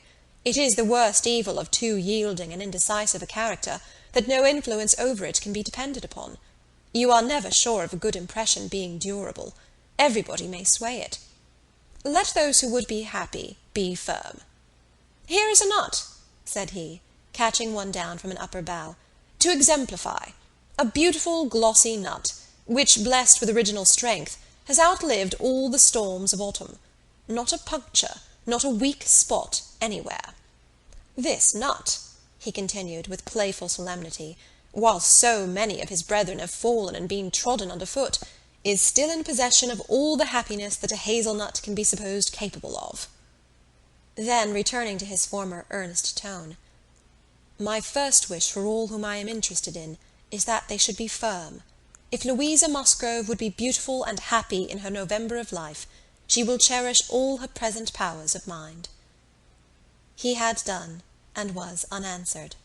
It would have surprised Anne if Louisa could have readily answered such a speech, words of such interest, spoken with such serious warmth. She could imagine what Louisa was feeling. For herself, she feared to move, lest she should be seen. While she remained, a bush of low, rambling holly protected her, and they were moving on. Before they were beyond her hearing, however, Louisa spoke again. "Mary is good-natured enough in many respects," said she, "but she does sometimes provoke me excessively by her nonsense and pride, the Elliott pride. She has a great deal too much of the Elliott pride. We do so wish that Charles had married Anne instead. I suppose you know he wanted to marry Anne?" After a moment's pause, Captain Wentworth said, "Do you mean that she refused him?" "Oh, yes, certainly." "When did that happen?" "I do not exactly know, for Henrietta and I were at school at the time, but I believe about a year before he married Mary. I wish he had accepted him. We should all have liked her a great deal better. And papa and mamma always think it was her great friend Lady Russell's doing that she did not. They think Charles might not be learned and bookish enough to please Lady Russell, and that therefore she persuaded Anne to refuse him." The sounds were retreating, and Anne distinguished no more. Her own emotions still kept her fixed. She had much to recover from before she could move. The listener's proverbial fate was not absolutely hers. She had heard no evil of herself. But she had heard a great deal of very painful import. She saw how her own character was considered by Captain Wentworth, and there had been just that degree of feeling and curiosity about her and his manner which must give her extreme agitation. As soon as she could, she went after Mary, and having found, and walked back with her to their former station by the stile, felt some comfort in their whole party being immediately afterwards collected, and once more in motion together. Her spirits wanted the solitude and silence which only numbers could give. Charles and Henrietta returned, bringing, as may be conjectured, Charles Hayter with them. The minutiae of the business Anne could not attempt to understand. Even Captain Wentworth did not seem admitted to perfect confidence here. But that there had been a withdrawing on the gentlemen's side, and a relenting on the ladies', and that they were now very glad to be together again, did not admit a doubt. Henrietta looked a little ashamed, but very well pleased. Charles Hayter exceedingly happy, and they were devoted to each other almost from the first instant of their all setting forward for Uppercross. Everything now marked out Louisa for Captain Wentworth. Nothing could be plainer.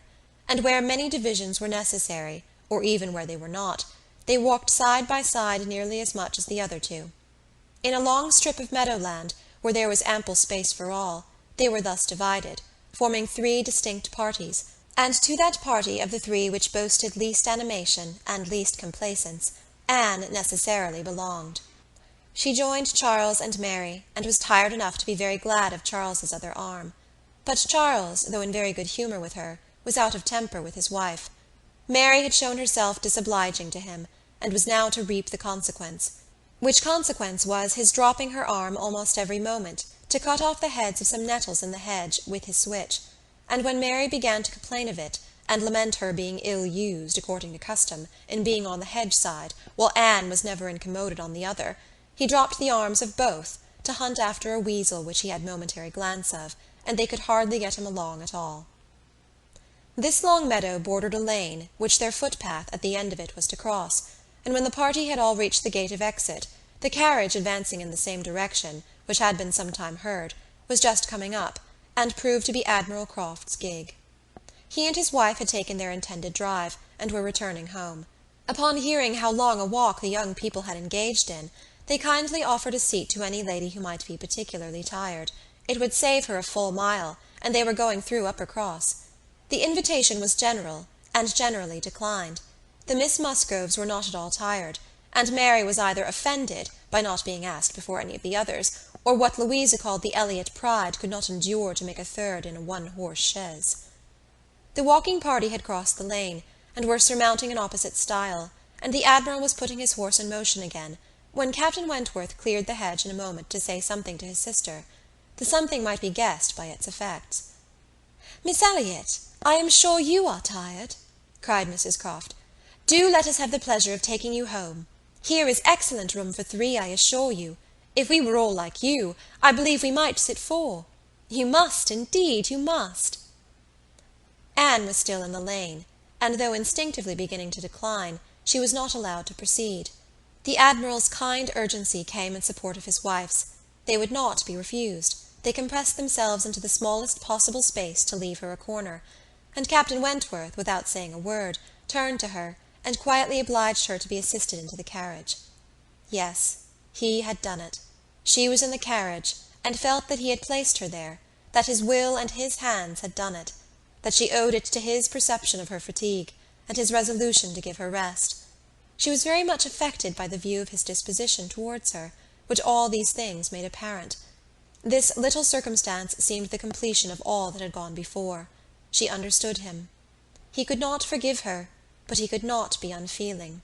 Though condemning her for the past, and considering it with high and unjust resentment, though perfectly careless of her, and though becoming attached to another, still he could not see her suffer, without the desire of giving her relief. It was a remainder of former sentiment. It was an impulse of pure, though unacknowledged friendship.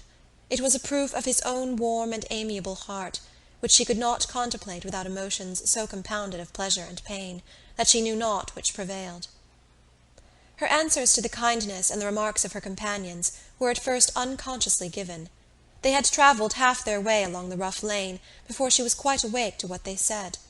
She then found them talking of Frederick.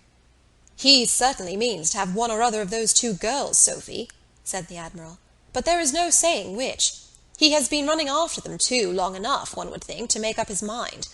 Ay, this comes of the peace. If it were war now, he could have settled it long ago. We sailors, Miss Elliott, cannot afford to make long courtships in times of war. How many days was it, my dear, between the first time of my seeing you and our sitting down together in our lodgings at North Yarmouth?" "We had better not talk about it, my dear," replied Mrs. Croft pleasantly. "For if Miss Elliott were to hear how soon we came to an understanding, she would never be persuaded that we could be happy together. I had known you by character, however, long before." "Well, and I had heard of you as a very pretty girl, and what were we to wait for besides? I do not like having such things so long in hand. I wish Frederick would spread a little more canvas, and bring us home one of these young ladies to Kellynch. Then there would always be company for them, and very nice young ladies they both are. I hardly know one from the other." "Very good-humoured, unaffected girls indeed," said Mrs. Croft, in a tone of calmer praise, such as made Anne suspect that her keener powers might not consider either of them as quite worthy of her brother. "And a very respectable family. One could not be connected with better people. My dear Admiral, that post! We shall certainly take that post." But by coolly giving the reins a better direction herself, they happily passed the danger. And by once afterwards judiciously putting out her hand, they neither fell into a rut, nor ran foul of a dung-cart. And Anne, with some amusement at their style of driving, which she imagined no bad representation of the general guidance of their affairs, found herself safely deposited by them at the cottage. Chapter 11. The time now approached for Lady Russell's return. The day was even fixed, and Anne, being engaged to join her as soon as she was resettled, was looking forward to an early removal to Kellynch, and beginning to think how her own comfort was likely to be affected by it. It would place her in the same village with Captain Wentworth, within half a mile of him. They would have to frequent the same church, and there must be intercourse between the two families. This was against her. But on the other hand, he spent so much of his time at Uppercross, that in removing thence she might be considered rather as leaving him behind than as going towards him, and upon the whole she believed she must, on this interesting question, be the gainer, almost as certainly as in her change of domestic society, in leaving poor Mary for Lady Russell. She wished it might be possible for her to avoid ever seeing Captain Wentworth at the Hall. Those rooms had witnessed former meetings which would be brought too painfully before her. But she was yet more anxious for the possibility of Lady Russell and Captain Wentworth never meeting anywhere. They did not like each other, and no renewal of acquaintance now could do any good, and were Lady Russell to see them together, she might think that he had too much self-possession, and she too little. These points formed her chief solicitude in anticipating her removal from Uppercross, where she felt she had been stationed quite long enough. Her usefulness to little Charles would always give some sweetness to the memory of her 2 months' visit there, but he was gaining strength apace, and she had nothing else to stay for. The conclusion of her visit, however, was diversified in a way which she had not at all imagined. Captain Wentworth, after being unseen and unheard of at Uppercross for 2 whole days, appeared again among them to justify himself by a relation of what had kept him away. A letter from his friend, Captain Harville, having found him out at last, had brought intelligence of Captain Harville's being settled with his family at Lyme for the winter, of their being, therefore, quite unknowingly, within 20 miles of each other. Captain Harville had never been in good health since a severe wound which he received 2 years before, and Captain Wentworth's anxiety to see him had determined him to go immediately to Lyme. He had been there for 24 hours. His acquittal was complete, his friendship warmly honoured, of lively interest excited for his friend, and his description of the fine country about Lyme so feelingly attended to by the party, that an earnest desire to see Lyme themselves, and a project for going thither, was the consequence. The young people were all wild to see Lyme. Captain Wentworth talked of going there again himself. It was only 17 miles from Uppercross. Though November, the weather was by no means bad, and in short, Louisa, who was the most eager of the eager, having formed the resolution to go, and besides the pleasure of doing as she liked, being now armed with the idea of merit in maintaining her own way, bore down all the wishes of her father and mother for putting it off till summer. And to Lyme they were to go, Charles, Mary, Anne, Henrietta, Louisa, and Captain Wentworth. The first heedless scheme had been to go in the morning and return at night, but to this Mr. Musgrove, for the sake of his horses, would not consent, and when it came to be rationally considered, a day in the middle of November would not leave much time for seeing a new place, after deducting 7 hours, as the nature of the country required, for going and returning. They were, consequently, to stay the night there, and not to be expected back till the next day's dinner. This was felt to be a rather considerable amendment, and though they all met at the great house at rather an early breakfast hour, and set off very punctually, it was so much past noon before the 2 carriages, Mr. Musgrove's coach containing the 4 ladies, and Charles's curricle, in which he drove Captain Wentworth, were descending the long hill into Lyme, and entering upon the still steeper street of the town itself, that it was very evident they would not have more than time for looking about them before the light and warmth of the day were gone. After securing accommodations, and ordering a dinner at one of the inns, the next thing to be done was unquestionably to walk directly down to the sea. They were come too late in the year for any amusement or variety which Lyme, as a public place, might offer.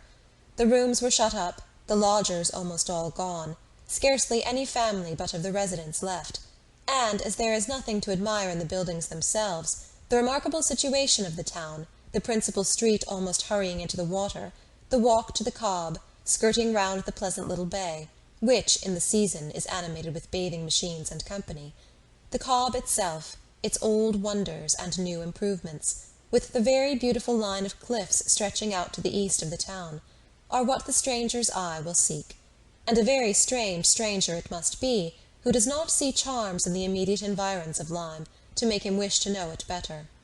The scenes in its neighbourhood, Charmouth, with its high grounds and extensive sweeps of country, and still more, its sweet retired bay, backed by dark cliffs, where fragments of low rock among the sands make it the happiest spot for watching the flow of the tide, for sitting in unwearied contemplation, the woody varieties of the cheerful village of Uplyme, and, above all, Pinny, with its green chasms between romantic rocks, where the scattered forest trees and orchards of luxuriant growth declare that many a generation must have passed away since the first partial falling of the cliff prepared the ground for such a state, where a scene so wonderful and so lovely is exhibited, as may more than equal any of the resembling scenes of the far-famed Isle of Wight. These places must be visited, and visited again, to make the worth of Lyme understood. The party from Uppercross, passing down by the now deserted and melancholy-looking rooms, and still descending, soon found themselves on the seashore, and lingering only, as all must linger and gaze on a first return to the sea, who ever deserved to look on it at all, proceeded towards the Cobb, equally their object in itself and on Captain Wentworth's account, for in a small house, near the foot of an old pier of unknown date, were where the Harvilles settled. Captain Wentworth turned in to call on his friend, the others walked on, and he was to join them on the Cobb. They were by no means tired of wondering and admiring, and not even Louisa seemed to feel that they had parted with Captain Wentworth long, when they saw him coming after them, with 3 companions, all well known already by description, to be Captain and Mrs. Harville, and a Captain Benwick, who was staying with them. Captain Benwick had some time ago been first lieutenant of the Laconia, and the account which Captain Wentworth had given of him, on his return from Lyme before, his warm praise of him as an excellent young man and an officer whom he had always valued highly, which must have stamped him well in the esteem of every listener, had been followed by a little history of his private life, which rendered him perfectly interesting in the eyes of all the ladies. He had been engaged to Captain Harville's sister, and was now mourning her loss. they had been a year or two waiting for fortune and promotion. Fortune came, his prize money as lieutenant being great. Promotion, too, came at last, but Fanny Harville did not live to know it. She had died the preceding summer while he was at sea. Captain Wentworth believed it impossible for man to be more attached to woman than poor Benwick had been to Fanny Harville, or to be more deeply afflicted under the dreadful change. He considered his disposition as of the sort which must suffer heavily, uniting very strong feelings with quiet, serious and retiring manners, and a decided taste for reading and sedentary pursuits. To finish the interest of the story, the friendship between him and the Harvilles seemed, if possible, augmented by the event which closed all their views of alliance, and Captain Benwick was now living with them entirely. Captain Harville had taken his present house for half a year, his taste and his health and his fortune all directing him to a residence inexpensive and by the sea, and the grandeur of the country and the retirement of Lyme in the winter appeared exactly adapted to Captain Benwick's state of mind. The sympathy and goodwill excited towards Captain Benwick was very great. "And yet," said Anne to herself as they now moved forward to meet the party, "he has not perhaps a more sorrowing heart than I have. I cannot believe his prospect so blighted for ever. He is younger than I am, younger in feeling if not in fact, younger as a man. He will rally again, and be happy with another." They all met and were introduced. Captain Harville was a tall, dark man, with a sensible, benevolent countenance, a little lame, and from strong features and want of health, looking much older than Captain Wentworth. Captain Benwick looked, and was, the youngest of the three, and, compared with either of them, a little man. He had a pleasing face and a melancholy air, just as he ought to have, and drew back from conversation. Captain Harville, though not equalling Captain Wentworth in manners, was a perfect gentleman, unaffected, warm, and obliging. Mrs. Harville, a degree less polished than her husband, seemed, however, to have the same good feelings, and nothing could be more pleasant than their desire of considering the whole party as friends of their own, because the friends of Captain Wentworth, or more kindly hospitable than their entreaties for their all promising to dine with them. The dinner, already ordered at the inn, was at last, though unwillingly, accepted as an excuse, but they seemed almost hurt that Captain Wentworth should have brought any such party to Lyme without considering it as a thing of course that they should dine with them. There was so much attachment to Captain Wentworth in all this, and such a bewitching charm and a degree of hospitality so uncommon, so unlike the usual style of give-and-take invitations, and dinners of formality and display, that Anne felt her spirits not likely to be benefited by an increasing acquaintance among his brother officers. "These would have been all my friends," was her thought, and she had to struggle against a great tendency to lowness. On quitting the cob, they all went indoors with their new friends, and found rooms so small as none but those who invite from the heart could think capable of accommodating so many. Anne had a moment's astonishment on the subject herself, but it was soon lost in the pleasanter feelings which sprang from the sight of all the ingenious contrivances and nice arrangements of Captain Harville, to turn the actual space to the best account, to supply the deficiencies of lodging-house furniture, and defend the windows and doors against the winter storms to be expected.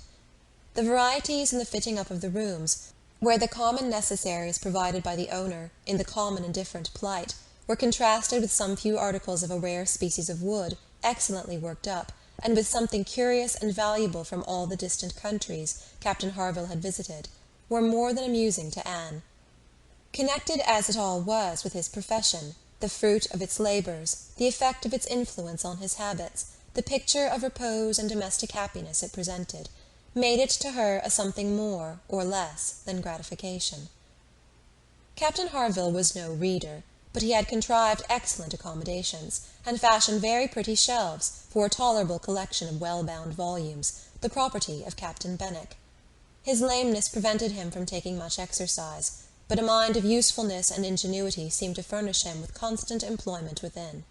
He drew, he varnished, he carpentered, he glued, he made toys for the children, he fashioned new netting needles and pins with improvements, and if everything else was done, sat down to his large fishing net at one corner of the room. Anne thought she left great happiness behind her when they quitted the house, and Louisa, by whom she found herself walking, burst forth into raptures of admiration and delight on the character of the navy, their friendliness, their brotherliness, their openness, their uprightness, protesting that she was convinced of sailors having more worth and warmth than any other set of men in England, that they only knew how to live, and they only deserved to be respected and loved. They went back to dress and dine, and so well had the scheme answered already that nothing was found amiss, though its being so entirely out of season, and the no thoroughfare of lime, and the no expectation of company, had brought many apologies from the heads of the inn. Anne found herself by this time growing so much more hardened to being in Captain Wentworth's company than she had at first imagined could ever be, that the sitting down to the same table with him now, and the interchange of the common civilities attending on it (they never got beyond), was become a mere nothing. The nights were too dark for the ladies to meet again till the morrow, but Captain Harville had promised them a visit in the evening, and he came, bringing his friend also, which was more than had been expected, it having been agreed that Captain Benwick had all the appearance of being oppressed by the presence of so many strangers. He ventured among them again, however, though his spirits certainly did not seem fit for the mirth of the party in general. While Captain Wentworth and Harville led the talk on one side of the room, and by recurring to former days, supplied anecdotes in abundance to occupy and entertain the others, it fell to Anne's lot to be placed rather apart with Captain Benwick, and a very good impulse of her nature obliged her to begin an acquaintance with him.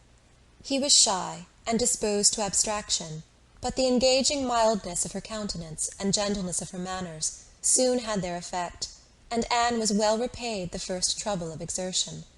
He was evidently a young man of considerable taste in reading, though principally in poetry, and besides the persuasion of having given him at least an evening's indulgence in the discussion of subjects which his usual companions had probably no concern in, she had the hope of being of real use to him in some suggestions as to the duty and benefit of struggling against affliction, which had naturally grown out of their conversation.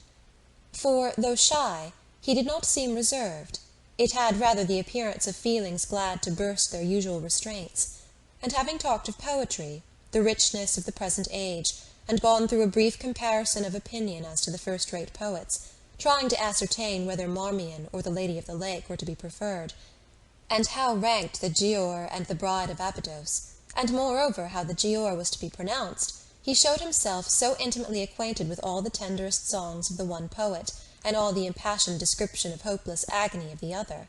He repeated with such tremulous feeling the various lines which imagined a broken heart, or a mind destroyed by wretchedness, and looked so entirely as if he meant to be understood, that she ventured to hope he did not always read only poetry, and to say that she thought it was the misfortune of poetry to be seldom safely enjoyed by those who enjoyed it completely, and that the strong feelings which alone could estimate it truly were the very feelings which ought to taste it but sparingly.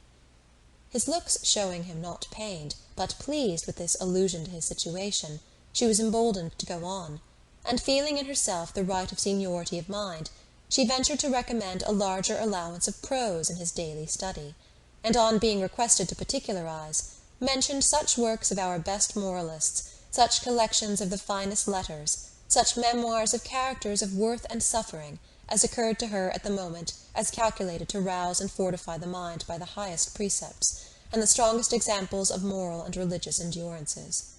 Captain Benwick listened attentively, and seemed grateful for the interest implied, and though with a shake of the head, and sighs which declared his little faith in the efficacy of any books on grief like his, noted down the names of those she recommended, and promised to procure and read them.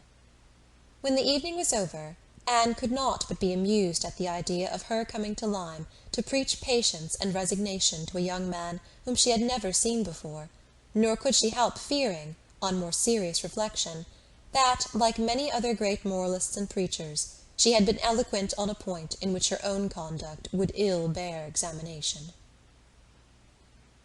Chapter 12. Anne and Henrietta, finding themselves the earliest of the party the next morning, agreed to stroll down to the sea before breakfast. They went to the sands to watch the flowing of the tide, which a fine southeasterly breeze was bringing in with all the grandeur which so flat a shore admitted. They praised the morning, gloried in the sea, sympathized in the delight of the fresh-feeling breeze, and were silent, till Henrietta suddenly began again with, Oh, yes, I am quite convinced that, with very few exceptions, the sea air always does good. There can be no doubt of its having been of greatest service to Dr. Shirley, after his illness, last spring 12-month. He declares himself that coming to Lyme for a month did him more good than all the medicine he took, and that being by the sea always makes him feel young again. Now I cannot help thinking it a pity that he does not live entirely by the sea. I do think he had better leave Uppercross entirely, and fix at Lyme. Do not you, Anne? Do not you agree with me that it is the best thing he could do, both for himself and Mrs. Shirley? She has cousins here, you know, and many acquaintance, which would make it cheerful for her, and I am sure she would be glad to get to a place where she could have medical attendance at hand, in case of his having another seizure. Indeed, I think it quite melancholy to have such excellent people as Dr. and Mrs. Shirley, who have been doing good all their lives, wearing out their last days in a place like Uppercross, where, excepting our family, they seem shut out from all the world. I wish his friends would propose it to him. I really think they ought. And as to procuring a dispensation, there could be no difficulty at his time of life, and with his character. My only doubt is, whether anything could persuade him to leave his parish. He is so very strict and scrupulous in his notions. Over-scrupulous, I must say. Do not you think, Anne, it is being over-scrupulous? Do not you think it is quite a mistaken point of conscience, when a clergyman sacrifices his health for the sake of duties, which may be just as well performed by any other person? And at Lyme, too, only 17 miles off, he would be near enough to hear, if people thought there was anything to complain of. Anne smiled more than once to herself during this speech, and entered into the subject, as ready to do good by entering into the feelings of a young lady as of a young man, though here it was good of a lower standard. For what could be offered but general acquiescence?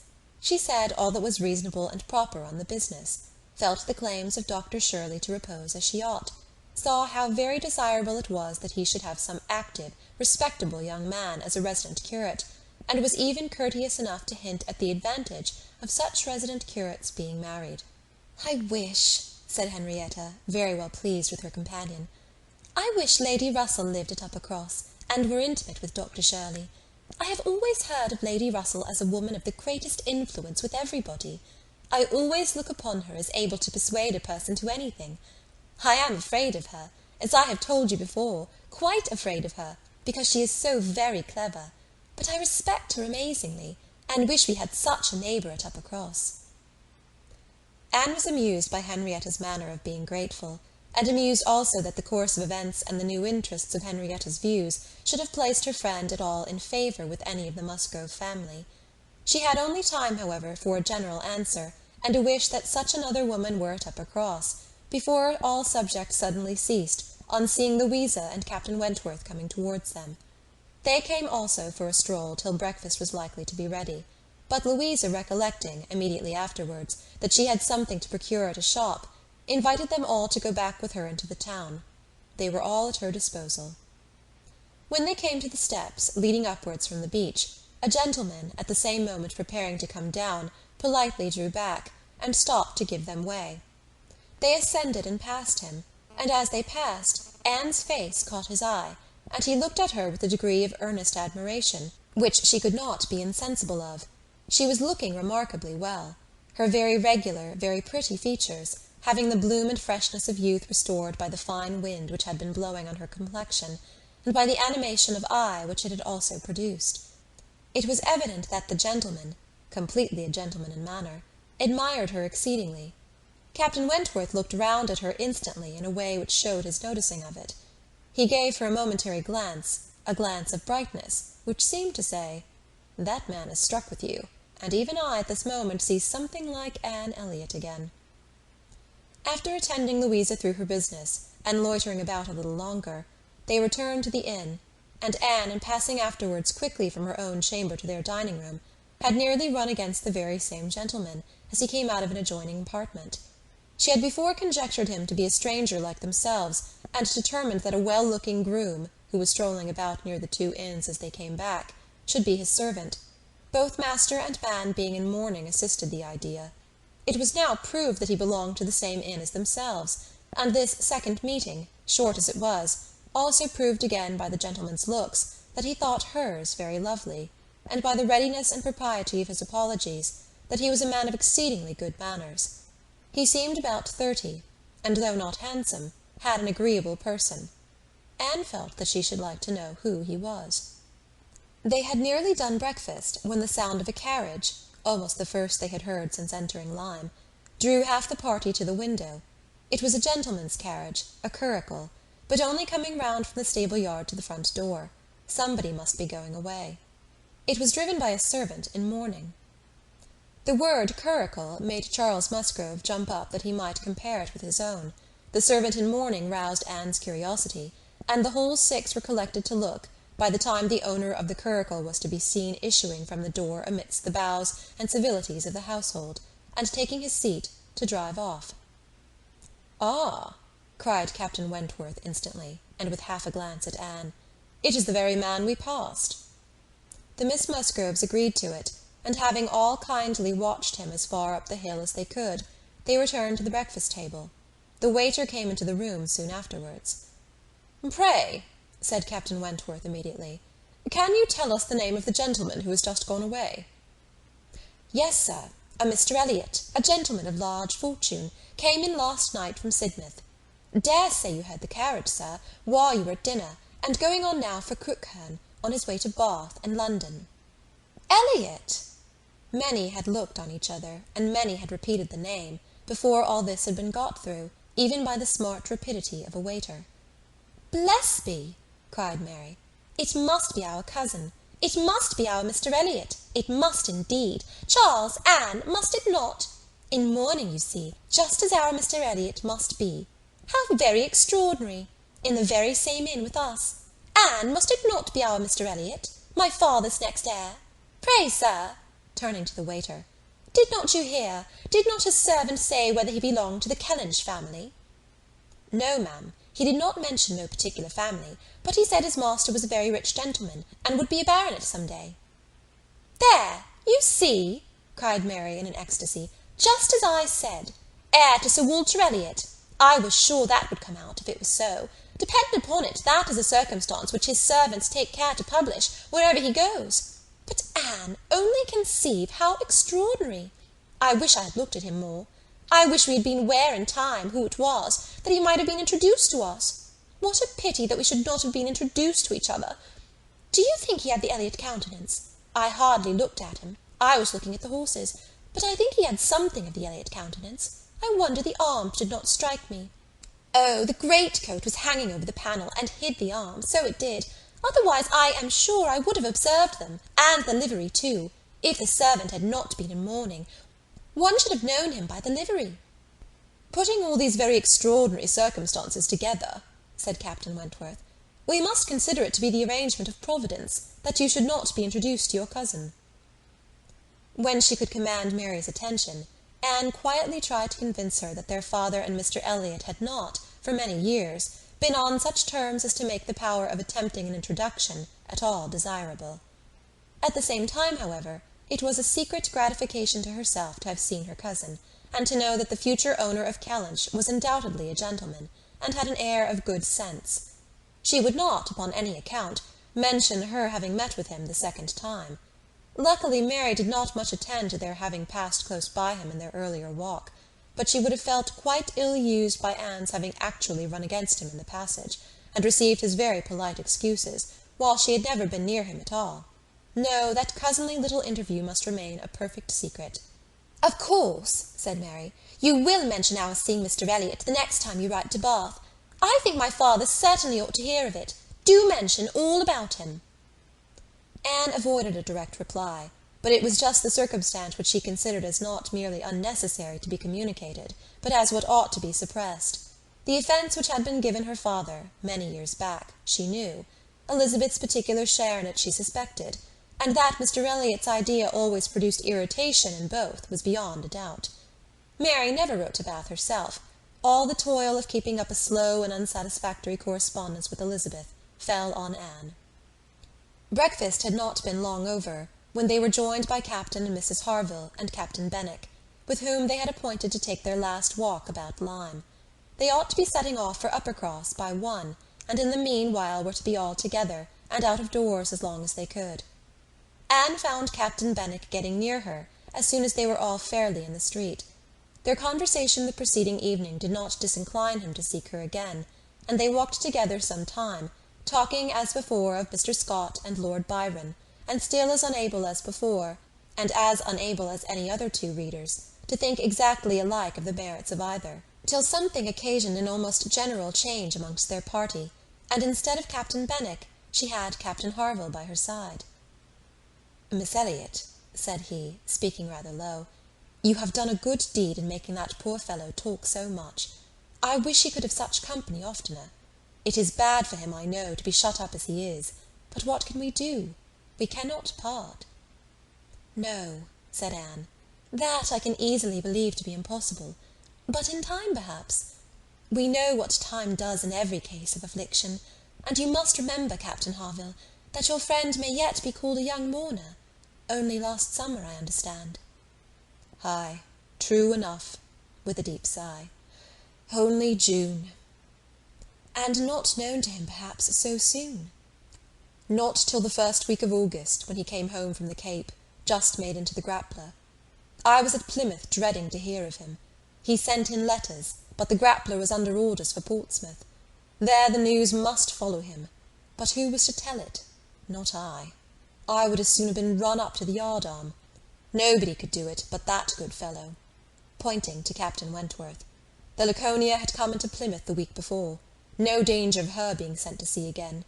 He stood his chance for the rest, wrote up for leave of absence, but without waiting the return, travelled night and day till he got to Portsmouth, rowed off to the Grappler that instant, and never left the poor fellow for a week. That's what he did, and nobody else could have saved poor James. You may think, Miss Elliott, whether he is dear to us." Anne did think on the question with perfect decision, and said as much in reply as her own feeling could accomplish, or as his seemed able to bear, for he was too much affected to renew the subject, and when he spoke again, it was of something totally different. Mrs. Harville's giving it as her opinion that her husband would have quite walking enough by the time he reached home, determined the direction of all the party in what was to be their last walk. They would accompany them to their door, and then return and set off themselves.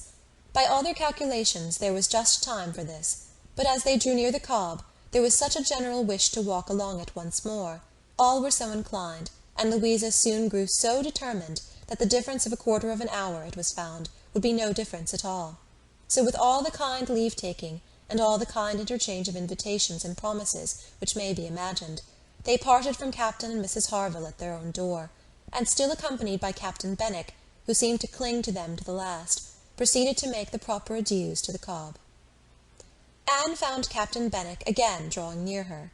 Lord Byron's dark blue seas could not fail of being brought forward by their present view, and she gladly gave him all her attention, as long as attention was possible. It was soon drawn, perforce, another way. There was too much wind to make the high part of the new Cobb pleasant for the ladies, and they agreed to get down the steps to the lower, and were all contented to pass quietly and carefully down the steep flight, excepting Louisa. She must be jumped down them by Captain Wentworth. In all their walks he had had to jump her from the stiles. The sensation was delightful to her. The hardness of the pavement for her feet made him less willing upon the present occasion. He did it, however. She was safely down, and instantly, to show her enjoyment, ran up the steps to be jumped down again. He advised her against it, thought the jar too great. But no, he reasoned and talked in vain. She smiled and said, "I am determined, I will." He put out his hands. She was too precipitate by half a second. She fell on the pavement on the lower Cobb, and was taken up lifeless. There was no wound, no blood, no visible bruise, but her eyes were closed. She breathed not. Her face was like death. The horror of the moment to all who stood around. Captain Wentworth, who had caught her up, knelt with her in his arms, looking on her with a face as pallid as her own, in an agony of silence. "She is dead! She is dead!" screamed Mary, catching hold of her husband, and contributing with his own horror to make him immovable, and in another moment Henrietta, sinking under the conviction, lost her senses too, and would have fallen on the steps, but for Captain Benwick and Anne, who caught and supported her between them. "Is there no one to help me?" were the first words which burst from Captain Wentworth in a tone of despair, and as if all his own strength were gone. "Go to him! Go to him!" cried Anne. "For heaven's sake, go to him! I can support him myself. Leave me and go to him. Rub her hands, rub her temples. Here are salts. Take them, take them!" Captain Benwick obeyed, and Charles at the same moment disengaging himself from his wife, they were both with him. And Louisa was raised up and supported more firmly between them, and everything was done that Anne had prompted, but in vain. While Captain Wentworth, staggering against the wall for his support, exclaimed in the bitterest agony, "O God! Her father and mother!" "A surgeon!" said Anne. He caught the word, it seemed to rouse him at once, and saying only, "True, true, a surgeon, this instant!" was darting away, when Anne eagerly suggested, "Captain Benwick! Would it not be better for Captain Benwick? He knows where a surgeon is to be found." Every one capable of thinking felt the advantage of the idea, and in a moment, it was all done in rapid moments, Captain Benwick had resigned the poor corpse-like figure entirely to the brothers' care, and was off for the town with the utmost rapidity. As to the wretched party left behind, it could scarcely be said which of the three, who were completely rational, was suffering most, Captain Wentworth, Anne, or Charles, who, really a very affectionate brother, hung over Louisa with sobs of grief, and could only turn his eyes from one sister to see the other in a state as insensible, or to witness the hysterical agitations of his wife, calling on him for help which he could not give. Anne, attending with all the strength and zeal and thought which instinct supplied, to Henrietta, still tried at intervals to suggest comfort to the others, tried to quiet Mary, to animate Charles, to assuage the feelings of Captain Wentworth. Both seemed to look to her for directions. "Anne, Anne!" cried Charles, "what is to be done next? What in heaven's name is to be done next?" Captain Wentworth's eyes were also turned towards her. "Had she not better be carried to the inn? Yes, I am sure. Carry her gently to the inn." "Yes, yes, to the inn," repeated Captain Wentworth, comparatively collected, and eager to be doing something. "I will carry her myself. Musgrove, take care of the others." By this time the report of the accident had spread among the workmen and boatmen about the Cobb, and many were collected near them, to be useful if wanted, at any rate, to enjoy the sight of a dead young lady, nay, 2 dead young ladies, for it proved twice as fine as the first report. To some of the best-looking of these good people Henrietta was consigned, for, though partially revived, she was quite helpless, and in this manner, Anne walking by her side, and Charles attending to his wife, they set forward, treading back with feelings unutterable, the ground which so lately, so very lately, and so light of heart, they had passed along. They were not off the Cobb before the Harvilles met them. Captain Benwick had been seen flying by their house, with a countenance which showed something to be wrong, and they had set off immediately, informed and directed as they passed, towards the spot. Shocked as Captain Harville was, he brought senses and nerves that could be instantly useful, and a look between him and his wife decided what was to be done. She must be taken to their house. All must go to their house, and await the surgeon's arrival there. They would not listen to scruples. He was obeyed. They were all beneath his roof, and while Louisa, under Mrs. Harville's direction, was conveyed upstairs, and given possession of her own bed, assistance, cordials, restoratives were supplied by her husband to all who needed them. Louisa had once opened her eyes, but soon closed them again, without apparent consciousness. This had been a proof of life, however, of service to her sister, and Henrietta, though perfectly incapable of being in the same room with Louisa, was kept, by the agitation of hope and fear, from a return of her own insensibility.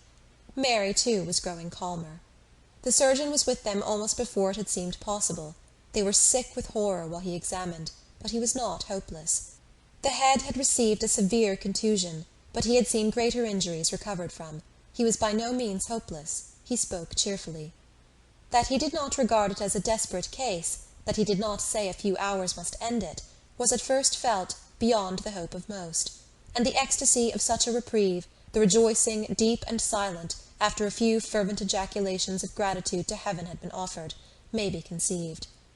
The tone, the look, with which "Thank God!" was uttered by Captain Wentworth, Anne was sure could never be forgotten by her, nor the sight of him afterwards, as he sat near a table, leaning over it with folded arms and face concealed, as if overpowered by the various feelings of his soul, and trying by prayer and reflection to calm them. Louisa's limbs had escaped. There was no injury but to the head. It now became necessary for the party to consider what was best to be done as to their general situation. They were now able to speak to each other and consult. That Louisa must remain where she was, however distressing to her friends to be involving the Harvilles in such trouble, did not admit a doubt. Her removal was impossible. The Harvilles silenced all scruples, and as much as they could, all gratitude.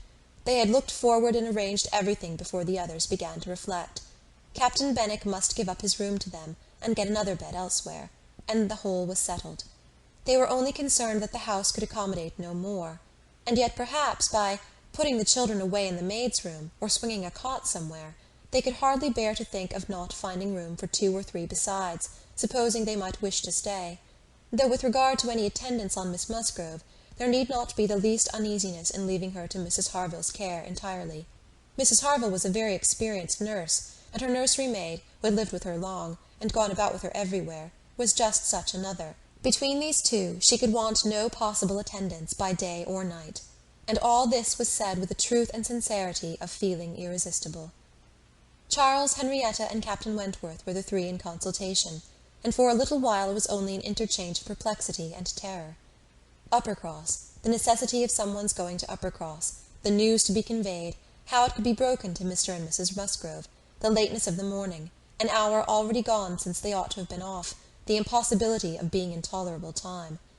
At first they were capable of nothing more to the purpose than such exclamations, but after a while Captain Wentworth, exerting himself, said, "We must be decided, and without the loss of another minute.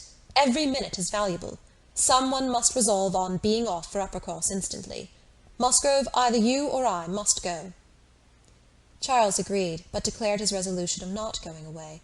He would be as little encumbrance as possible to Captain and Mrs. Harville, but as to leaving his sister in such a state, he neither ought nor would. So far it was decided, and Henrietta at first declared the same. She, however, was soon persuaded to think differently. The usefulness of her staying, she who had not been able to remain in Louisa's room, or to look at her, without sufferings which made her worse than helpless. She was forced to acknowledge that she could do no good, yet was still unwilling to be away, till, touched by the thought of her father and mother, she gave it up. She consented, and was anxious to be at home. The plan had reached this point, when Anne, coming quietly down from Louisa's room, could not but hear what followed, for the parlour door was open.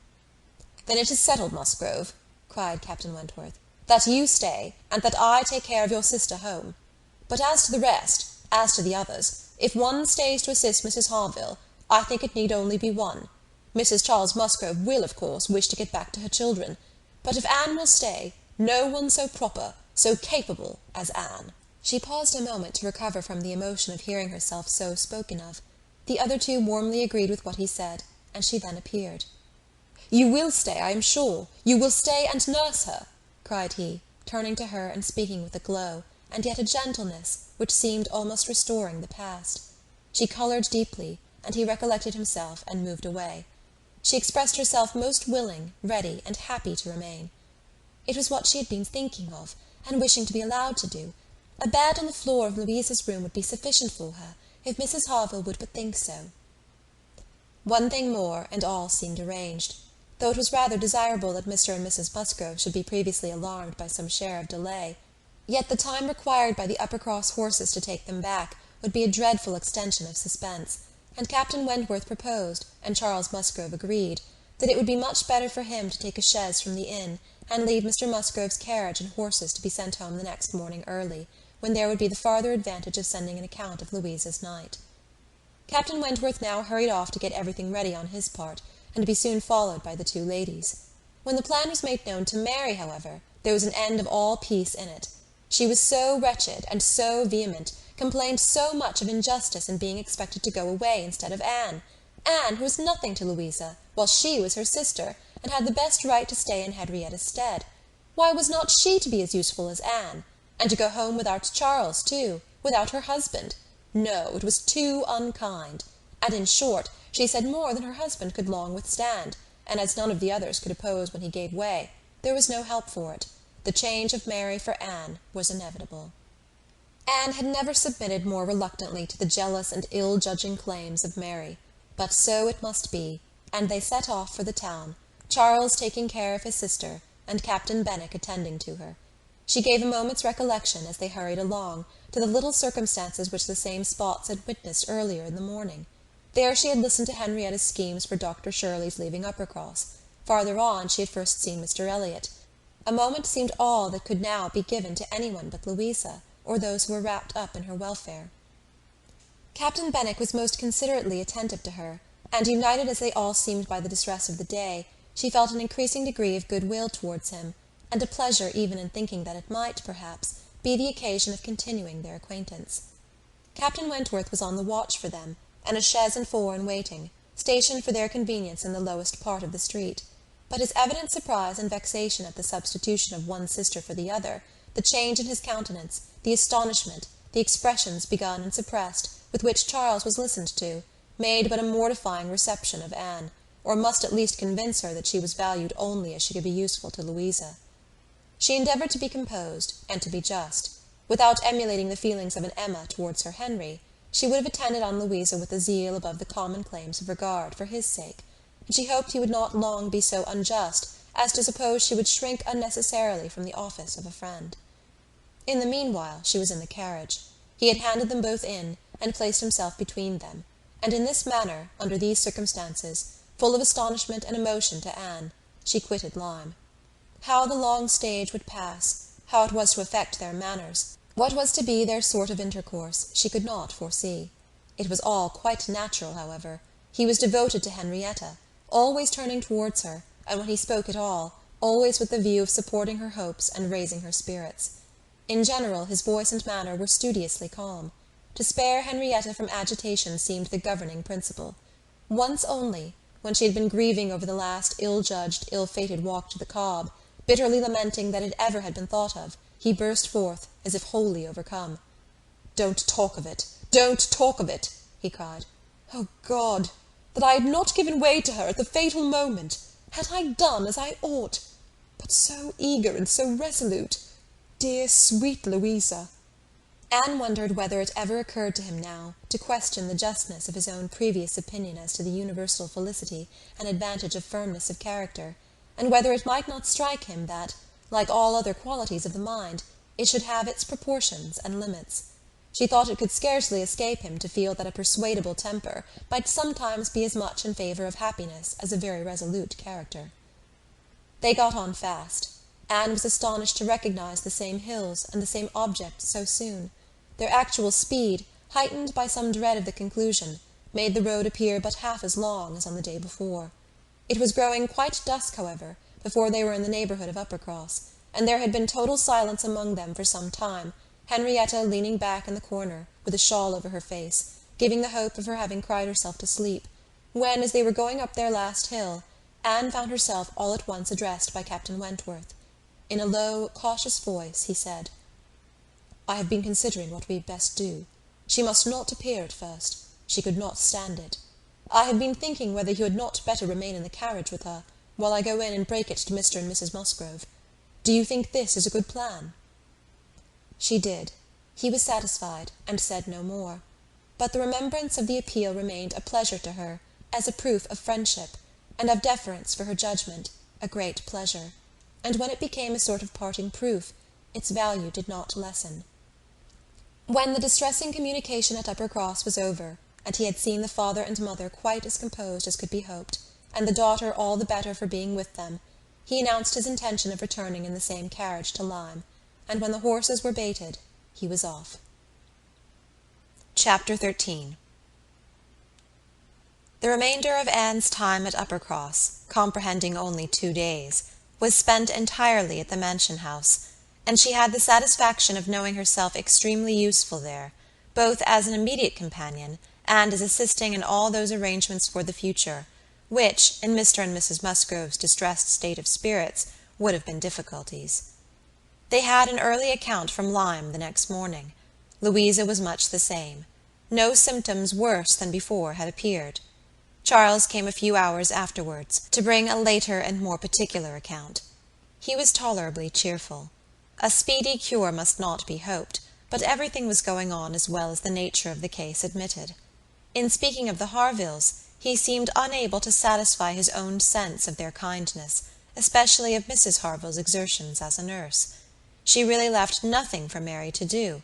He and Mary had been persuaded to go early to their inn last night. Mary had been hysterical again this morning. When he came away, she was going to walk out with Captain Benwick, which he hoped would do her good. He almost wished she had been prevailed on to come home the day before, but the truth was that Mrs. Harville left nothing for anybody to do.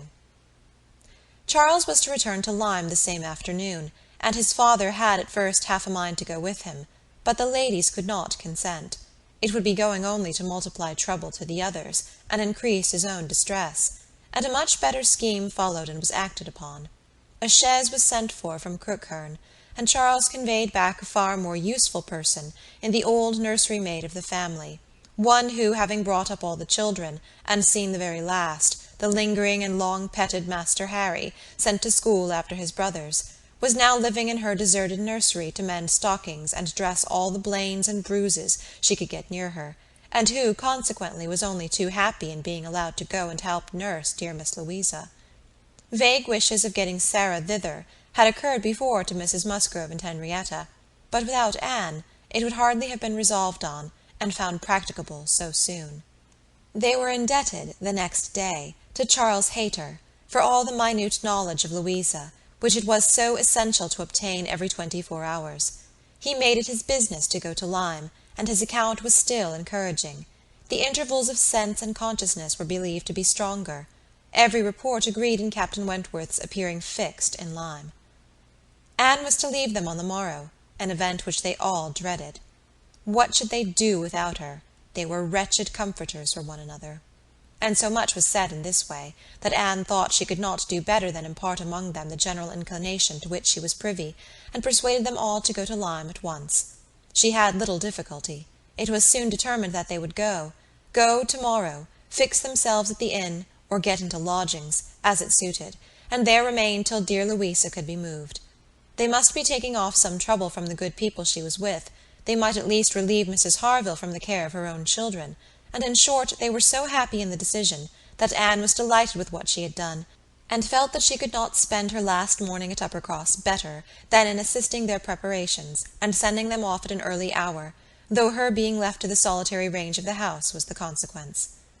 She was the last, excepting the little boys of the cottage. She was the very last, the only remaining one of all that had filled and animated both houses, of all that had given Uppercross its cheerful character. A few days had made a change indeed. If Louisa recovered, it would all be well again. More than former happiness would be restored. There could not be a doubt, to her mind there was none, of what would follow her recovery. A few months hence, and the room now so deserted, occupied but by her silent, pensive self, might be filled again with all that was happy and gay, all that was glowing and bright in prosperous love, all that was most unlike Anne Elliott. An hour's complete leisure for such reflections as these, on a dark November day, a small, thick rain almost blotting out the very few objects ever to be discerned from the windows, was enough to make the sound of Lady Russell's carriage exceedingly welcome. And yet, though desirous to be gone, she could not quit the mansion house, or look in adieu to the cottage, with its black, dripping, and comfortless veranda, or even notice through the misty glasses the last humble tenements of the village, without a saddened heart. Scenes had passed in Uppercross which made it precious. It stood the record of many sensations of pain, once severe, but now softened, and of some instances of relenting feeling, some breathings of friendship and reconciliation, which could never be looked for again, and which could never cease to be dear. She left it all behind her, all but the recollection that such things had been. Anne had never entered Kellynch since her quitting Lady Russell's house in September. It had not been necessary, and the few occasions of it being possible for her to go to the Hall, she had contrived to evade and escape from. Her first return was to resume her place in the modern and elegant apartments of the lodge, and to gladden the eyes of its mistress. There was some anxiety mixed with Lady Russell's joy in meeting her. She knew who had been frequenting Uppercross.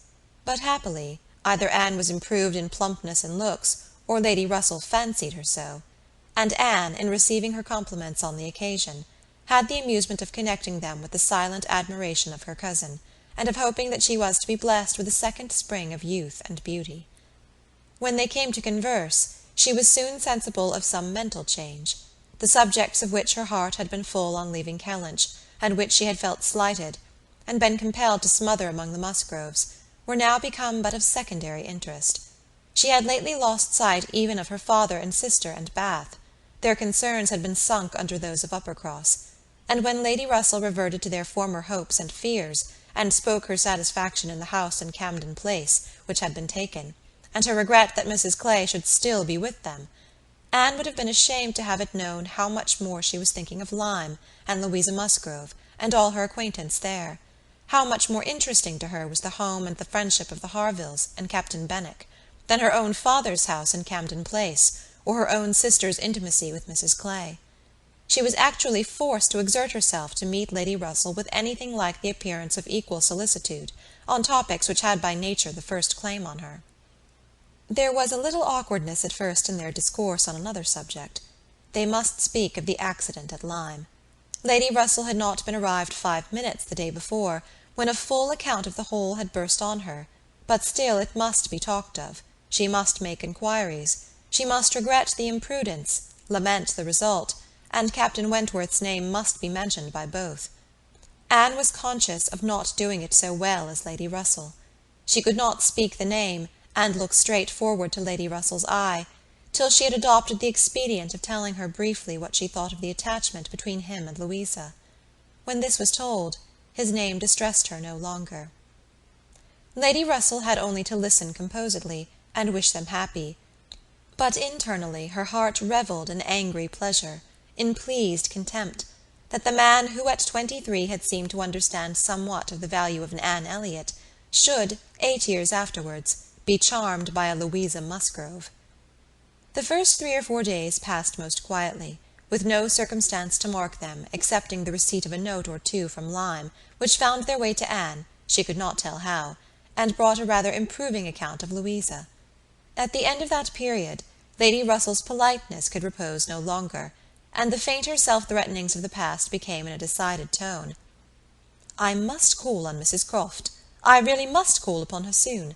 Anne, have you courage to go with me, and pay a visit in that house? It will be some trial to us both." Anne did not shrink from it. On the contrary, she truly felt as she said in observing, "I think you are very likely to suffer the most of the two. Your feelings are less reconciled to the change than mine. By remaining in the neighbourhood, I am become inured to it." She could have said more on the subject, for she had, in fact, so high an opinion of the Crofts, and considered her father so very fortunate in his tenants, felt the parish to be so sure of a good example, and the poor of the best attention and relief, that however sorry and ashamed for the necessity of the removal, she could not but in conscience feel that they were gone who deserved not to stay, and that Kellynch Hall had passed into better hands than its owners. These convictions must unquestionably have their own pain, and severe was its kind, but they precluded that pain which Lady Russell would suffer in entering the house again, and returning through the well-known apartments. In such moments Anne had no power of saying to herself, "These rooms ought to belong only to us. Oh, how fallen in their destination! How unworthily occupied! An ancient family to be so driven away, strangers filling their place!" No, except when she thought of her mother, and remembered where she had been used to sit and preside. She had no sigh of that description to heave. Mrs Croft always met her with a kindness which gave her the pleasure of fancying herself a favourite, and on the present occasion, receiving her in that house, there was particular attention. The sad accident at Lyme was soon the prevailing topic, and on comparing their latest accounts of the invalid, it appeared that each lady dated her intelligence from the same hour of yestermorn, that Captain Wentworth had been in Kellynch yesterday, the first time since the accident, had brought Anne the last note, which she had not been able to trace the exact steps of, had stayed a few hours, and then returned again to Lyme, and without any present intention of quitting it any more. He had inquired after her, she found, particularly, had expressed his hope of Miss Elliott's not being the worse for her exertions, and had spoken of those exertions as great. This was handsome, and gave her more pleasure than almost anything else could have done. As to the sad catastrophe itself, It could be canvassed only in one style by a couple of steady, sensible women, whose judgments had to work on ascertained events, and it was perfectly decided that it had been the consequence of much thoughtlessness and much imprudence, that its effects were most alarming, and that it was frightful to think how long Miss Musgrove's recovery might yet be doubtful, and how liable she would still remain to suffer from the concussion hereafter. The Admiral wound it up summarily by exclaiming, "Ay, a very bad business indeed. A new sort of way this, for a young fellow to be making love, by breaking his mistress's head, is it not, Miss Elliott? This is breaking a head and giving a plaster, truly." Admiral Croft's manners were not quite of the tone to suit Lady Russell, but they delighted Anne. His goodness of heart and simplicity of character were irresistible. "Now this must be very bad for you," said he, suddenly rousing from a little reverie, "to be coming and finding us here. I had not recollected it before, I declare, but it must be very bad. But now do not stand upon ceremony. Get up and go over all the rooms in the house, if you like it." "Another time, sir, I thank you. Not now." "Well, whenever it suits you. You can slip in from the shrubbery at any time, and there you will find we keep our umbrellas hanging up by that door. A good place, is it not? But," checking himself, "you will not think it a good place, for yours were always kept in the butler's room. Ay, so it always is, I believe. One man's ways may be as good as another's, but we all like our own best. And so you must judge for yourself, whether it would be better for you to go about the house or not." Anne, finding she might decline it, did so, very gratefully. "We have made very few changes either," continued the Admiral, after thinking a moment. "Very few. We told you about the laundry door at Uppercross. That has been a very great improvement. The wonder was how any family upon earth could bear with the inconvenience of its opening as it did, so long. You will tell Sir Walter what we have done, and that Mr. Shepherd thinks it the greatest improvement the house ever had. Indeed, I must do ourselves the justice to say that the few alterations we have made have been all very much for the better. My wife should have the credit of them, however. I have done very little besides sending away some of the large looking-glasses from my dressing-room, which was your father's. A very good man, and very much the gentleman, I am sure, but I should think, Miss Elliott," looking with serious reflection, "I should think he must be rather a dressy man for his time of life. Such a number of looking-glasses! Oh, Lord! There was no getting away from oneself. So I got Sophy to lend me a hand, and we soon shifted their quarters, and now I am quite snug, with my little shaving-glass in one corner, and another great thing that I never go near." Anne, amused in spite of herself, was rather distressed for an answer, and the Admiral, fearing he might not have been civil enough, took up the subject again, to say, "The next time you write to your good father, Miss Elliott, pray give him my compliments, and Mrs. Croft's, and say that we are settled here quite to our liking, and have no fault at all to find with the place. The breakfast-room chimney smokes a little, I grant you, but it is only when the wind is due north and blows hard, which may not happen 3 times a winter. And take it altogether, now that we have been into most of the houses hereabouts and can judge, there is not one that we like better than this. Pray say so with my compliments. He will be glad to hear it." Lady Russell and Mrs. Croft were very well pleased with each other, but the acquaintance which this visit began was fated not to proceed far at present, for when it was returned, the Crofts announced themselves to be going away for a few weeks, to visit their connections in the north of the county, and probably might not be at home again before Lady Russell would be removing to Bath. So ended all danger to Anne of meeting Captain Wentworth at Kellynch Hall, or of seeing him in company with her friend. Everything was safe enough, and she smiled over the many anxious feelings she had wasted on the subject. Chapter 14. Though Charles and Mary had remained at Lyme much longer after Mr. and Mrs. Musgrove's going than Anne conceived they could have been at all wanted, they were yet the first of the family to be at home again, and as soon as possible after their return to Uppercross, they drove over to the lodge. They had left Louisa beginning to sit up, but her head, though clear, was exceedingly weak, and her nerves susceptible to the highest extreme of tenderness, and though she might be pronounced to be altogether doing very well, it was still impossible to say when she might be able to bear the removal home, and her father and mother, who must return in time to receive their younger children for the Christmas holidays, had hardly a hope of being allowed to bring her with them. They had been all in lodgings together. Mrs. Musgrove had got Mrs. Harville's children away as much as she could. Every possible supply from Uppercross had been furnished, to lighten the inconvenience to the Harvilles, while the Harvilles had been wanting them to come to dinner every day. And in short, it seemed to have been only a struggle on each side as to which should be most disinterested and hospitable. Mary had had her evils, but on the whole, as was evident by her staying so long, she had found more to enjoy than to suffer.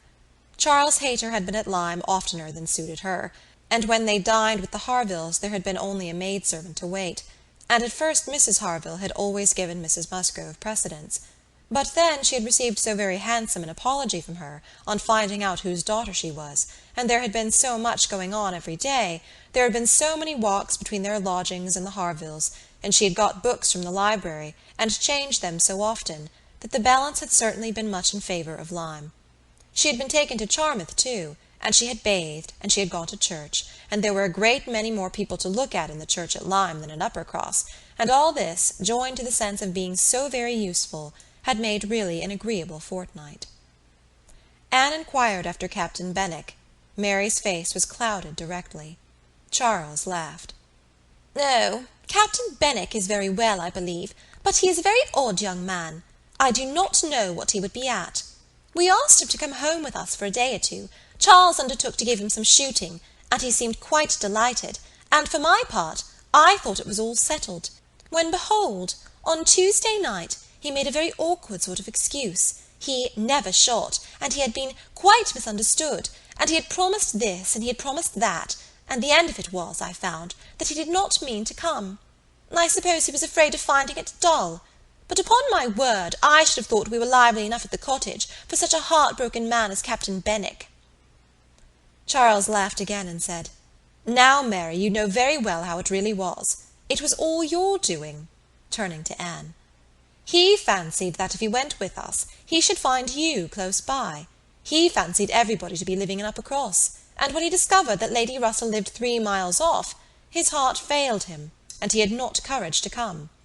That is the fact. Upon my honour, Mary knows it is." But Mary did not give in to it very graciously, whether from not considering Captain Benwick entitled by birth and situation to be in love with an Elliott, or from not wanting to believe Anne a greater attraction to Uppercross than herself, must be left to be guessed. Anne's goodwill, however, was not to be lessened by what she heard. She boldly acknowledged herself flattered, and continued her inquiries. "Oh, he talks of you," cried Charles, "in such terms—" Mary interrupted him. "I declare, Charles, I never heard him mention Anne twice all the time I was there. I declare, Anne, he never talks of you at all." "No," admitted Charles, "I do not know that he ever does in a general way, but however it is a very clear thing that he admires you exceedingly. His head is full of some books that he is reading upon your recommendation, and he wants to talk to you about them. He has found out something or other in one of them which he thinks—oh, I cannot pretend to remember it, but it was something very fine. I overheard him telling Henrietta all about it, and then Miss Elliott was spoken of in the highest terms. Now, Mary, I declare it was so. I heard it myself, and you were in the other room. Elegance, sweetness, beauty. Oh, there was no end of Miss Elliott's charms." "And I am sure," cried Mary warmly, "it was a very little to his credit if he did. Miss Harville only died last June. Such a heart is very little worth having, is it, Lady Russell? I am sure you will agree with me." "I must see Captain Benwick before I decide," said Lady Russell, smiling. "And that you are very likely to do very soon, I can tell you, mum," said Charles.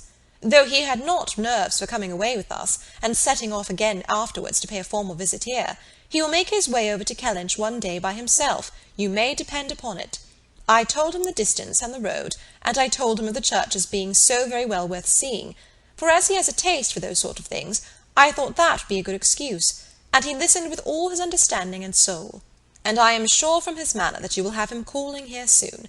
So I give you notice, Lady Russell." "Any acquaintance of Anne's will always be welcome to me," was Lady Russell's kind answer. "Oh, as to being Anne's acquaintance," said Mary, "I think he is rather my acquaintance, for I have been seeing him every day this last fortnight." Well, as your joint acquaintance then, I shall be very happy to see Captain Benwick. You will not find anything very agreeable in him, I assure you, ma'am. He is one of the dullest young men that ever lived. He has walked with me sometimes, from one end of the sands to the other, without saying a word. He is not at all a well-bred young man. I am sure you will not like him. There we differ, Mary, said Anne. I think Lady Russell would like him. I think she would be so much pleased with his mind that she would very soon see no deficiency in his manner. So do I, Anne, said Charles. I am sure Lady Russell would like him. He is just Lady Russell's sort. Give him a book, and he will read all day long. Yes, that he will, exclaimed Mary tauntingly. He will sit poring over his book, and not know when a person speaks to him, or when one drops one's scissors, or anything that happens. Do you think Lady Russell would like that? Lady Russell could not help laughing. Upon my word, said she, I should not have supposed that my opinion of anyone could have admitted of such difference of conjecture, steady and matter-of-fact as I may call myself. I have really a curiosity to see the person who can give occasion to such directly opposite notions. I wish he may be induced to call here, and when he does, Mary, you may depend upon hearing my opinion, but I am determined not to judge him beforehand. You will not like him. I will answer for it. Lady Russell began talking of something else. Mary spoke with animation of their meeting with, or rather missing, Mr. Elliott so extraordinarily. He is a man, said Lady Russell, whom I have no wish to see. His declining to be on cordial terms with the head of this family has left a very strong impression in his disfavour with me. This decision checked Mary's eagerness, and stopped her short in the midst of the Elliott countenance. With regard to Captain Wentworth, though Anne hazarded no inquiries, there was voluntary communication sufficient. His spirits had been greatly recovering lately, as might be expected. As Louisa improved, he had improved, and he was now quite a different creature from what he had been the first week. He had not seen Louisa, and was so extremely fearful of any ill consequence to her from an interview, that he did not press for it at all, and on the contrary, seemed to have a plan of going away for a week or 10 days, till her head was stronger. He had talked of going down to Plymouth for a week, and wanted to persuade Captain Benwick to go with him. But, as Charles maintained to the last, Captain Benwick seemed much more disposed to ride over to Kellynch. There could be no doubt that Lady Russell and Anne were both occasionally thinking of Captain Benwick from this time. Lady Russell could not hear the door-bell without feeling that it might be his herald, nor could Anne return from any stroll of solitary indulgence in her father's grounds, or any visit of charity in the village, without wondering whether she might see him or hear of him. Captain Benwick came not, however. He was either less disposed for it than Charles had imagined, or he was too shy, and after giving him a week's indulgence, Lady Russell determined him to be unworthy of the interest which he had been beginning to excite. The Musgroves came back to receive their happy boys and girls from school, bringing with them Mrs. Harville's little children, to improve the noise of Uppercross, and lessen that of Lyme. Henrietta remained with Louisa, but all the rest of the family were again in their usual quarters.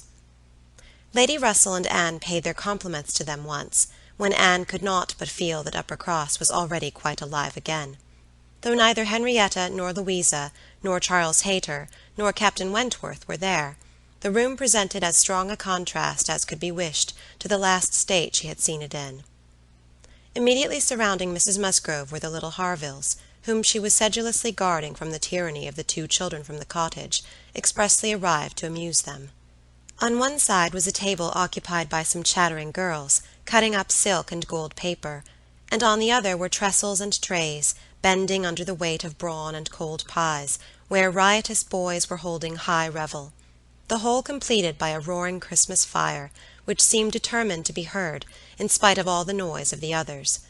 Charles and Mary also came in, of course, during their visit, and Mr. Musgrove made a point of paying his respects to Lady Russell, and sat down close to her for 10 minutes, talking with a very raised voice, but from the clamour of the children on his knees, generally in vain. It was a fine family peace. Anne, judging from her own temperament, would have deemed such a domestic hurricane a bad restorative of the nerves, which Louisa's illness must have so greatly shaken. But Mrs. Musgrove, who got Anne near her on purpose to thank her most cordially, again and again, for all her attentions to them, concluded a short recapitulation of what she had suffered herself, by observing, with a happy glance round the room, that after all she had gone through, nothing was so likely to do her good as a little quiet cheerfulness at home. Louisa was now recovering apace. Her mother could even think of her being able to join their party at home, before her brothers and sisters went to school again. The Harvilles had promised to come with her and stay at Uppercross whenever she returned. Captain Wentworth was gone, for the present, to see his brother in Shropshire. "I hope I shall remember in the future," said Lady Russell, as soon as they were reseated in the carriage, "not to call at Uppercross in the Christmas holidays." Everybody has their taste in noises as well as in other matters, and sounds are quite innoxious, or most distressing, by their sort rather than their quantity. When Lady Russell not long afterwards was entering Bath on a wet afternoon, and driving through the long course of streets from the old bridge to Camden Place, amidst the dash of other carriages, the heavy rumble of carts and drays, the bawling of newspaper-men, muffin-men, and milkmen, and the ceaseless clink of pattens, she made no complaint. No, these were noises which belonged to the winter pleasures. Her spirits rose under their influence, and like Mrs. Musgrove, she was feeling, though not saying, that after being long in the country, nothing could be so good for her as a little quiet cheerfulness. Anne did not share these feelings. She persisted in a very determined, though very silent disinclination for Bath, caught the first dim view of the extensive buildings, smoking in rain, without any wish of seeing them better, felt their progress through the streets to be, however disagreeable, yet too rapid, for who would be glad to see her when she arrived? And looked back, with fond regret, to the bustles of Uppercross and the seclusion of Kellynch. Elizabeth's last letter had communicated a piece of news of some interest. Mr. Elliott was in Bath. He had called in Camden Place, had called a second time, a third, had been pointedly attentive. If Elizabeth and her father did not deceive themselves, had been taking much pains to seek the acquaintance, and proclaim the value of the connection, as he had formerly taken pains to show neglect. This was very wonderful, if it were true, and Lady Russell was in a state of very agreeable curiosity and perplexity about Mr. Elliott, already recanting the sentiment she had so lately expressed to Mary, of his being a man whom she had no wish to see. She had a great wish to see him. If he really sought to reconcile himself like a dutiful branch, he must be forgiven for having dismembered himself from the paternal tree. Anne was not animated to an equal pitch by the circumstance, but she felt that she would rather see Mr. Elliott again than not, which was more than she could say for many other persons in Bath. She was put down in Camden Place, and Lady Russell then drove to her own lodgings in Rivers Street. Chapter 15. Sir Walter had taken a very good house in Camden Place, a lofty, dignified situation, such as becomes a man of consequence, and both he and Elizabeth were settled there, much to their satisfaction. Anne entered it with a sinking heart, anticipating an imprisonment of many months, and anxiously saying to herself, "Oh, when shall I leave you again?" A degree of unexpected cordiality, however, in the welcome she received, did her good. Her father and sister were glad to see her, for the sake of showing her the house and furniture, and met her with kindness. Her making a fourth, when they sat down to dinner, was noticed as an advantage. Mrs. Clay was very pleasant, and very smiling, but her courtesies and smiles were more a matter of course. Anne had always felt that she would pretend what was proper on her arrival, but the complaisance of the others was unlooked for. They were evidently in excellent spirits, and she was soon to listen to the causes. They had no inclination to listen to her. After laying out for some compliments of being deeply regretted in their old neighbourhood, which Anne could not pay, they had only a few faint enquiries to make, before the talk must be all their own. Uppercross excited no interest, Kellynch very little. It was all Bath. They had the pleasure of assuring her that Bath more than answered their expectations in every respect. Their house was undoubtedly the best in Camden Place. Their drawing-rooms had many decided advantages over all the others which they had either seen or heard of, and the superiority was not less in the style of the fitting up, or the taste of the furniture. Their acquaintance was exceedingly sought after. Everybody was wanting to visit them.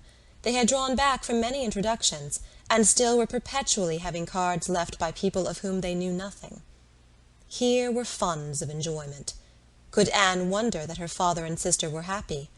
She might not wonder, but she must sigh that her father should feel no degradation in his change, should see nothing to regret in the duties and dignity of the resident landholder, should find so much to be vain of in the littleness of a town, and she must sigh and smile, and wonder too, as Elizabeth threw open the folding doors and walked with exultation from one drawing-room to the other, boasting of their space, at the possibility of that woman who had been mistress of Kellynch Hall finding extent to be proud of between two walls, perhaps 30 feet asunder.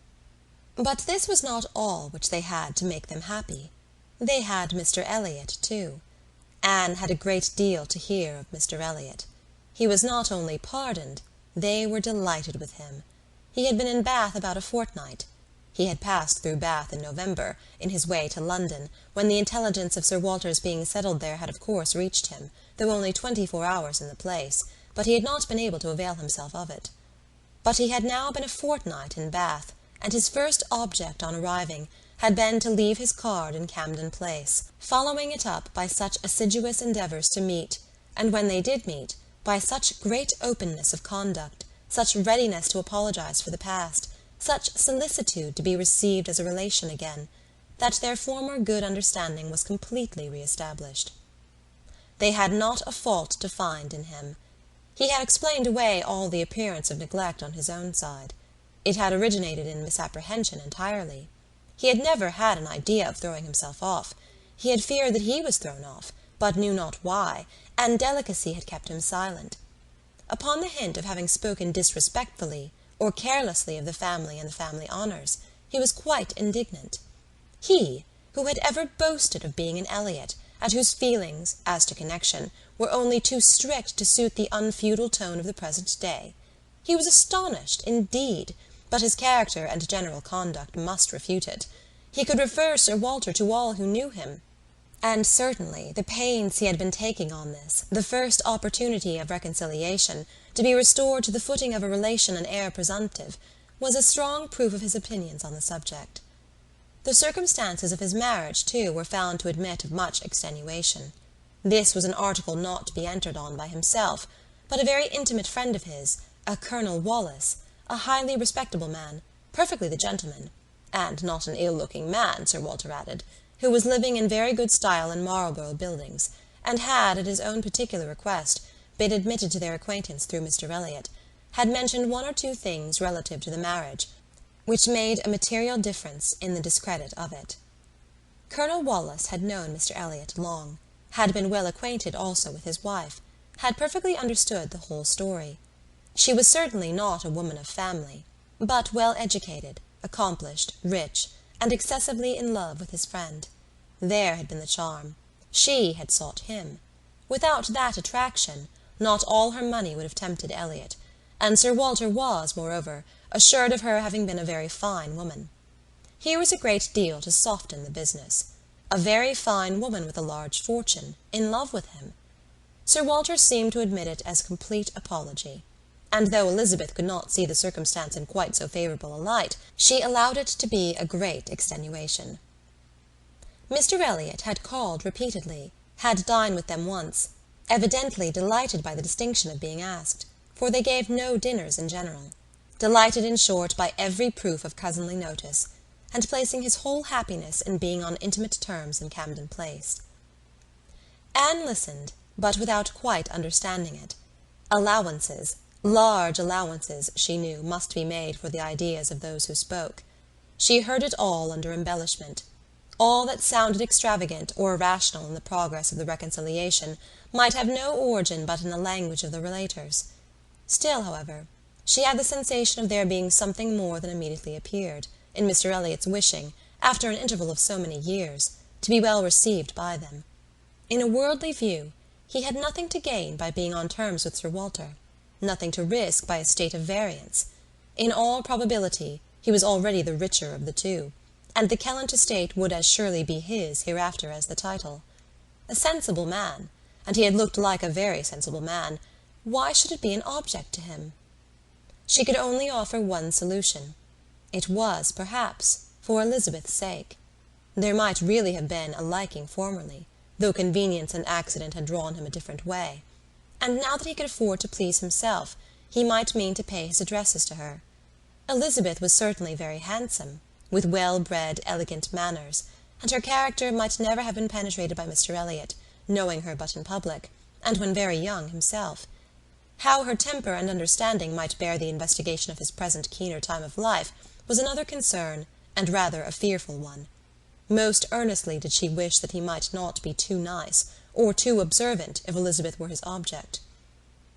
And that Elizabeth was disposed to believe herself so, and that her friend Mrs. Clay was encouraging the idea, seemed apparent by a glance or two between them, while Mr. Elliott's frequent visits were talked of. Anne mentioned the glimpses she had had of him at Lyme, but without being much attended to. "Oh, yes, perhaps it had been Mr. Elliott. They did not know. It might be him, perhaps."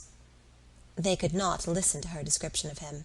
They were describing him themselves, Sir Walter especially. He did justice to his very gentlemanlike appearance, his air of elegance and fashion, his good-shaped face, his sensible eye. But at the same time, must lament his being very much underhung, a defect which time seemed to have increased, nor could he pretend to say that 10 years had not altered almost every feature for the worse. Mr. Elliott appeared to think that he, Sir Walter, was looking exactly as he had done when they last parted. But Sir Walter had not been able to return the compliment entirely, which embarrassed him. He did not mean to complain, however. Mr. Elliott was better to look at than most men, and he had no objection to being seen with him anywhere. Mr. Elliott and his friends in Marlborough Buildings were talked of the whole evening. Colonel Wallis had been so impatient to be introduced to them, and Mr. Elliott so anxious that he should. And there was a Mrs. Wallis, at present known only to them by description, as she was in daily expectation of her confinement. But Mr. Elliott spoke of her as a most charming woman, quite worthy of being known in Camden Place. And as soon as she recovered, they were to be acquainted. Sir Walter thought much of Mrs. Wallis. She was said to be an excessively pretty woman, beautiful. He longed to see her. He hoped she might make some amends for the many very plain faces he was continually passing in the streets. The worst of Bath was the number of its plain women. He did not mean to say that there were no pretty women, but the number of the plain was out of all proportion. He had frequently observed, as he walked, that one handsome face would be followed by 30 or 35 frights, and once, as he had stood in a shop on Bond Street, he had counted 87 women go by, one after another, without there being a tolerable face among them. It had been a frosty morning, to be sure, a sharp frost, which hardly one woman in 1,000 could stand the test of. But still, there certainly were a dreadful multitude of ugly women in Bath. And as for the men, they were infinitely worse. Such scarecrows as the streets were full of. It was evident how little the women were used to the sight of anything tolerable, by the effect which a man of decent appearance produced. He had never walked anywhere arm in arm with Colonel Wallis, who was a fine military figure, though sandy-haired, without observing that every woman's eye was upon him. Every woman's eye was sure to be upon Colonel Wallis. Modest Sir Walter. He was not allowed to escape, however. His daughter and Mrs. Clay united in hinting that Colonel Wallis's companion might have as good a figure as Colonel Wallis, and certainly was not sandy-haired. "How is Mary looking?" said Sir Walter, in the height of his good humour. "The last time I saw her she had a red nose, but I hope that may not happen every day." "Oh, no. That must have been quite accidental. In general she has been in very good health, and very good looks since Michaelmas." "If I thought it would not tempt her to go out in sharp winds, and grow coarse, I would send her a new hat and pelisse." Anne was considering whether she should venture to suggest that a gown or a cap would not be liable to any such misuse, when a knock at the door suspended everything. A knock at the door? And so late? It was 10 o'clock. Could it be Mr. Elliott? They knew he was to dine at Lansdowne Crescent. It was possible that he might stop in his way home to ask them how they did. They could think of no one else. Mrs. Clay decidedly thought it must be Mr. Elliott's knock. Mrs. Clay was right. With all the state which a butler and footboy could give, Mr. Elliott was ushered into the room. It was the very same man, with no difference but of dress. Anne drew a little back, while the others received his compliments, and her sister his apologies for calling at so unusual an hour. But he could not be so near without wishing to know that neither she nor her friend had taken cold the day before, etc., etc., which was all as politely done, and as politely taken, as possible. But her part must follow then. Sir Walter talked of his youngest daughter. Mr. Elliott must give him leave to present him to his youngest daughter. There was no occasion for remembering Mary. And Anne, smiling and blushing, very becomingly showed to Mr. Elliott the pretty features which he had by no means forgotten, and instantly saw, with amusement, at his little start of surprise, that he had not been at all aware of who she was. He looked completely astonished, but not more astonished than pleased. His eyes brightened, and with the most perfect alacrity he welcomed the relationship, alluded to the past, and entreated to be received as an acquaintance already. He was quite as good-looking as he had appeared at Lyme, his countenance improved by speaking, and his manners were so exactly what they ought to be, so polished, so easy, so particularly agreeable, that she could compare them in excellence to only one person's manners. They were not the same, but they were, perhaps, equally good. He sat down with them, and improved their conversation very much. There could be no doubt of his being a sensible man. 10 minutes were enough to certify that. His tone, his expressions, his choice of subject, his knowing where to stop, it was all the operation of a sensible, discerning mind. As soon as he could, he began to talk to her of Lyme, wanting to compare opinions respecting the place, but especially wanting to speak of the circumstances of their happening to be guests in the same inn at the same time, to give his own route, understand something of hers, and regret that he should have lost such an opportunity of paying his respects to her. She gave him a short account of her party and business at Lyme. His regret increased as he listened. He had spent his whole solitary evening in the room adjoining theirs, had heard voices, mirth continually, thought they must be a most delightful set of people, longed to be with them, but certainly without the smallest suspicion of his possessing the shadow of a right to introduce himself. If he had but asked who the party were, the name of Musgrove would have told him enough. Well, it would serve to cure him of an absurd practice of never asking a question at an inn, which he had adopted, when quite a young man, on the principle of its being very ungenteel to be curious. The notions of a young man of 1 or 2 and 20, said he, as to what is necessary in manners to make him quite the thing, are more absurd, I believe, than those of any other set of beings in the world. The folly of the means they often employ is only to be equalled by the folly of what they have in view. But he must not be addressing his reflections to Anne alone. He knew it. He was soon diffused again among the others, and it was only at intervals that he could return to Lyme. His inquiries, however, produced at length an account of the scene she had been engaged in there, soon after his leaving the place. Having alluded to an accident, he must hear the whole. When he questioned, Sir Walter and Elizabeth began to question also. But the difference in their manner of doing it could not be unfelt. She could only compare Mr. Elliott to Lady Russell, in the wish of really comprehending what had passed, and in the degree of concern for what she must have suffered in witnessing it. He stayed an hour with them. The elegant little clock on the mantelpiece had struck 11 with its silver sounds, and the watchman was beginning to be heard at a distance telling the same tale, before Mr. Elliott or any of them seemed to feel that he had been there long. Anne could not have supposed it possible that her first evening in Camden Place could have passed so well. Chapter 16. There was one point which Anne, on returning to her family, would have been more thankful to ascertain even than Mr. Elliott's being in love with Elizabeth, which was her father's not being in love with Mrs. Clay, and she was very far from easy about it, when she had been at home a few hours. On going down to breakfast the next morning, she found there had just been a decent pretence on the lady's side of meaning to leave them.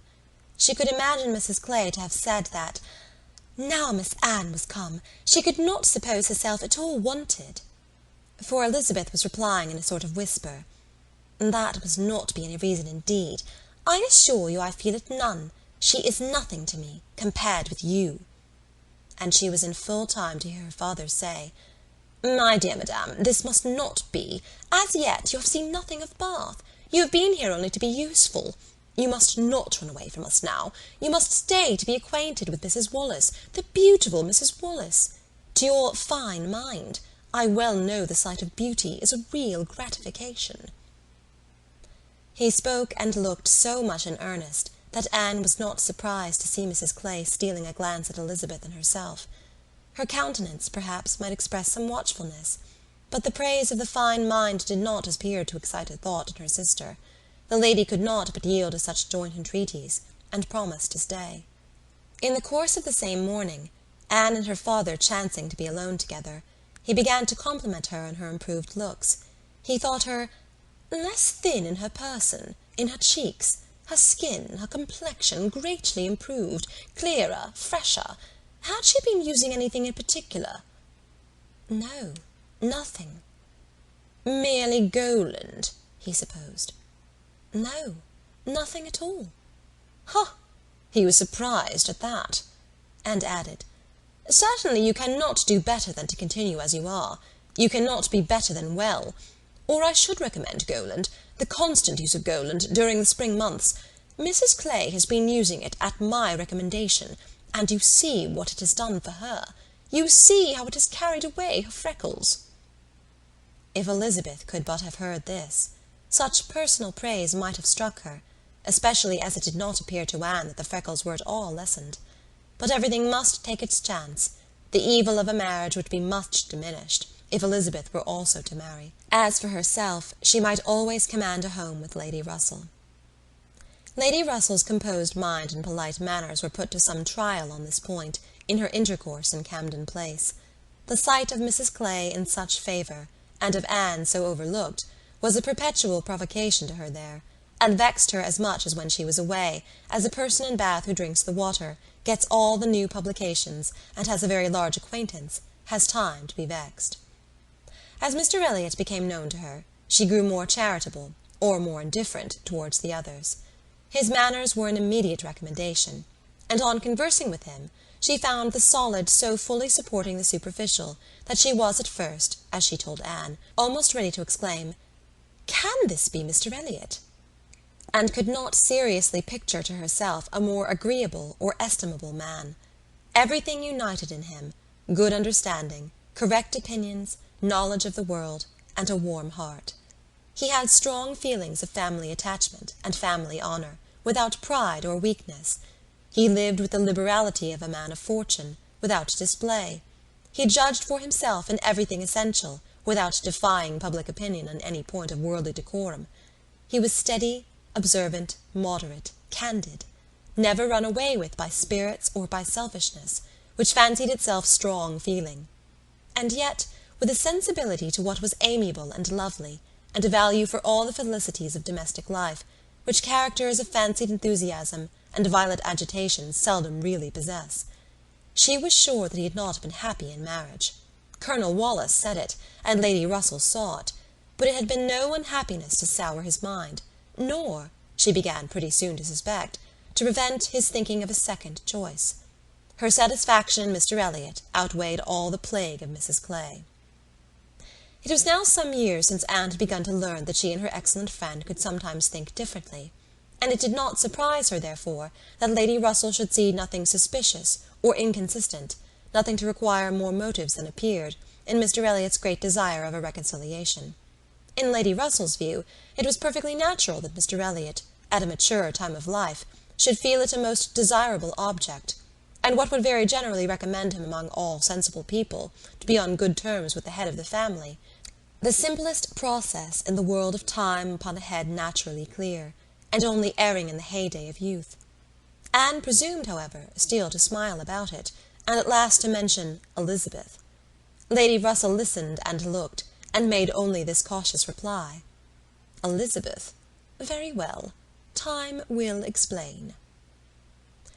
It was a reference to the future which Anne, after a little observation, felt she must submit to. She could determine nothing at present. In that house Elizabeth must be first, and she was in the habit of such general observance as Miss Elliott, that any particularity of attention seemed almost impossible.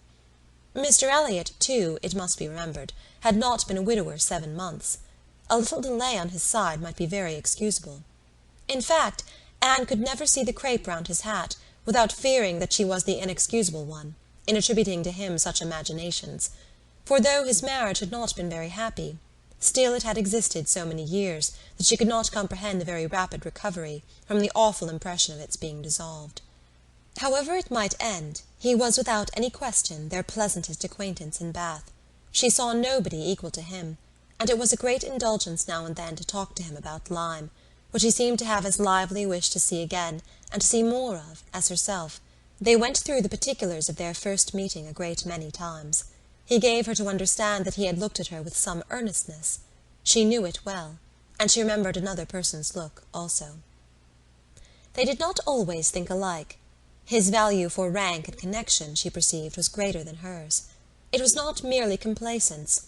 It must be a liking to the cause, which made him enter warmly into her father and sister's solicitudes on a subject which she thought unworthy to excite them. The Bath paper one morning announced the arrival of the Dowager Viscountess Dalrymple and her daughter, the Honourable Miss Carteret, and all the comfort of No. Camden Place was swept away for many days, for the Dalrymples, in Anne's opinion, most unfortunately, were cousins of the Elliots, and the agony was how to introduce themselves properly. Anne had never seen her father and sister before in contact with nobility, and she must acknowledge herself disappointed. She had hoped better things from their high ideas of their own situation in life, and was reduced to form a wish which she had never foreseen, a wish that they had more pride. For "our cousins, Lady Dalrymple and Miss Carteret, our cousins, the Dalrymples," sounded in her ears all day long. Sir Walter had once been in company with the late Viscount, but had never seen any of the rest of the family, and the difficulties of the case arose from there having been a suspension of all intercourse by letters of ceremony, ever since the death of that said late Viscount, when, in consequence of a dangerous illness of Sir Walter's at the same time, there had been an unlucky omission at Kellynch. No letter of condolence had been sent to Ireland. The neglect had been visited on the head of the sinner, for when poor Lady Elliott died herself, no letter of condolence was received at Kellynch, and consequently there was but too much reason to apprehend that the Dalrymples considered the relationship as closed. How to have this anxious business set to rights, and be admitted as cousins again, was the question, and it was a question which, in a more rational manner, neither Lady Russell nor Mr. Elliott thought unimportant. Family connections were always worth preserving, good company always worth seeking. Lady Dalrymple had taken a house for 3 months in Laura Place, and reliving in style. She had been at Bath the year before, and Lady Russell had heard her spoken of as a charming woman. It was very desirable that the connection should be renewed, if it could be done, without any compromise of propriety on the side of the Elliots. Sir Walter, however, would choose his own means, and at last wrote a very fine letter of ample explanation, regret, and entreaty, to his right honourable cousin. Neither Lady Russell nor Mr. Elliott could admire the letter, but it did all that was wanted in bringing 3 lines of scrawl from the Dowager Viscountess. She was very much honoured, and should be happy in their acquaintance. The toils of the business were over, the sweets began. They visited in Laura Place. They had the cards of Dowager Viscountess Dalrymple and the Honourable Miss Carteret, to be arranged wherever they might be most visible, and "our cousins in Laura Place, our cousin, Lady Dalrymple and Miss Carteret," were talked of to everybody. Anne was ashamed. Had Lady Dalrymple and her daughter even been very agreeable, she would still have been ashamed of the agitation they created, but they were nothing. There was no superiority of manner, accomplishment, or understanding. Lady Dalrymple had acquired the name of a charming woman, because she had a smile and a civil answer for everybody. Miss Carteret, with still less to say, was so plain and so awkward that she would never have been tolerated in Camden Place but for her birth. Lady Russell confessed she had expected something better, but yet it was an acquaintance worth having, and when Anne ventured to speak her opinion of them to Mr. Elliott, he agreed to their being nothing in themselves, but still maintained that, as a family connection, as good company, as those who would collect good company around them, they had their value. Anne smiled and said, My idea of good company, Mr. Elliott, is the company of clever, well-informed people who have a great deal of conversation. That is what I call good company." "You are mistaken," said he gently. "That is not good company. That is the best. Good company requires only birth, education, and manners, and with regard to education is not very nice. Birth and good manners are essential, but a little learning is by no means a dangerous thing in good company. On the contrary, it will do very well. My cousin Anne shakes her head. She is not satisfied. She is fastidious. My dear cousin," sitting down by her, "you have a better right to be fastidious than almost any other woman I know, but will it answer? Will it make you happy? Will it not be wiser to accept the society of these good ladies in Laura Place, and enjoy all the advantages of the connection as far as possible? You may depend upon it that they will move in the first set in Bath this winter, and as rank is rank, your being known to be related to them will have its use in fixing your family, our family, let me say, in that degree of consideration which we must all wish for." "Yes," sighed Anne, "we shall indeed be known to be related to them." Then, recollecting herself, and not wishing to be answered, she added, "I certainly do think there has been by far too much trouble taken to procure the acquaintance. I suppose," smiling, "I have more pride than any of you, but I confess it does vex me that we should be so solicitous to have the relationship acknowledged, which we may be very sure is a matter of perfect indifference to them." "Pardon me, dear cousin, you are unjust in your own claims. In London, perhaps, in your present quiet style of living, it might be as you say, but in Bath, Sir Walter Elliott and his family will always be worth knowing, always acceptable as acquaintance." "Well," said Anne, "I certainly am proud, too proud to enjoy a welcome which depends so entirely upon place."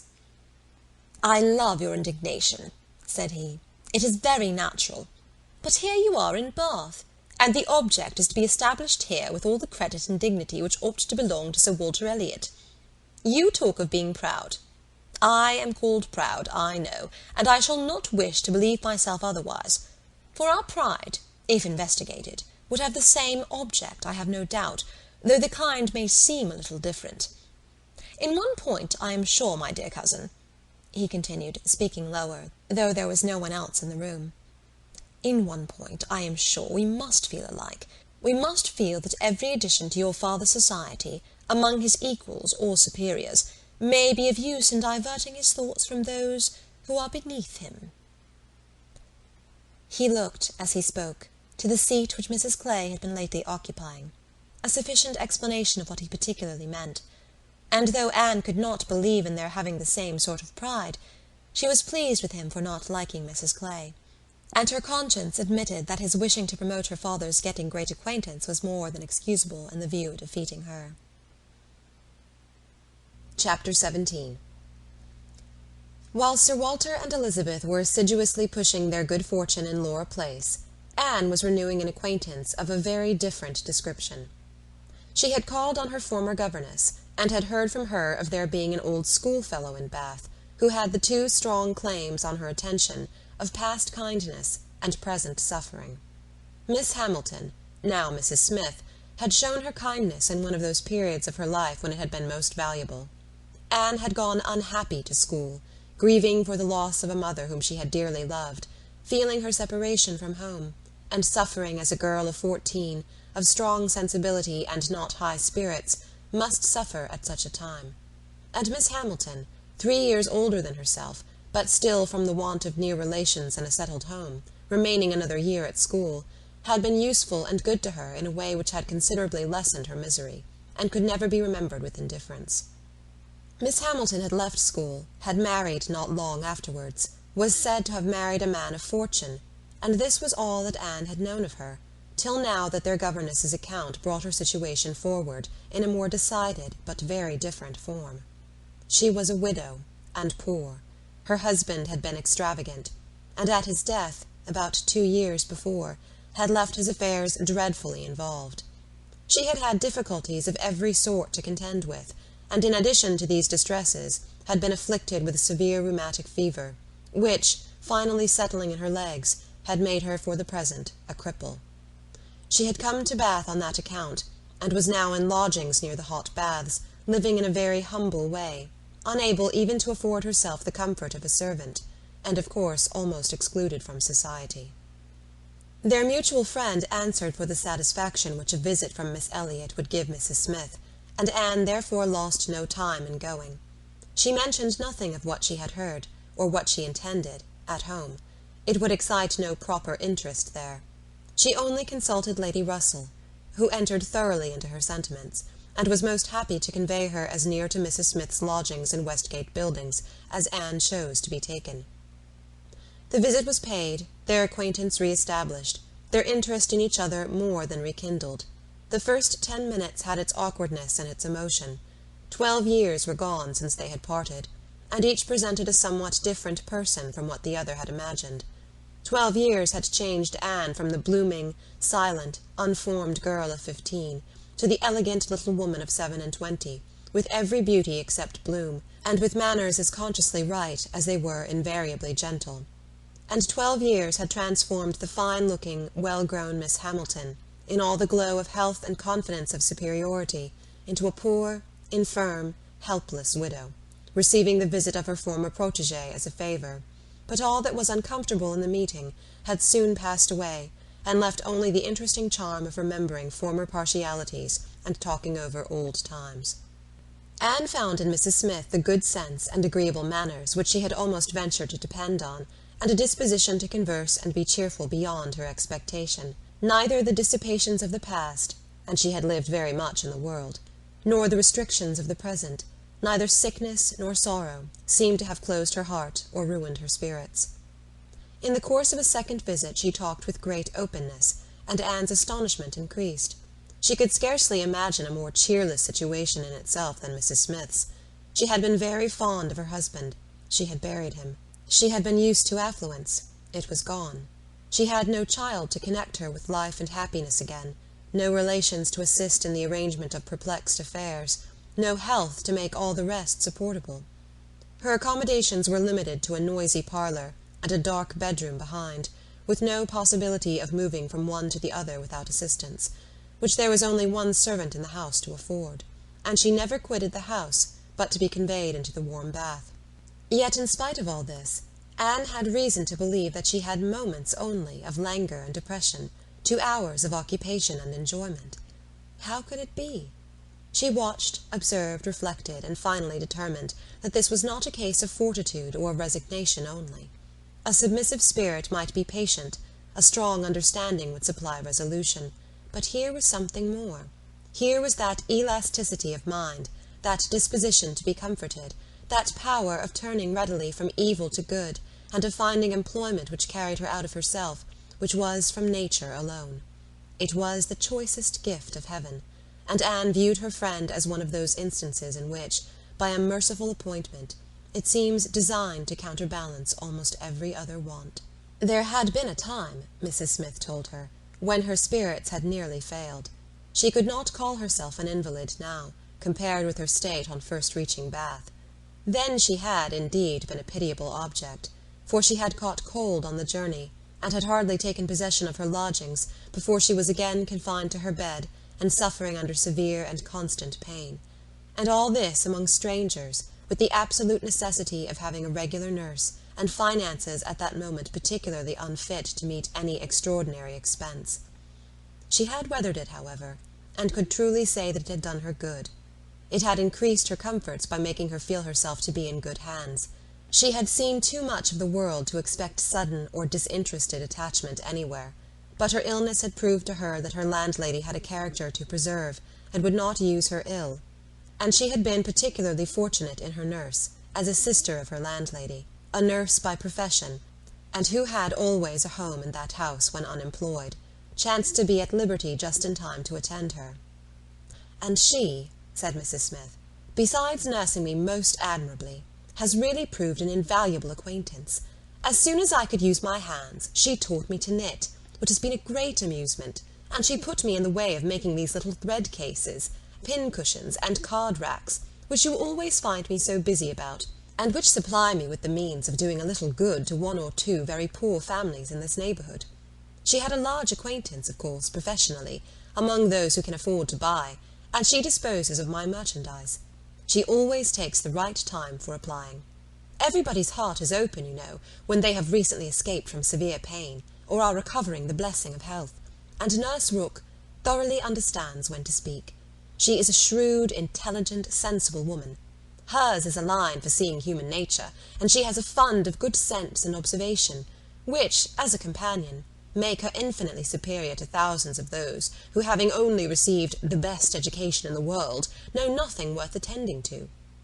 Call it gossip if you will, but when Nurse Rooke has half an hour's leisure to bestow on me, she is sure to have something to relate that is entertaining and profitable, something that makes one know one's species better.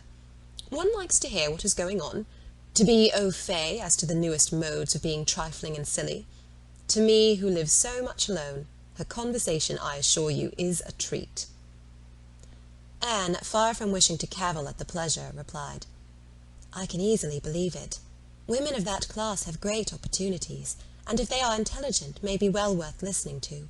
Such varieties of human nature as they are in the habit of witnessing, and it is not merely in its follies that they are well read, for they see it occasionally under every circumstance that can be most interesting or affecting. What instances must pass before them of ardent, disinterested, self-denying attachment, of heroism, fortitude, patience, resignation, of all the conflicts and all the sacrifices that ennoble us most. A sick chamber may often furnish the worth of volumes. Yes, said Mrs. Smith more doubtingly. Sometimes it may, though I fear its lessons are not often in the elevated style you describe. Here and there human nature may be great in times of trial, but generally speaking it is its weakness and not its strength that appears in a sick chamber. It is selfishness and impatience rather than generosity and fortitude that one hears of. There is so little real friendship in the world, and unfortunately, speaking low and tremulously, there are so many who forget to think seriously till it is almost too late. Anne saw the misery of such feelings. The husband had not been what he ought, and the wife had been led among that part of mankind which made her think worse of the world than she hoped it deserved. It was but a passing emotion, however, with Mrs. Smith. She shook it off, and soon added in a different tone, I do not suppose the situation my friend Mrs. Rooke is in at present will furnish much either to interest or edify me. She is only nursing Mrs. Wallace of Marlborough Buildings, a mere pretty, silly, expensive, fashionable woman, I believe, and of course will have nothing to report but of lace and finery. I mean to make my profit of Mrs. Wallace, however. She has plenty of money, and I intend she shall buy all the high-priced things I have in hand now. Anne had called several times on her friend before the existence of such a person was known in Camden Place. At last it became necessary to speak of her. Sir Walter, Elizabeth, and Mrs. Clay returned one morning from Laura Place, with a sudden invitation from Lady Dalrymple for the same evening, and Anne was already engaged to spend that evening in Westgate Buildings. She was not sorry for the excuse. They were only asked, she was sure, because Lady Dalrymple, being kept at home by a bad cold, was glad to make use of the relationship which had been so pressed on her, and she declined on her own account with great alacrity. She was engaged to spend the evening with an old schoolfellow.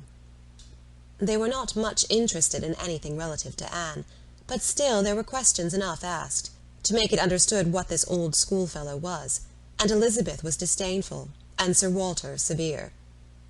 "Westgate Buildings," said he. "And who is Miss Anne Elliott to be visiting in Westgate Buildings? A Mrs. Smith. A widow Mrs. Smith. And who was her husband? One of 5,000 Mr. Smiths whose names are to be met with everywhere. And what is her attraction? That she is old and sickly. Upon my word, Miss Anne Elliott, you have the most extraordinary taste. Everything that revolts other people, low company, paltry rooms, foul air, disgusting associations, are inviting to you. But surely you may put off this old lady till to-morrow. She is not so near her end, I presume, but that she may hope to see another day. What is her age? 40? No, sir, she is not 31, but I do not think I can put off my engagement, because it is the only evening for some time which will at once suit her and myself. She goes into the warm bath to-morrow, and for the rest of the week, you know, we are engaged." "But what does Lady Russell think of this acquaintance?" asked Elizabeth. "She sees nothing to blame in it," replied Anne. "On the contrary, she approves it, and has generally taken me when I have called on Mrs. Smith." "Westgate Buildings must have been rather surprised by the appearance of a carriage drawn up near its pavement," observed Sir Walter. "Sir Henry Russell's widow, indeed, has no honours to distinguish her arms, but still it is a handsome equipage, and no doubt is well known to convey a Miss Elliott. A widow Mrs. Smith, lodging in Westgate Buildings. A poor widow, barely able to live between 30 and 40, a mere Mrs. Smith, an everyday Mrs. Smith, of all people and all names in the world, to be the chosen friend of Miss Anne Elliott, and to be preferred by her to her own family connections among the nobility of England and Ireland. Mrs. Smith! Such a name!" Mrs. Clay, who had been present while all this passed, now thought it advisable to leave the room, and Anne could have said much, and did long to say a little in defence of her friends' not very dissimilar claims to theirs, but her sense of personal respect to her father prevented her. She made no reply. She left it to himself to recollect that Mrs. Smith was not the only widow in Bath between 30 and 40, with little to live on, and no surname of dignity. Anne kept her appointment, the others kept theirs, and of course she heard the next morning that they had had a delightful evening. She had been the only one of the set absent, for Sir Walter and Elizabeth had not only been quite at her ladyship's service themselves, but had actually been happy to be employed by her in collecting others, and had been at the trouble of inviting both Lady Russell and Mr. Elliott, and Mr. Elliott had made a point of leaving Colonel Wallis early, and Lady Russell had fresh arranged all her evening engagements in order to wait on her. Anne had the whole history of all that such an evening could supply from Lady Russell. To her, its greatest interest must be in having been very much talked of between her friend and Mr. Elliott, in having been wished for, regretted, and at the same time honoured for staying away in such a cause. Her kind, compassionate visits to this old schoolfellow, sick and reduced, seemed to have quite delighted Mr. Elliott. He thought her a most extraordinary young woman, in her temper, manners, mind, a model of female excellence. He could meet even Lady Russell in a discussion of her merits, and Anne could not be given to understand so much by her friend, could not know herself to be so highly rated by a sensible man, without many of those agreeable sensations which her friend meant to create. Lady Russell was now perfectly decided in her opinion of Mr. Elliott. She was as much convinced of his meaning to gain Anne in time as of his deserving her, and was beginning to calculate the number of weeks which would free him from all the remaining restraints of widowhood, and leave him at liberty to exert his most open powers of pleasing. She would not speak to Anne with half the certainty she felt on the subject. She would venture on little more than hints of what might be hereafter, of a possible attachment on his side, of the desirableness of the alliance, supposing such attachment to be real and returned. Anne heard her, and made no violent exclamations. She only smiled, blushed, and gently shook her head. "I am no matchmaker, as you well know," said Lady Russell, "being much too well aware of the uncertainty of all human events and calculations. I only mean that if Mr. Elliott should some time hence pay his addresses to you, and if you should be disposed to accept him, I think there would be every possibility of your being happy together. A most suitable connection, everybody must consider it, but I think it might be a very happy one." "Mr. Elliott is an exceedingly agreeable man, and in many respects I think highly of him," said Anne, "but we should not suit." Lady Russell let this pass, and said only in rejoinder, "I own that to be able to regard you as the future mistress of Kellynch, the future Lady Elliott, to look forward and see you occupying your dear mother's place, succeeding to all her rights, and all her popularity, as well as to all her virtues, would be the highest possible gratification to me. You are your mother's self in countenance and disposition, and if I might be allowed to fancy you such as she was, in situation and name, and home, presiding and blessing in the same spot, and only superior to her in being more highly valued, my dearest Anne, it would give me more delight than is often felt at my time of life." Anne was obliged to turn away, to rise, to walk to a distant table, and leaning there in pretended employment, tried to subdue the feelings this picture excited. For a few moments her imagination and her heart were bewitched. The idea of becoming what her mother had been, of having the precious name of Lady Elliott first revived in herself, of being restored to Kellynch, calling it her home again, her home for ever, was a charm which she could not immediately resist. Lady Russell said not another word, willing to leave the matter to its own operation, and believing that, could Mr. Elliott at that moment with propriety have spoken for himself, she believed, in short, what Anne did not believe. The same image of Mr. Elliott speaking for himself brought Anne to composure again. The charm of Kellynch and of Lady Elliott all faded away. She never could accept him, and it was not only that her feelings were still adverse to any man save one. Her judgment, on a serious consideration of the possibilities of such a case, was against Mr. Elliott. Though they had now been acquainted a month, she could not be satisfied that she really knew his character. That he was a sensible man, an agreeable man, that he talked well, professed good opinions, seemed to judge properly and as a man of principle, this was all clear enough. He certainly knew what was right, nor could she fix on any one article of moral duty evidently transgressed, but yet she would have been afraid to answer for his conduct. She distrusted the past, if not the present. The names which occasionally dropped of former associates, the allusions to former practices and pursuits, suggested suspicions not favourable of what he had been.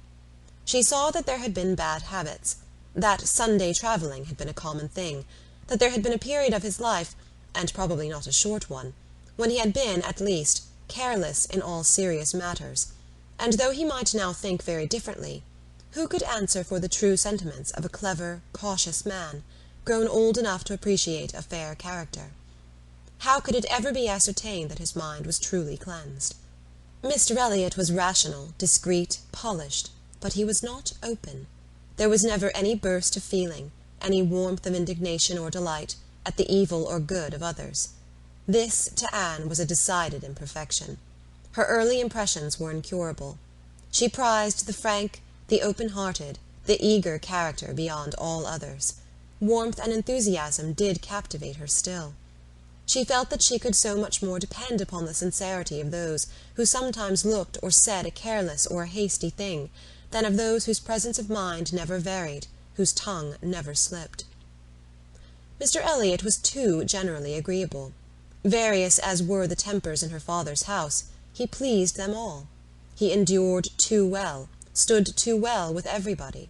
He had spoken to her with some degree of openness of Mrs. Clay, had appeared completely to see what Mrs. Clay was about, and to hold her in contempt, and yet Mrs. Clay found him as agreeable as anybody.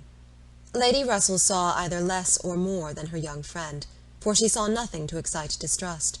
She could not imagine a man more exactly what he ought to be than Mr. Elliott, nor did she ever enjoy a sweeter feeling than the hope of seeing him receive the hand of her beloved Anne in Kellynch Church, in the course of the following autumn.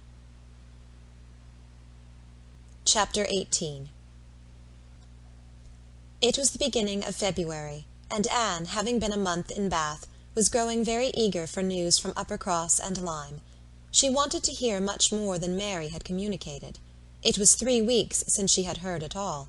She only knew that Henrietta was at home again, and that Louisa, though considered to be recovering fast, was still in Lyme, and she was thinking of them all very intently one evening, when a thicker letter than usual from Mary was delivered to her, and, to quicken the pleasure and surprise, with Admiral and Mrs. Croft's compliments.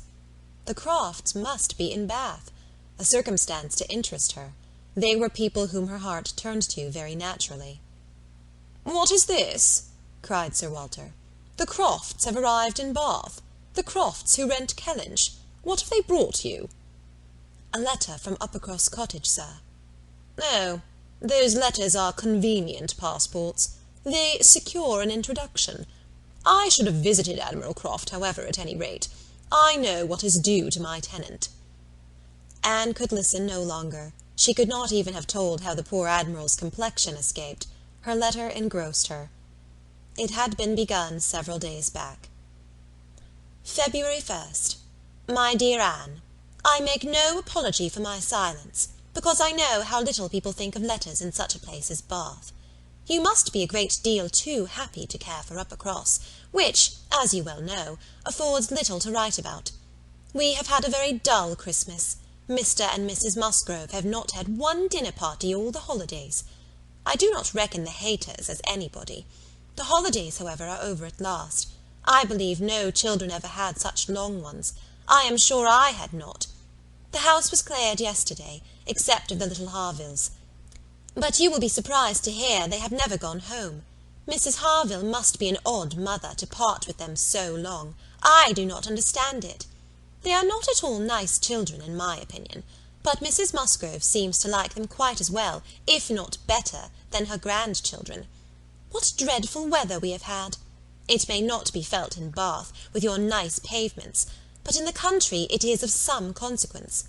I have not had a creature call on me since the 2nd week in January, except Charles Hayter, who had been calling much oftener than was welcome. Between ourselves, I think it a great pity Henrietta did not remain at Lyme as long as Louisa. It would have kept her a little out of his way. The carriage is gone to-day, to bring Louisa and the Harvilles to-morrow. We are not asked to dine with them, however, till the day after. Mrs. Musgrove is so afraid of her being fatigued by the journey, which is not very likely, considering the care that will be taken of her, and it would be much more convenient to me to dine there to-morrow. I am glad you find Mr. Elliott so agreeable, and wish I could be acquainted with him too, but I have my usual luck. I am always out of the way when anything desirable is going on, always the last of my family to be noticed. What an immense time Mrs. Clay has been staying with Elizabeth! Does she never mean to go away? But perhaps if she were to leave the room vacant, we might not be invited. Let me know what you think of this. I do not expect my children to be asked, you know. I can leave them at the great house very well, for a month or 6 weeks. I have this moment heard that the Crofts are going to Bath almost immediately. They think the Admiral gouty. Charles heard it quite by chance. They have not had the civility to give me any notice, or of offering to take anything. I do not think they improve at all as neighbours. We see nothing of them, and this is really an instance of gross inattention. Charles joins me in love and everything proper. Yours affectionately, Mary M. I am sorry to say that I am very far from well, and Jemima has just told me that the butcher says there is a bad sore throat very much about. I dare say I shall catch it, and my sore throats, you know, are always worse than anybody's. So ended the first part, which had been afterwards put into an envelope, containing nearly as much more. I kept my letter open, that I might send you word how Louisa bore her journey, and now I am extremely glad I did, having a great deal to add. In the first place, I had a note from Mrs. Croft yesterday, offering to convey anything to you. A very kind, friendly note indeed, addressed to me, just as it ought. I shall therefore be able to make my letter as long as I like. The Admiral does not seem very ill, and I sincerely hope Bath will do him all the good he wants. I shall be truly glad to have them back again. Our neighbourhood cannot spare such a pleasant family. But now for Louisa. I have something to communicate that will astonish you not a little. She and the Harvilles came on Tuesday very safely, and in the evening we went to ask her how she did, when we were rather surprised not to find Captain Benwick of the party, for he had been invited as well as the Harvilles. And what do you think was the reason? Neither more nor less than his being in love with Louisa, and not choosing to venture to Uppercross till he had had an answer from Mr. Musgrove, for it was all settled between him and her before she came away, and he had written to her father by Captain Harville. True, upon my honour! Are you not astonished? I shall be surprised, at least, if you ever received a hint of it, for I never did. Mrs. Musgrove protests solemnly that she knew nothing of the matter. We are all very well pleased, however, for though it is not equal to her marrying Captain Wentworth, it is infinitely better than Charles Hayter, and Mr. Musgrove has written his consent, and Captain Benwick is expected to-day. Mrs. Harville says her husband feels a good deal on his poor sister's account, but, however, Louisa is a great favourite with both. Indeed, Mrs. Harville and I quite agree that we love her the better for having nursed her. Charles wonders what Captain Wentworth will say, but if you remember, I never thought him attached to Louisa. I never could see anything of it. And this is the end, you see, of Captain Benwick's being supposed to be an admirer of yours. How Charles could take such a thing into his head was always incomprehensible to me. I hope he will be more agreeable now. Certainly not a great match for Louisa Musgrove, but 1,000,000 times better than marrying among the Hayters." Mary need not have feared her sister's being in any degree prepared for the news. She had never in her life been more astonished. Captain Benwick and Louisa Musgrove! It was almost too wonderful for belief, and it was with the greatest effort that she could remain in the room, preserve an air of calmness, and answer the common questions of the moment. Happily for her, they were not many. Sir Walter wanted to know whether the Crofts travelled with 4 horses, and whether they were likely to be situated in such a part of Bath as it might suit Miss Elliott and himself to visit in, but had little curiosity beyond. "How is Mary?" said Elizabeth, and without waiting for an answer, "And pray, what brings the Crofts to Bath?" "They come on the Admiral's account. He is thought to be gouty." "Gout and decrepitude," said Sir Walter. "Poor old gentleman." "Have they any acquaintance here?" asked Elizabeth. "I do not know, but I can hardly suppose that, at Admiral Croft's time of life, and in his profession, he should not have many acquaintance in such a place as this." "I suspect," said Sir Walter coolly, "that Admiral Croft will be best known in Bath as the renter of Kellynch Hall. Elizabeth, may we venture to present him and his wife in Laura Place?" "Oh, no, I think not. Situated as we are with Lady Dalrymple, cousins, we ought to be very careful not to embarrass her with acquaintance she might not approve. If we were not related, it would not signify. But as cousins, she should feel scrupulous as to any proposal of ours. We had better leave the Crofts to find their own level. There are several odd-looking men walking about here who, I am told, are sailors. The Crofts will associate with them." This was Sir Walter and Elizabeth's share of interest in the letter. When Mrs. Clay had paid her tribute of more decent attention, in an enquiry after Mrs. Charles Musgrove and her fine little boys, Anne was at liberty. In her own room she tried to comprehend it. Well might Charles wonder how Captain Wentworth would feel. Perhaps he had quitted the field, had given Louisa up, had ceased to love, had found he did not love her. She could not endure the idea of treachery or levity, or anything akin to ill usage between him and his friend. She could not endure that such a friendship as theirs should be severed unfairly. Captain Benwick and Louisa Musgrove! The high-spirited, joyous-talking Louisa Musgrove, and the dejected, thinking, feeling, reading Captain Benwick, seemed each of them everything that would not suit the other. Their minds most dissimilar. Where could have been the attraction? The answer soon presented itself. It had been in situation. They had been thrown together several weeks. They had been living in the same small family party. Since Henrietta's coming away, they must have been depending almost entirely on each other, and Louisa, just recovering from illness, had been in an interesting state, and Captain Benwick was not inconsolable. There was a point which Anne had not been able to avoid suspecting before, and instead of drawing the same conclusion as Mary from the present course of events, they served only to confirm the idea of his having felt some dawning of tenderness toward herself. She did not mean, however, to derive much more from it to gratify her vanity than Mary might have allowed.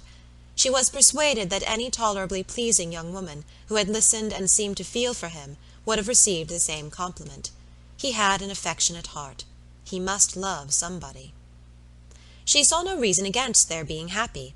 Louisa had fine naval fervour to begin with, and they would soon grow more alike.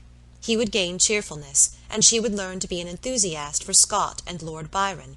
Nay, that was probably learnt already. Of course, they had fallen in love over poetry. The idea of Louisa Musgrove turned into a person of literary taste and sentimental reflection was amusing, but she had no doubt of its being so. The day at Lyme, the fall from the Cobb, might influence her health, her nerves, her courage, her character to the end of her life, as thoroughly as it appeared to have influenced her fate. The conclusion of the whole was, that if the woman who had been sensible of Captain Wentworth's merits could be allowed to prefer another man, there was nothing in the engagement to excite lasting wonder, and if Captain Wentworth lost no friend by it, certainly nothing to be regretted. No, it was not regret which made Anne's heart beat in spite of herself, and brought the colour into her cheeks when she thought of Captain Wentworth unshackled and free. She had some feelings which she was ashamed to investigate. They were too much like joy, senseless joy.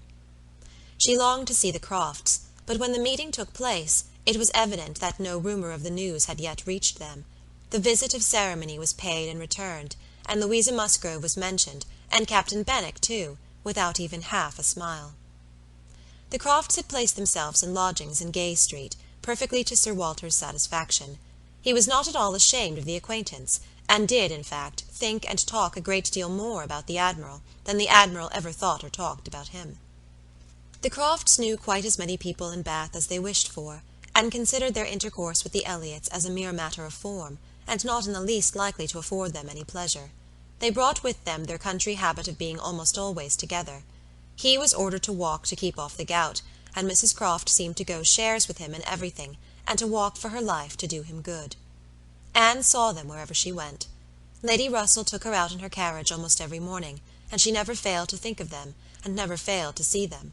Knowing their feelings as she did, it was a most attractive picture of happiness to her.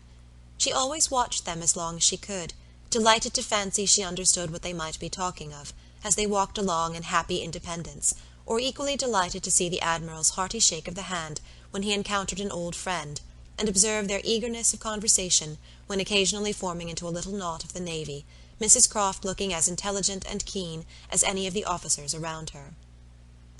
Anne was too much engaged with Lady Russell to be often walking herself, but it so happened that one morning, about a week or 10 days after the Crofts' arrival, it suited her best to leave her friend, or her friend's carriage, in the lower part of the town, and return alone to Camden Place, and in walking up Milsom Street she had the good fortune to meet with the Admiral.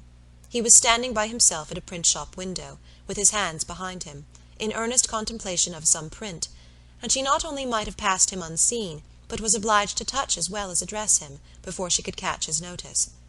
When he did perceive and acknowledge her, however, it was done with all his usual frankness and good humour. "Ha! Is it you? Thank you, thank you. This is treating me like a friend. Here I am, you see, staring at a picture. I can never get by this shop without stopping. But what a thing here is by way of a boat! Do look at it! Did you ever see the like? What queer fellows your fine painters must be, to think that anybody would venture their lives in such a shapeless old cockle-shell as that! And yet here are two gentlemen stuck up in it, mightily at their ease, and looking about them at the rocks and mountains, as if they were not to be upset the next moment, which they certainly must be. I wonder where that boat was built," laughing heartily. "I would not venture over a horse-pond in it. Well," turning away, "now, where are you bound? Can I go anywhere for you, or with you? Can I be of any use?" "None, I thank you, unless you will give me the pleasure of your company the little way our road lies together. I am going home." "That I will, with all my heart, and father too. Yes, yes, we will have a snug walk together. And I have something to tell you as we go along. There, take my arm. That's right. I do not feel comfortable if I have not a woman there. Lord, what a boat it is!" taking a last look at the picture, as they began to be in motion. "Did you say that you had something to tell me, sir?" "Yes, I have, presently. But here comes a friend, Captain Brigden. I shall only say how do you do as we pass, however. I shall not stop. How do you do? Brigden stares to see anybody with me but my wife. She, poor soul, is tied by the leg. She has a blister on one of her heels as large as a 3-shilling piece. If you look across the street, you will see Admiral Brand coming down, and his brother. Shabby fellows, both of them. I am glad they are not on this side of the way. Sophie cannot bear them. They played me a pitiful trick once, got away with some of my best men. I will tell you the whole story another time. There comes old Sir Archibald Drew and his grandson. Look, he sees us, he kisses his hand to you, he takes you for my wife. Ah, the peace has come too soon for that younker. Poor old Sir Archibald. How do you like Bath, Miss Elliott? It suits us very well. We were always meeting with some old friend or other, the streets full of them every morning, sure to have plenty of chat, and then we get away from them all, and shut ourselves in our lodgings, and draw on our chairs, and are as snug as if we were at Kellynch. Ay, or as we used to be even at North Yarmouth and Deal. We do not like our lodgings here the worse, I can tell you, for putting us in mind of those we first had at North Yarmouth. The wind blows through one of those cupboards just in the same way." When they were got a little further, Anne ventured to press again for what he had to communicate. She hoped when clear of Milsom Street to have her curiosity gratified, but she was still obliged to wait, for the Admiral had made up his mind not to begin till they had gained the greater space and quiet of Belmont, and as she was not really Mrs Croft, she must let him have his own way. As soon as they were fairly ascending Belmont, he began. "Well, now you shall hear something that will surprise you. But first of all, you must tell me the name of the young lady I am going to talk about. That young lady, you know, that we have all been so concerned for, the Miss Musgrove that all this has been happening to, her Christian name. I always forget her Christian name." Anne had been ashamed to appear to comprehend so soon as she really did, but now she could safely suggest the name of Louisa. Ay, Miss Louisa Musgrove, that is the name. I wish young ladies had not such a number of fine Christian names. I should never be out if they were all Sophies or something of that sort.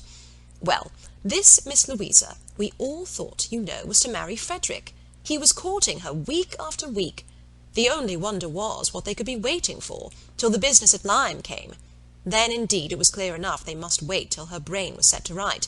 But even then there was something odd in their way of going on. Instead of staying at Lyme, he went off to Plymouth, and then he went off to see Edward. When he came back from Minehead, he was gone down to Edward's, and there he has been ever since. We have seen nothing of him since November. Even Sophie could not understand it. But now the matter has taken the strangest turn of all. For this young lady, the same Miss Musgrove, instead of being to marry Frederick, is to marry James Benwick. You know James Benwick." "A little. I am a little acquainted with Captain Benwick." "Well, she is to marry him. Nay, most likely they are married already, for I do not know what they should wait for." "I thought Captain Benwick a very pleasing young man," said Anne, "and I understand that he bears an excellent character." "Oh, yes, there is not a word to be said against James Benwick. He is only a commander, it is true, made last summer, and these are bad times for getting on, but he has not another fault that I know of. An excellent, good-hearted fellow, I assure you, a very active, zealous officer too, which is more than you would think for, perhaps, for that soft sort of manner does not do him justice." "Indeed, you are mistaken there, sir. I should never augur want of spirit from Captain Benwick's manners. I thought them particularly pleasing, and I will answer for it they would generally please."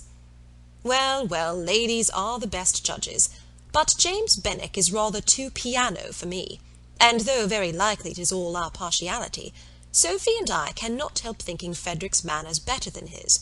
There is something about Frederick more to our taste. Anne was caught. She had only meant to oppose the too common idea of spirit and gentleness being incompatible with each other, and not at all to represent Captain Benwick's manners as the very best that could possibly be, and after a little hesitation she was beginning to say, "I was not entering into any comparison of the two friends," but the Admiral interrupted her with, "And the thing is certainly true. It is not a mere bit of gossip. We have it from Frederick himself.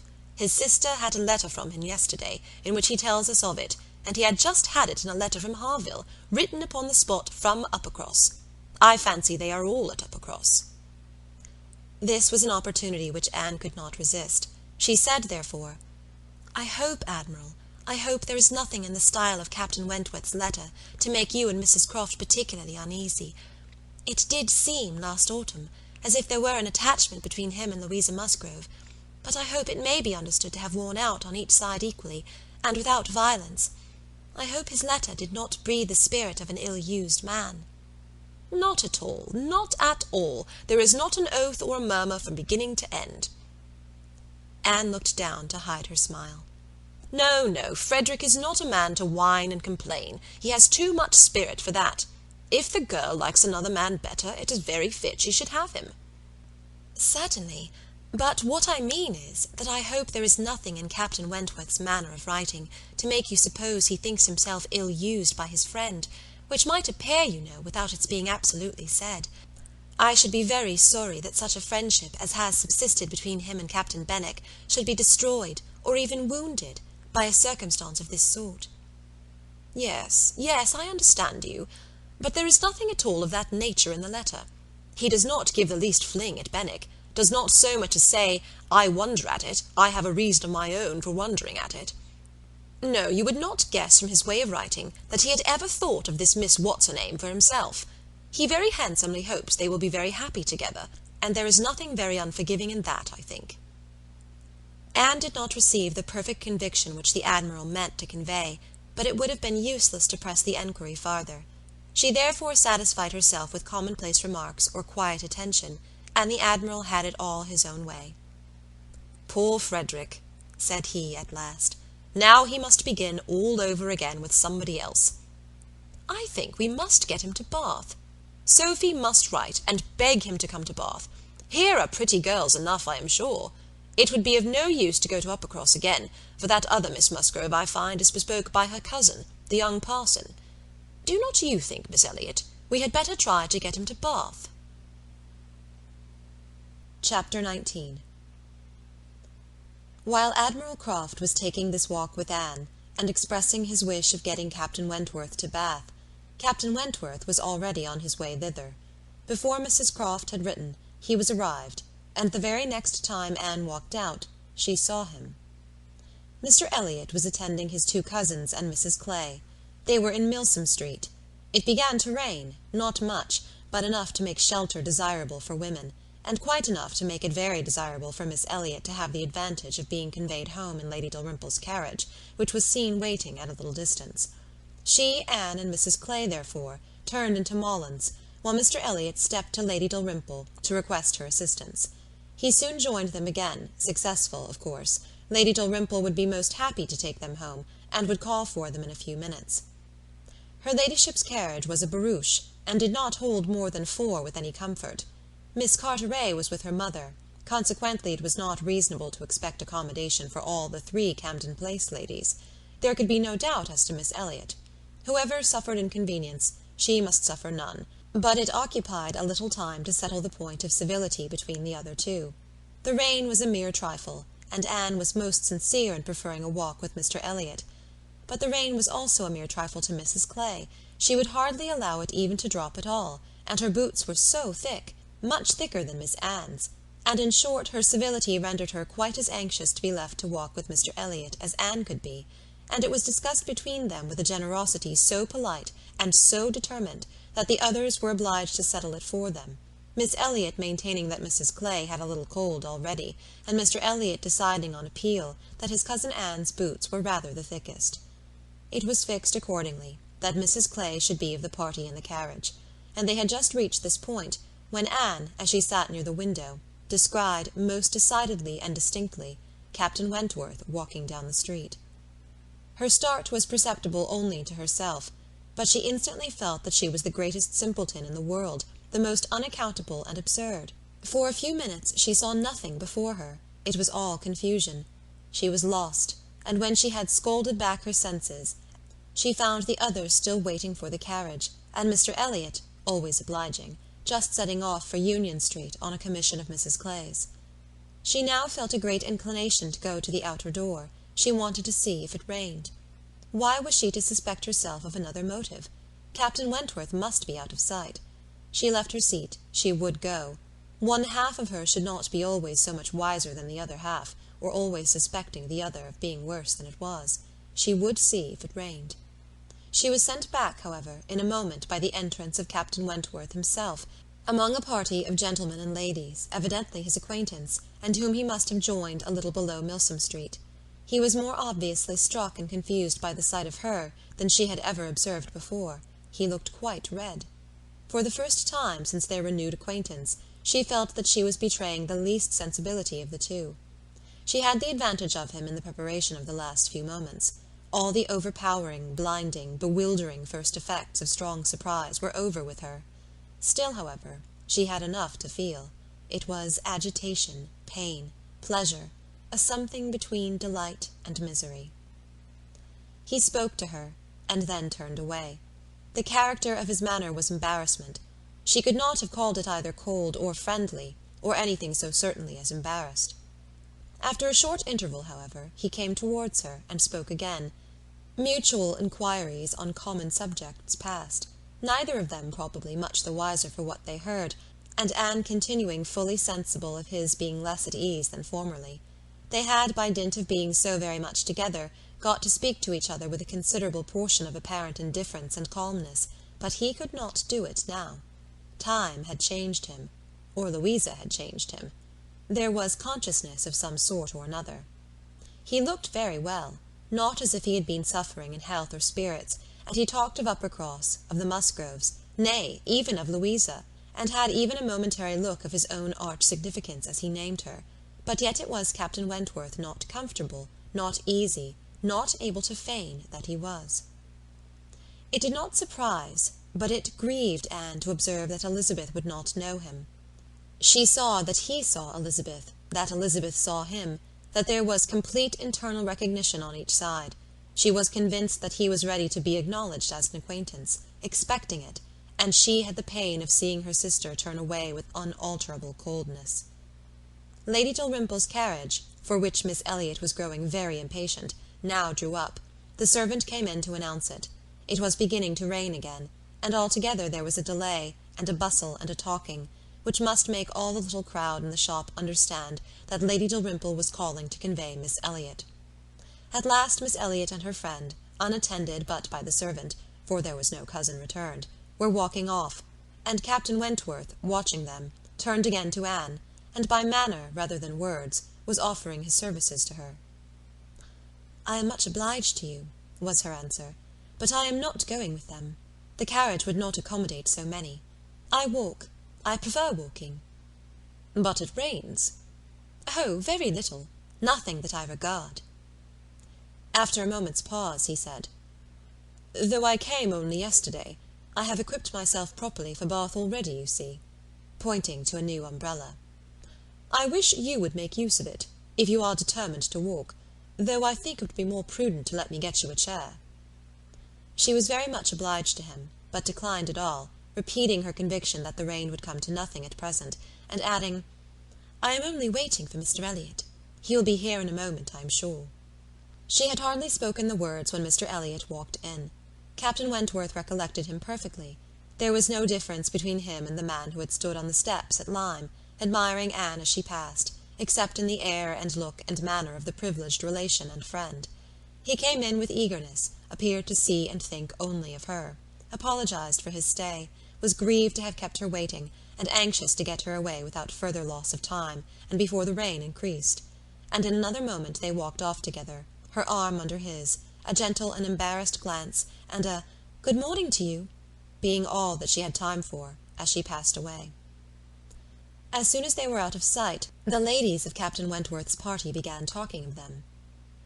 "Mr. Elliott does not dislike his cousin, I fancy."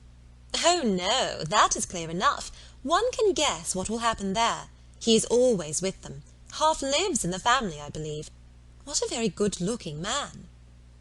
"Yes, and Miss Atkinson, who dined with him once at the Wallaces, says he is the most agreeable man she ever was in company with.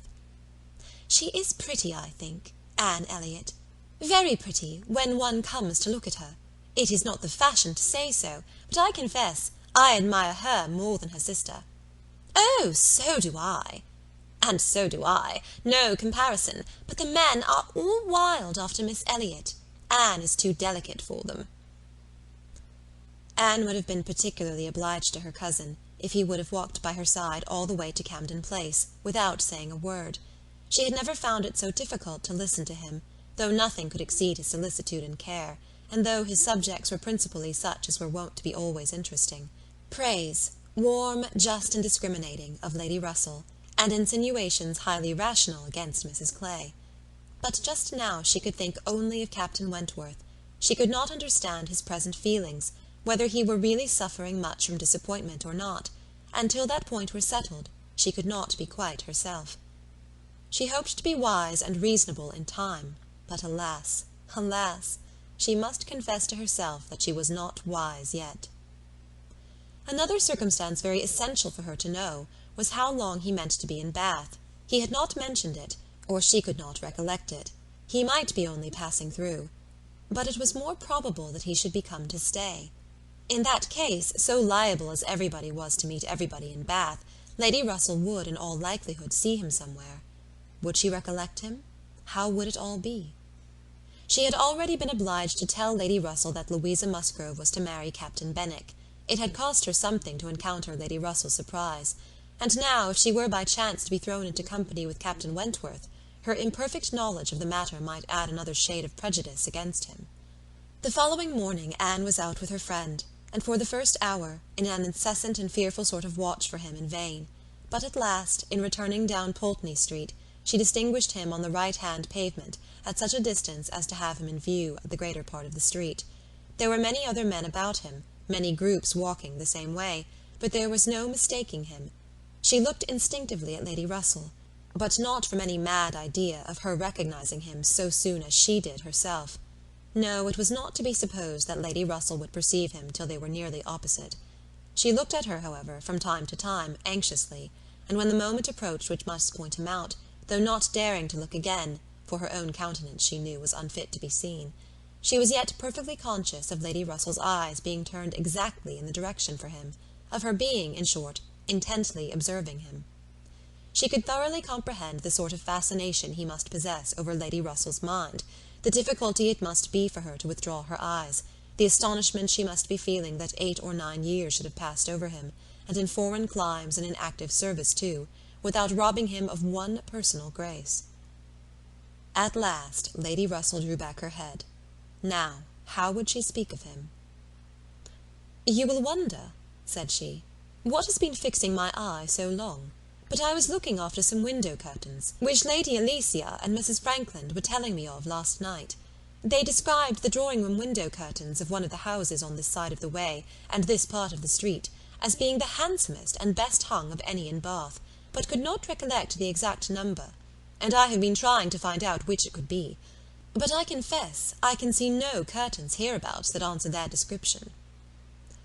Anne sighed and blushed and smiled, in pity and disdain, either at her friend or herself. The part which provoked her most was that, in all this waste of forethought and caution, she should have lost the right moment for seeing whether he saw them. A day or two passed without producing anything. The theatre or the rooms, where he was most likely to be, were not fashionable enough for the Elliots, whose evening amusements were solely in the elegant stupidity of private parties, in which they were getting more and more engaged, and Anne, wearied of such a state of stagnation, sick of knowing nothing, and fancying herself stronger because her strength was not tried, was quite impatient for the concert evening. It was a concert for the benefit of a person patronized by Lady Dalrymple. Of course they must attend. It was really expected to be a good one, and Captain Wentworth was very fond of music. If she could only have a few minutes' conversation with him again, she fancied she should be satisfied, and as to the power of addressing him, she felt all over courage if the opportunity occurred. Elizabeth had turned from him, Lady Russell overlooked him, her nerves were strengthened by these circumstances. She felt that she owed him attention. She had once partly promised Mrs. Smith to spend the evening with her, but in a short, hurried call she excused herself and put it off, with the more decided promise of a longer visit on the morrow. Mrs. Smith gave a most good-humoured acquiescence. "By all means," said she, "only tell me all about it when you do come. Who is your party?" Anne named them all. Mrs. Smith made no reply, but when she was leaving her, said, and with an expression half serious, half arch, "Well, I heartily wish your concert may answer, and do not fail me tomorrow if you can come, for I begin to have a foreboding that I may not have many more visits from you." Anne was startled and confused, but after standing in a moment's suspense, was obliged, and not sorry to be obliged, to hurry away. Chapter 20. Sir Walter, his 2 daughters, and Mrs. Clay were the earliest of all their party at the rooms in the evening, and as Lady Dalrymple must be waited for, they took their station by one of the fires in the octagon room. But hardly were they so settled, when the door opened again and Captain Wentworth walked in alone. Anne was the nearest to him, and making yet a little advance, she instantly spoke. He was preparing only to bow and pass on, but her gentle "How do you do?" brought him out of the straight line to stand near her, and make inquiries in return, in spite of the formidable father and sister in the background. Their being in the background was a support to Anne.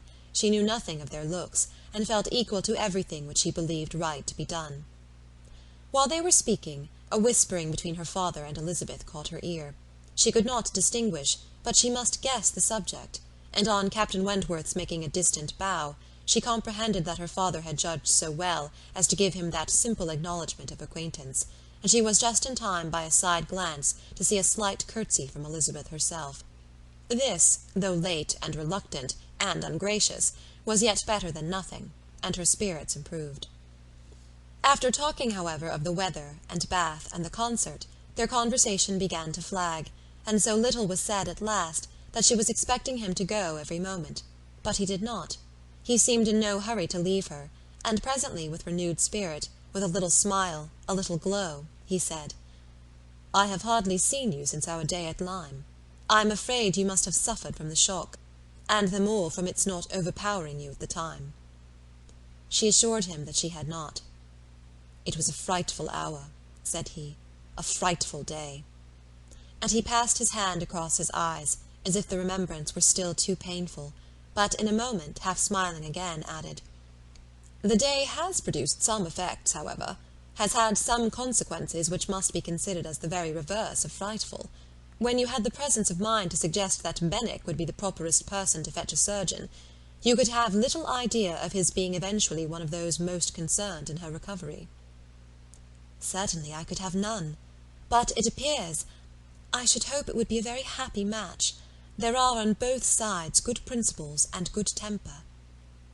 "Yes," said he, looking not exactly forward, "but there, I think, ends the resemblance. With all my soul I wish them happy, and rejoice over every circumstance in favour of it. They have no difficulties to contend with at home, no opposition, no caprice, no delays. The Musgroves are behaving like themselves, most honourably and kindly, only anxious with true parental hearts to promote their daughter's comfort.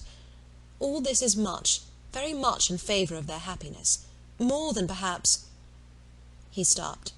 A sudden recollection seemed to occur, and to give him some taste of that emotion which was reddening Anne's cheeks, and fixing her eyes on the ground. After clearing his throat, however, he proceeded thus, "I confess that I do think there is a disparity, too great a disparity, and in a point no less essential than mind. I regard Louisa Musgrove as a very amiable, sweet-tempered girl, and not deficient in understanding, but Benwick is something more. He is a clever man, a reading man, and I confess that I do consider his attaching himself to her with some surprise. Had it been the effect of gratitude, had he learnt to love her, because he believed her to be preferring him, it would have been another thing. But I have no reason to suppose it so. It seems, on the contrary, to have been a perfectly spontaneous, untaught feeling on his side, and this surprises me. A man like him, in his situation, with a heart pierced, wounded, almost broken. Fanny Harville was a very superior creature, and his attachment to her was indeed attachment. A man does not recover from such devotion of the heart to such a woman. He ought not. He does not." Either from the consciousness, however, that his friend had recovered, or from other consciousness, he went no farther, and Anne, who, in spite of the agitated voice in which the latter part had been uttered, and in spite of all the various noises of the room, the almost ceaseless slam of the door, and ceaseless buzz of persons walking through, had distinguished every word, was struck, gratified, confused, and beginning to breathe very quick, and feel 100 things in a moment. It was impossible for her to enter on such a subject, and yet, after a pause, feeling the necessity of speaking, and having not the smallest wish for total change, she only deviated so far as to say, "You were a good while at Lyme, I think." "About a fortnight. I could not leave it till Louisa's doing well was quite ascertained. I had been too deeply concerned in the mischief to be soon at peace. It had been my doing, solely mine.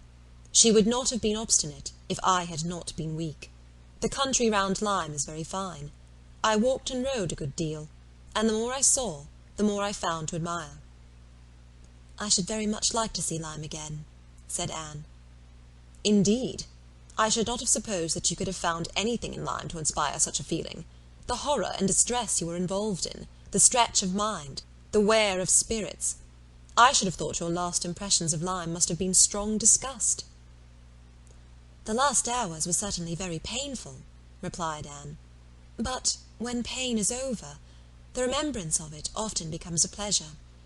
One does not love a place the less for having suffered in it, unless it has been all suffering, nothing but suffering, which was by no means the case at Lyme.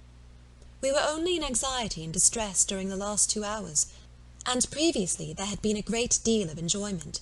So much novelty and beauty. I have travelled so little that every fresh place would be interesting to me, but there is real beauty in Lyme, and in short," with a faint blush at some recollections, "altogether my impressions of the place are very agreeable." As she ceased, the entrance door opened again, and the very party appeared for whom they were waiting. "Lady Dalrymple! Lady Dalrymple!" was the rejoicing sound, and with all the eagerness compatible with anxious elegance, Sir Walter and his 2 ladies stepped forward to meet her.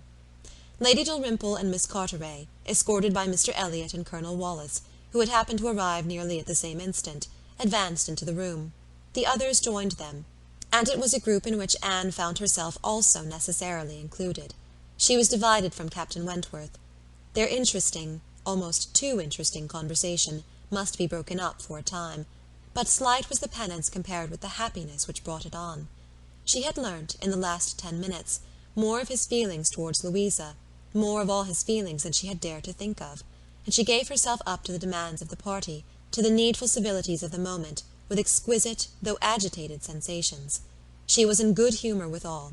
She had received ideas which disposed her to be courteous and kind to all, and to pity every one, as being less happy than herself.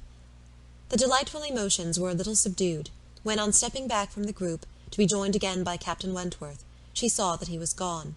She was just in time to see him turn into the concert-room. He was gone, he had disappeared, she felt a moment's regret.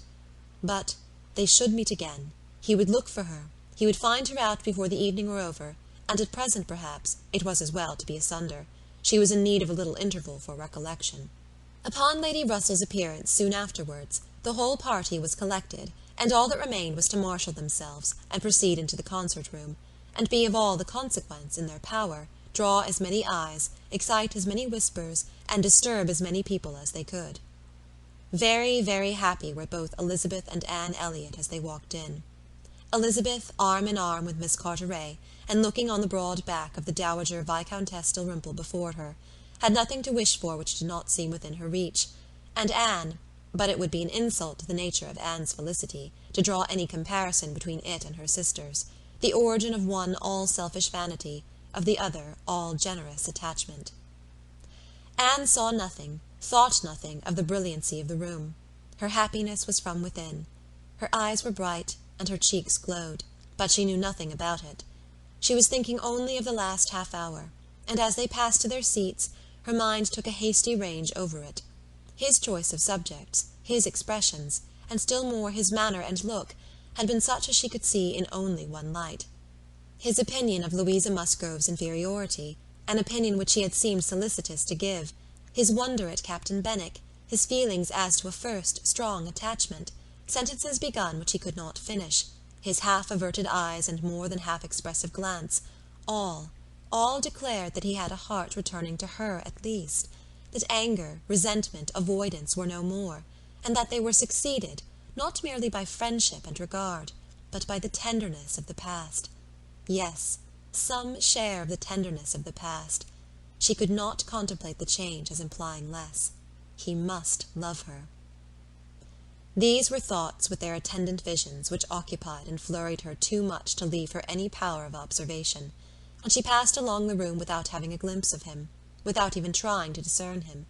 When their places were determined on, and they were all properly arranged, she looked round to see if he should happen to be in the same part of the room, but he was not. Her eye could not reach him, and the concert being just opening, she must consent for a time to be happy in a humbler way. The party was divided and disposed of on 2 contiguous benches. Anne was among those on the foremost, and Mr. Elliott had manoeuvred so well, with the assistance of his friend Colonel Wallis, as to have a seat by her. Miss Elliott, surrounded by her cousins, and the principal object of Colonel Wallis's gallantry, was quite contented. Anne's mind was in a most favourable state for the entertainment of the evening. It was just occupation enough. She had feelings for the tender, spirits for the gay, attention for the scientific, and patience for the wearisome, and had never liked a concert better, at least during the first act. Towards the close of it, in the interval succeeding an Italian song, she explained the words of the song to Mr. Elliott.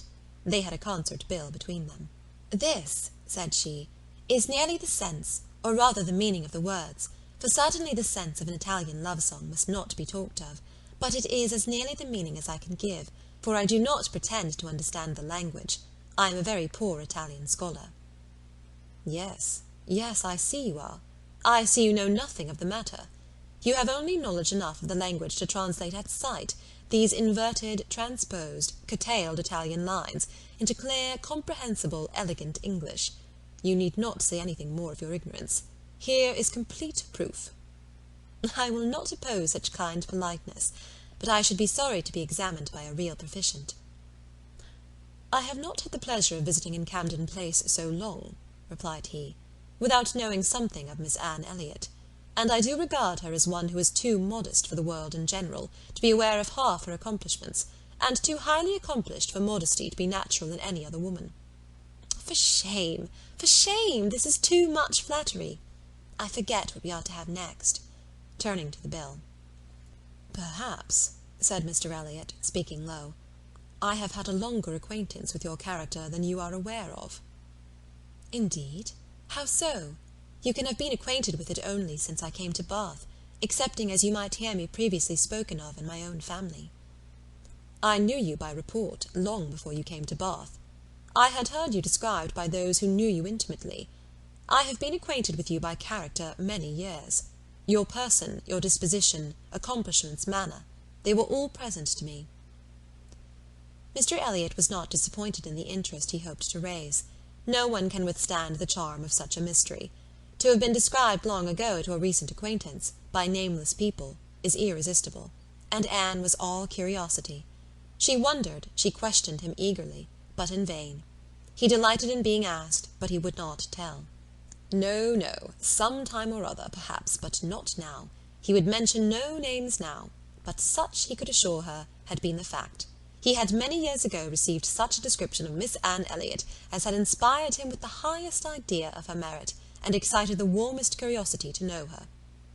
Anne could think of no one so likely to have spoken with partiality of her many years ago as the Mr. Wentworth of Monkford, Captain Wentworth's brother. He might have been in Mr. Elliott's company, but she had not courage to ask the question. "The name of Anne Elliott," said he, "has long had an interesting sound to me. Very long has it possessed a charm over my fancy, and, if I dared, I would breathe my wishes that the name might never change." Such, she believed, were his words, but scarcely had she received their sound, than her attention was caught by other sounds immediately behind her, which rendered everything else trivial. Her father and Lady Dalrymple were speaking. "A well-looking man," said Sir Walter, "a very well-looking man." "A very fine young man indeed," said Lady Dalrymple. "More air than one often sees in Bath. Irish, I dare say." "No, I know just his name. A bowing acquaintance. Wentworth, Captain Wentworth of the Navy. His sister married my tenant in Somersetshire, the Croft who rents Kellynch." Before Sir Walter had reached this point, Anne's eyes had caught the right direction, and distinguished Captain Wentworth standing among a cluster of men at a little distance. As her eyes fell on him, his seemed to be withdrawn from her. It had that appearance. It seemed as if she had been one moment too late, and as long as she dared observe, he did not look again. But the performance was recommencing, and she was forced to seem to restore her attention to the orchestra and look straight forward. When she could give another glance, he had moved away. He could not have come nearer to her if he would. She was so surrounded and shut in, but she would rather have caught his eye. Mr. Elliott's speech, too, distressed her. She had no longer any inclination to talk to him. She wished him not so near her. The first act was over. Now she hoped for some beneficial change, and after a period of nothing saying amongst the party, some of them did decide on going in quest of tea. Anne was one of the few who did not choose to move. She remained in her seat, and so did Lady Russell, but she had the pleasure of getting rid of Mr. Elliott, and she did not mean, whatever she might feel on Lady Russell's account, to shrink from conversation with Captain Wentworth, if he gave her the opportunity. She was persuaded by Lady Russell's countenance that she had seen him. He did not come, however. Anne sometimes fancied she discerned him at a distance, but he never came. The anxious interval wore away unproductively. The others returned, the room filled again, benches were reclaimed and repossessed, and another hour of pleasure or of penance was to be sat out, Another hour of music was to give delight, or the gapes, as real or affected taste for it prevailed. To Anne, it chiefly wore the prospect of an hour of agitation.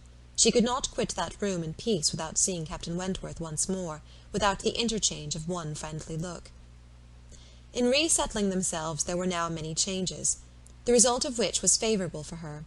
Colonel Wallis declined sitting down again, and Mr. Elliott was invited by Elizabeth and Miss Carteret, in a manner not to be refused, to sit between them, and by some other removals, and a little scheming of her own, Anne was enabled to place herself much nearer the end of the bench than she had been before, much more within reach of a passer-by.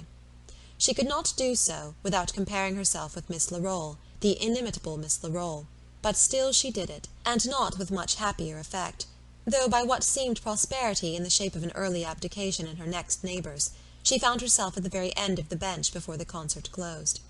Such was her situation, with a vacant space at hand, when Captain Wentworth was again in sight. She saw him not far off. He saw her too. Yet he looked grave, and seemed irresolute, and only by very slow degrees came at last near enough to speak to her. She felt that something must be the matter. The change was indubitable. The difference between his present air and what it had been in the octagon room was strikingly great. Why was it? She thought of her father, of Lady Russell. Could there have been any unpleasant glances? He began by speaking of the concert gravely, more like the Captain Wentworth of Uppercross, owned himself disappointed, had expected singing, and, in short, must confess that he should not be sorry when it was over. Anne replied, and spoke in defence of the performance so well, and yet in allowance for his feelings so pleasantly, that his countenance improved, and he replied again with almost a smile. They talked for a few minutes more. The improvement held. He even looked down towards the bench, as if he saw a place on it well worth occupying, when at that moment a touch on her shoulder obliged Anne to turn round. It came from Mr. Elliott. He begged her pardon, but she must be applied to explain Italian again. Miss Carteret was very anxious to have a general idea of what was next to be sung. Anne could not refuse, but never had she sacrificed to politeness with a more suffering spirit. A few minutes, though as few as possible, were inevitably consumed, and when her own mistress again, when able to turn and look as she had done before, she found herself accosted by Captain Wentworth, in a reserved yet hurried sort of farewell. He must wish her good night. He was going. He should get home as fast as he could. "Is not this song worth staying for?" said Anne, suddenly struck by an idea which made her yet more anxious to be encouraging. "No," he replied impressively. "There is nothing worth my staying for." And he was gone directly. Jealousy of Mr. Elliott. It was the only intelligible motive. Captain Wentworth jealous of her affection. Could she have believed it a week ago, 3 hours ago? For a moment the gratification was exquisite. But alas, there were very different thoughts to succeed.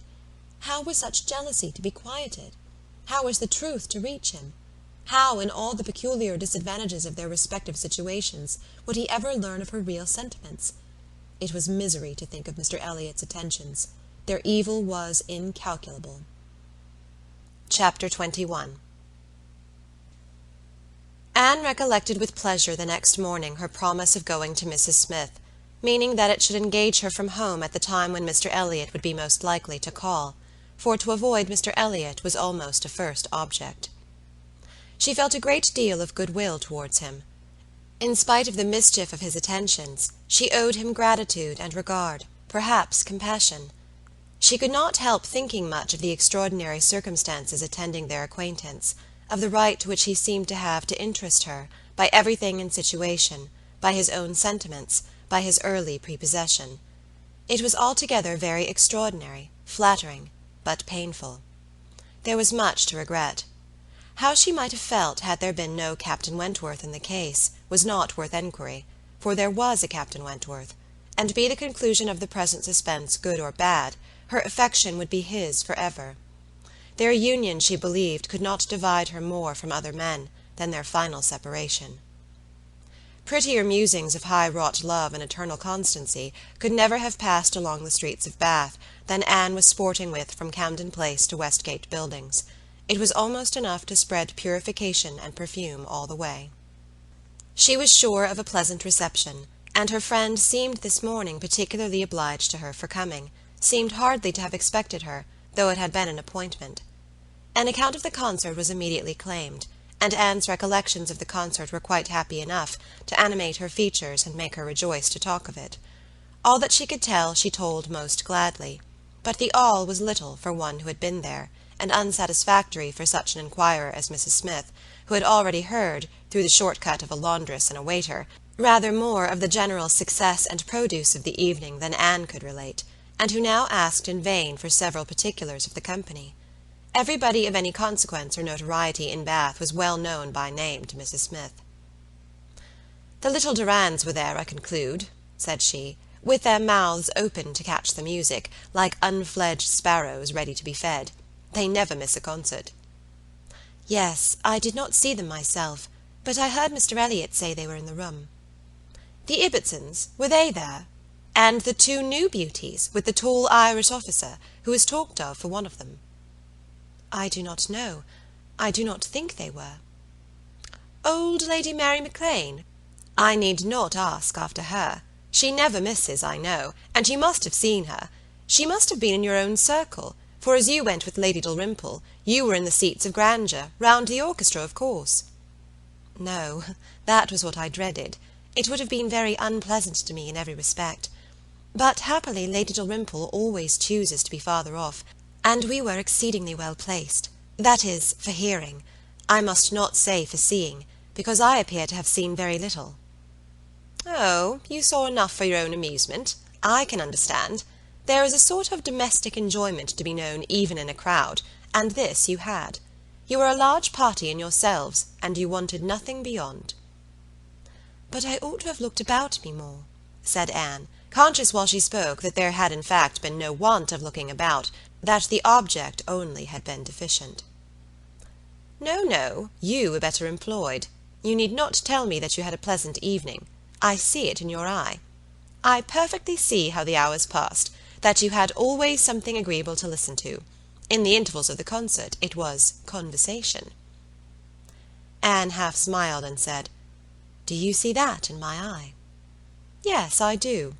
Your countenance perfectly informs me that you were in company last night with the person whom you think the most agreeable in the world, the person who interests you at this present time more than all the rest of the world put together." A blush overspread Anne's cheeks. She could say nothing. "And such being the case," continued Mrs. Smith, after a short pause, "I hope you believe that I do know how to value your kindness in coming to me this morning. It is really very good of you to come and sit with me, when you must have so many pleasanter demands upon your time." Anne heard nothing of this. She was still in the astonishment and confusion excited by her friend's penetration, unable to imagine how any report of Captain Wentworth could have reached her. After another short silence, "Pray," said Mrs. Smith, "is Mr. Elliott aware of your acquaintance with me? Does he know that I am in Bath?" "Mr. Elliott?" repeated Anne, looking up surprised. A moment's reflection showed her the mistake she had been under. She caught it instantaneously, and recovering her courage with the feeling of safety, she soon added more composedly, "Are you acquainted with Mr. Elliott?" "I have been a good deal acquainted with him," replied Mrs. Smith gravely, "but it seems worn out now. It is a great while since we met." "I was not at all aware of this. You never mentioned it before. Had I known it, I would have had the pleasure of talking to him about you." "To confess the truth," said Mrs. Smith, assuming her usual air of cheerfulness, "that is exactly the pleasure I want you to have. I want you to talk about me to Mr. Elliott. I want your interest with him. He can be of essential service to me, and if you would have the goodness, my dear Miss Elliott, to make it an object to yourself, of course it is done." "I should be extremely happy. I hope you cannot doubt my willingness to be of even the slightest use to you," replied Anne. "But I suspect that you are considering me as having a higher claim on Mr. Elliott, a greater right to influence him, than is really the case. I am sure you have, somehow or other, imbibed such a notion. You must consider me only as Mr. Elliott's relation. If in that light there is anything which you suppose his cousin might fairly ask of him, I beg you would not hesitate to employ me." Mrs. Smith gave her a penetrating glance, and then, smiling, said, "I have been a little premature, I perceive. I beg your pardon. I ought to have waited for official information. But now, my dear Miss Elliott, as an old friend, do give me a hint as to when I may speak. Next week? To be sure, by next week I may be allowed to think it all settled, and build my own selfish schemes on Mr. Elliott's good fortune." "No," replied Anne, "nor next week, nor next, nor next. I assure you that nothing of the sort you are thinking of will be settled any week. I am not going to marry Mr. Elliott. I should like to know why you imagine I am." Mrs. Smith looked at her again, looked earnestly, smiled, shook her head, and exclaimed, "Now how I do wish I understood you! How I do wish I knew what you were at! I have a great idea that you do not design to be cruel, when the right moment occurs. Till it does come, you know, we women never mean to have anybody. It is a thing of course among us, that every man is refused till he offers. But why should you be cruel? Let me plead for my present friend I cannot call him, but for my former friend. Where can you look for a more suitable match? Where could you expect a more gentlemanlike, agreeable man? Let me recommend Mr. Elliott. I am sure you hear nothing but good of him from Colonel Wallis, and who can know better than Colonel Wallis?" "My dear Mrs. Smith, Mr. Elliott's wife has not been dead much above half a year. He ought not to be supposed to be paying his addresses to any one." "Oh, if these are your only objections," cried Mrs. Smith archly, "Mr. Elliott is safe, and I shall give myself no more trouble about him. Do not forget me when you are married, that's all. Let him know me to be a friend of yours, and then he will think little of the trouble required, which it is very natural for him now, with so many affairs and engagements of his own, to avoid and get rid of as he can. Very natural, perhaps. 99 out of 100 would do the same. Of course he cannot be aware of the importance to me.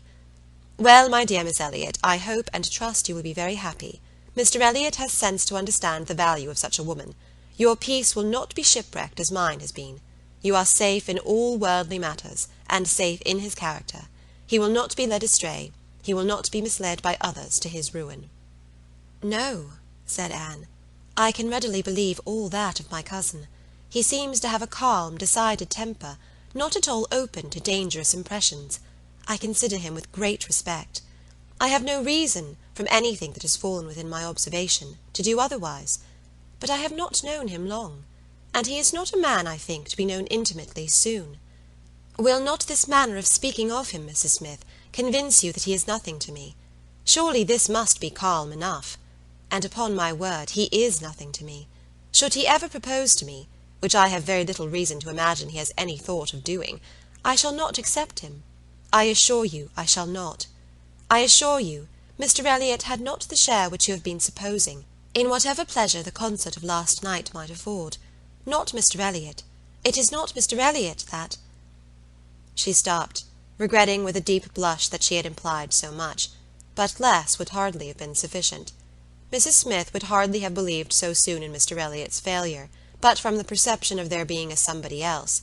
As it was, she instantly submitted, and with all the semblance of seeing nothing beyond, and Anne, eager to escape farther notice, was impatient to know why Mrs. Smith should have fancied she was to marry Mr. Elliott, where she could have received the idea, or from whom she could have heard it. "Do tell me how it first came into your head." "It first came into my head," replied Mrs. Smith, "upon finding how much you were together, and feeling it to be the most probable thing in the world to be wished for by everybody belonging to either of you. And you may depend upon it that all your acquaintance have disposed of you in the same way, but I never heard it spoken of till 2 days ago." "And has it indeed been spoken of?" "Did you observe the woman who opened the door to you when you called yesterday?" "No. Was it not Mrs. Speed, as usual, or the maid? I observed no one in particular." "It was my friend, Mrs. Rook, Nurse Rook, who, by the by, had a great curiosity to see you, and was delighted to be in the way to let you in. She came away from Marlborough Buildings only on Sunday, and she it was who told me you were to marry Mr. Elliott. She had had it from Mrs. Wallis herself, which did not seem bad authority. She sat an hour with me on Monday evening, and gave me the whole history." "The whole history?" repeated Anne, laughing. "She could not make a very long history, I think, of one such little article of unfounded news." Mrs. Smith said nothing. "But," continued Anne presently, "though there is no truth in my having this claim on Mr. Elliott, I should be extremely happy to be of use to you in any way that I could. Shall I mention to him your being in Bath? Shall I take any message?" "No, I thank you." No, certainly not. In the warmth of the moment, and under a mistaken impression, I might perhaps have endeavoured to interest you in some circumstances, but not now. No, I thank you, I have nothing to trouble you with." "I think you spoke of having known Mr. Elliott many years." "I did." "Not before he was married, I suppose?" "Yes, he was not married when I knew him first." "And were you much acquainted?" "Intimately." "Indeed? Then do tell me what he was at that time of life. I have a great curiosity to know what Mr. Elliott was as a very young man. Was he at all such as he appears now?" "I have not seen Mr. Elliott these 3 years," was Mrs. Smith's answer, given so gravely that it was impossible to pursue the subject farther, and Anne felt that she had gained nothing but an increase of curiosity. They were both silent, Mrs. Smith very thoughtful. At last, "I beg your pardon, my dear Miss Elliott," she cried, in her natural tone of cordiality. "I beg your pardon for the short answers I have been giving you, but I have been uncertain what I ought to do. I have been doubting and considering as to what I ought to tell you. There were many things to be taken into the account. One hates to be officious, to be giving bad impressions, making mischief. Even the smooth surface of family union seems worth preserving, though there may be nothing durable beneath. However, I have determined. I think I am right. I think you ought to be made acquainted with Mr. Elliott's real character. Though I fully believe that, at present, you have not the smallest intention of accepting him, there is no saying what may happen. You might, some time or other, be differently affected towards him. Hear the truth, therefore, now, while you are unprejudiced. Mr. Elliott is a man without heart or conscience, a designing, wary, cold-blooded being, who thinks only of himself, whom for his own interest or ease would be guilty of any cruelty, or any treachery, that could be perpetrated without risk of his general character. He has no feeling for others. Those whom he has been the chief cause of leading into ruin, he can neglect and desert without the smallest compunction. He is totally beyond the reach of any sentiment of justice or compassion. Oh, he is black at heart, hollow and black." Anne's astonished air and exclamation of wonder made her pause, and in a calmer manner she added, "My expressions startle you. You must allow for an injured, angry woman, but I will try to command myself. I will not abuse him. I will only tell you what I have found him. Facts shall speak. He was the intimate friend of my dear husband, who trusted and loved him, and thought him as good as himself.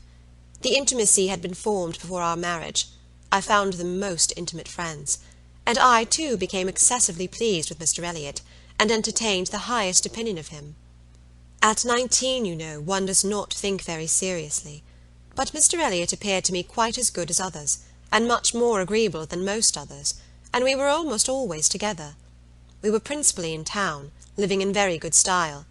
He was then the inferior in circumstances, he was then the poor one, he had chambers in the Temple, and it was as much as he could do to support the appearance of a gentleman. He had always a home with us whenever he chose it, he was always welcome. He was like a brother. My poor Charles, who had the finest, most generous spirit in the world, would have divided his last farthing with him, and I know that his purse was open to him. I know that he often assisted him." "This must have been about that very period of Mr. Elliott's life," said Anne, "which has always excited my particular curiosity. It must have been about the same time that he became known to my father and sister. I never knew him myself, I only heard of him, but there was a something in his conduct then, with regard to my father and sister, and afterwards in the circumstances of his marriage, which I never could quite reconcile with present times. It seemed to announce a different sort of man."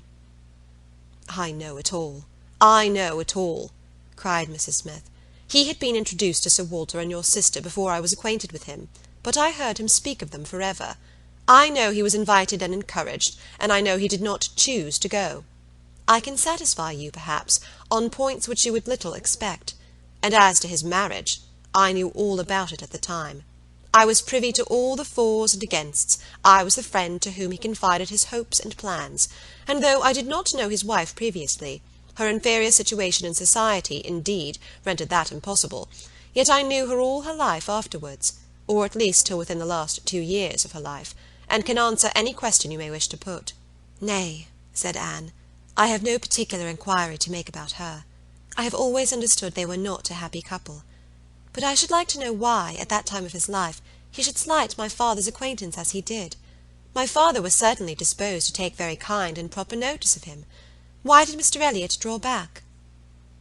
"Mr. Elliott," replied Mrs. Smith, "at that period of his life, had one object in view, to make his fortune, and by a rather quicker process than the law. He was determined to make it by marriage. He was determined, at least, not to mar it by an imprudent marriage, and I know it was his belief, whether justly or not, of course I cannot decide, that your father and sister, in their civilities and invitations, were designing a match between the heir and the young lady, and it was impossible that such a match should have answered his ideas of wealth and independence. That was his motive for drawing back, I can assure you. He told me the whole story. He had no concealments with me.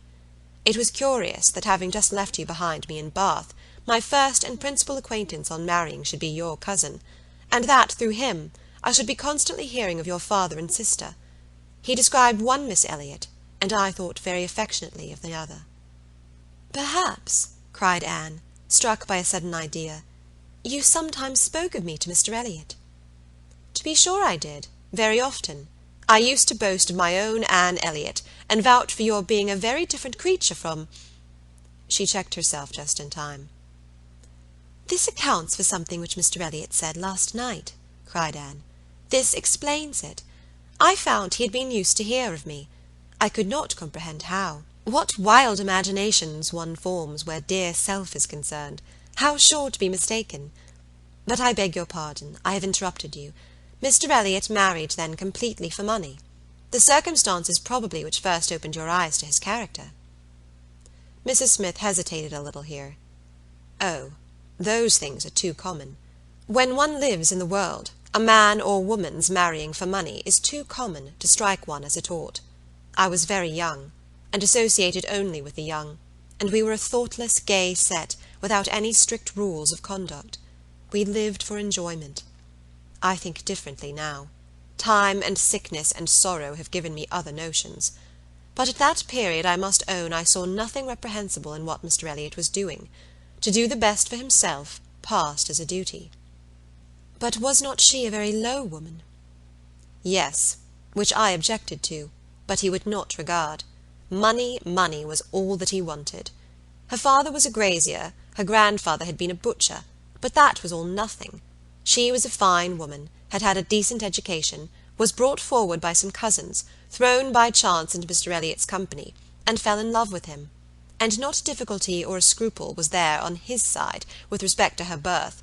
All his caution was spent in being secured of the real amount of her fortune before he committed himself. Depend upon it, whatever esteem Mr. Elliott may have for his own situation in life now, as a young man he had not the smallest value for it. His chance for the Kellynch estate was something, but all the honour of the family he held as cheap as dirt. I have often heard him declare that if baronetcies were saleable, anybody should have his for £50, arms and motto, name and livery included. But I will not pretend to repeat half that I used to hear him say on that subject. It would not be fair, and yet you ought to have proof, for what is all this but assertion, and you shall have proof." "Indeed, my dear Mrs. Smith, I want none," cried Anne. "You have asserted nothing contradictory to what Mr. Elliott appeared to be some years ago. This is all in confirmation, rather, of what we used to hear and believe. I am more curious to know why he should be so different now. But for my satisfaction, if you will have the goodness to ring for Mary, stay. I am sure you will have the still greater goodness of going yourself into my bedroom and bringing me the small inlaid books which you will find on the upper shelf of the closet." Anne, seeing her friend to be earnestly bent on it, did as she was desired. The box was brought and placed before her, and Mrs. Smith, sighing over it as she unlocked it, said, "This is full of papers belonging to him, to my husband, a small portion only of what I had to look over when I lost him. The letter I am looking for was one written by Mr. Elliott to him before our marriage, and happened to be saved. Why, one can hardly imagine. But he was careless and immethodical, like other men, about those things, and when I came to examine his papers, I found it with others still more trivial, from different people scattered here and there, while many letters and memorandums of real importance had been destroyed. Here it is. I would not burn it, because being even then very little satisfied with Mr. Elliott, I was determined to preserve every document of former intimacy. I have now another motive for being glad that I can produce it." This was the letter, directed to Charles Smith, Esquire, Tunbridge Wells, and dated from London as far back as July, 1803. "Dear Smith, I have received yours. Your kindness almost overpowers me. I wish nature had made such hearts as yours more common, but I have lived 23 years in the world, and have seen none like it. At present, believe me, I have no need of your services, being in cash again. Give me joy. I have got rid of Sir Walter and Miss. They are gone back to Kellynch, and almost made me swear to visit them this summer. But my first visit to Kellynch will be with a surveyor, to tell me how to bring it with best advantage to the hammer. The baronet, nevertheless, is not unlikely to marry again. He is quite fool enough. If he does, however, they will leave me in peace, which may be a decent equivalent for the reversion. He is worse than last year. I wish I had any name but Elliott. I am sick of it. The name of Walter I can drop, thank God, and I desire you will never insult me with my second W again, meaning, for the rest of my life, to be only yours truly, William Elliott." Such a letter could not be read without putting Anne in a glow, and Mrs. Smith, observing the high colour in her face, said, "The language, I know, is highly disrespectful. Though I have forgot the exact terms, I have a perfect impression of the general meaning. But it shows you the man. Mark his professions to my poor husband. Can anything be stronger?" Anne could not immediately get over the shock and mortification of finding such words applied to her father. She was obliged to recollect that her seeing the letter was a violation of the laws of honour, that no one ought to be judged or to be known by such testimonies, that no private correspondence could bear the eye of others, before she could recover calmness enough to return the letter which she had been meditating over, and say, "Thank you. This is full proof, undoubtedly, proof of everything you were saying. But why be acquainted with us now?" "I can explain this too," cried Mrs. Smith, smiling. "Can you really?" "Yes. I have shown you Mr. Elliott as he was a dozen years ago, and I will show him as he is now. I cannot produce written proof again, but I can give as authentic oral testimony as you can desire, of what he is now wanting, and what he is now doing. He is no hypocrite now. He truly wants to marry you. His present attentions to your family are very sincere, quite from the heart. I will give you my authority, his friend Colonel Wallis." "Colonel Wallis? You are acquainted with him?" "No, it does not come to me in quite so direct a line as that. It takes a bend or two, but nothing of consequence. The stream is as good as at first. The little rubbish it collects in the turnings is easily moved away. Mr. Elliott talks unreservedly to Colonel Wallis of his views on you, which said Colonel Wallis, I imagine to be, in himself, a sensible, careful, discerning sort of character. But Colonel Wallis has a very pretty, silly wife, to whom he tells things which he had better not, and he repeats it all to her. She, in the overflowing spirits of her recovery, repeats it all to her nurse, and the nurse, knowing my acquaintance with you, very naturally brings it all to me. On Monday evening my good friend Mrs. Rook let me thus much into the secrets of Marlborough Buildings. When I talked of a whole history, therefore, you see I was not romancing so much as you supposed." "My dear Mrs. Smith, your authority is deficient. This will not do. Mr. Elliott's having any views on me will not in the least account for the efforts he made towards a reconciliation with my father. That was all prior to my coming to Bath. I found them on the most friendly terms when I arrived." "I know you did. I know it all perfectly, but—" "Indeed, Mrs. Smith, we must not expect to get real information in such a line. Facts or opinions which are to pass through the hands of so many, to be misconceived by folly in one, and ignorance in another, can hardly have much truth left." "Only give me a hearing. You will soon be able to judge of the general credit due, by listening to some particulars which you can yourself immediately contradict or confirm. Nobody supposes that you were his first inducement. He had seen you, indeed, before he came to Bath, and admired you, but without knowing it to be you. So says my historian, at least. Is this true? Did he see you last summer or autumn, somewhere down in the west, to use her own words, without knowing it to be you?" "He certainly did. So far it is very true. At Lyme. I happened to be at Lyme." "Well," continued Mrs. Smith triumphantly, "grant my friend the credit due to the establishment of the first point asserted. He saw you then at Lyme, and liked you so well as to be exceedingly pleased to meet with you again in Camden Place, as Miss Anne Elliott, and from that moment, I have no doubt, had a double motive in his visits there. But there was another, and an earlier, which I will now explain. If there is anything in my story which you know to be either false or improbable, stop me. My account states that your sister's friend, the lady now staying with you, whom I have heard you mention, came to Bath with Miss Elliott and Sir Walter as long ago as September, in short, when they first came themselves, and has been staying there ever since, that she is a clever, insinuating, handsome woman, poor and plausible, and altogether such in situation and manner as to give a general idea among Sir Walter's acquaintance of her meaning to be Lady Elliott, and as general a surprise that Miss Elliott should be apparently blind to the danger." Here Mrs. Smith paused a moment, but Anne had not a word to say, and she continued, "This was the light in which it appeared to those who knew the family, long before you returned to it, and Colonel Wallis had his eye upon your father enough to be sensible of it, though he did not then visit in Camden Place.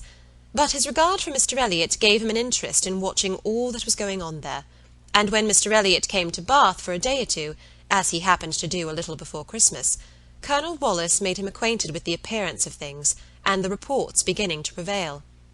Now you are to understand that time had worked a very material change in Mr. Elliott's opinions as to the value of a baronetcy. Upon all points of blood and connection, he is a completely altered man.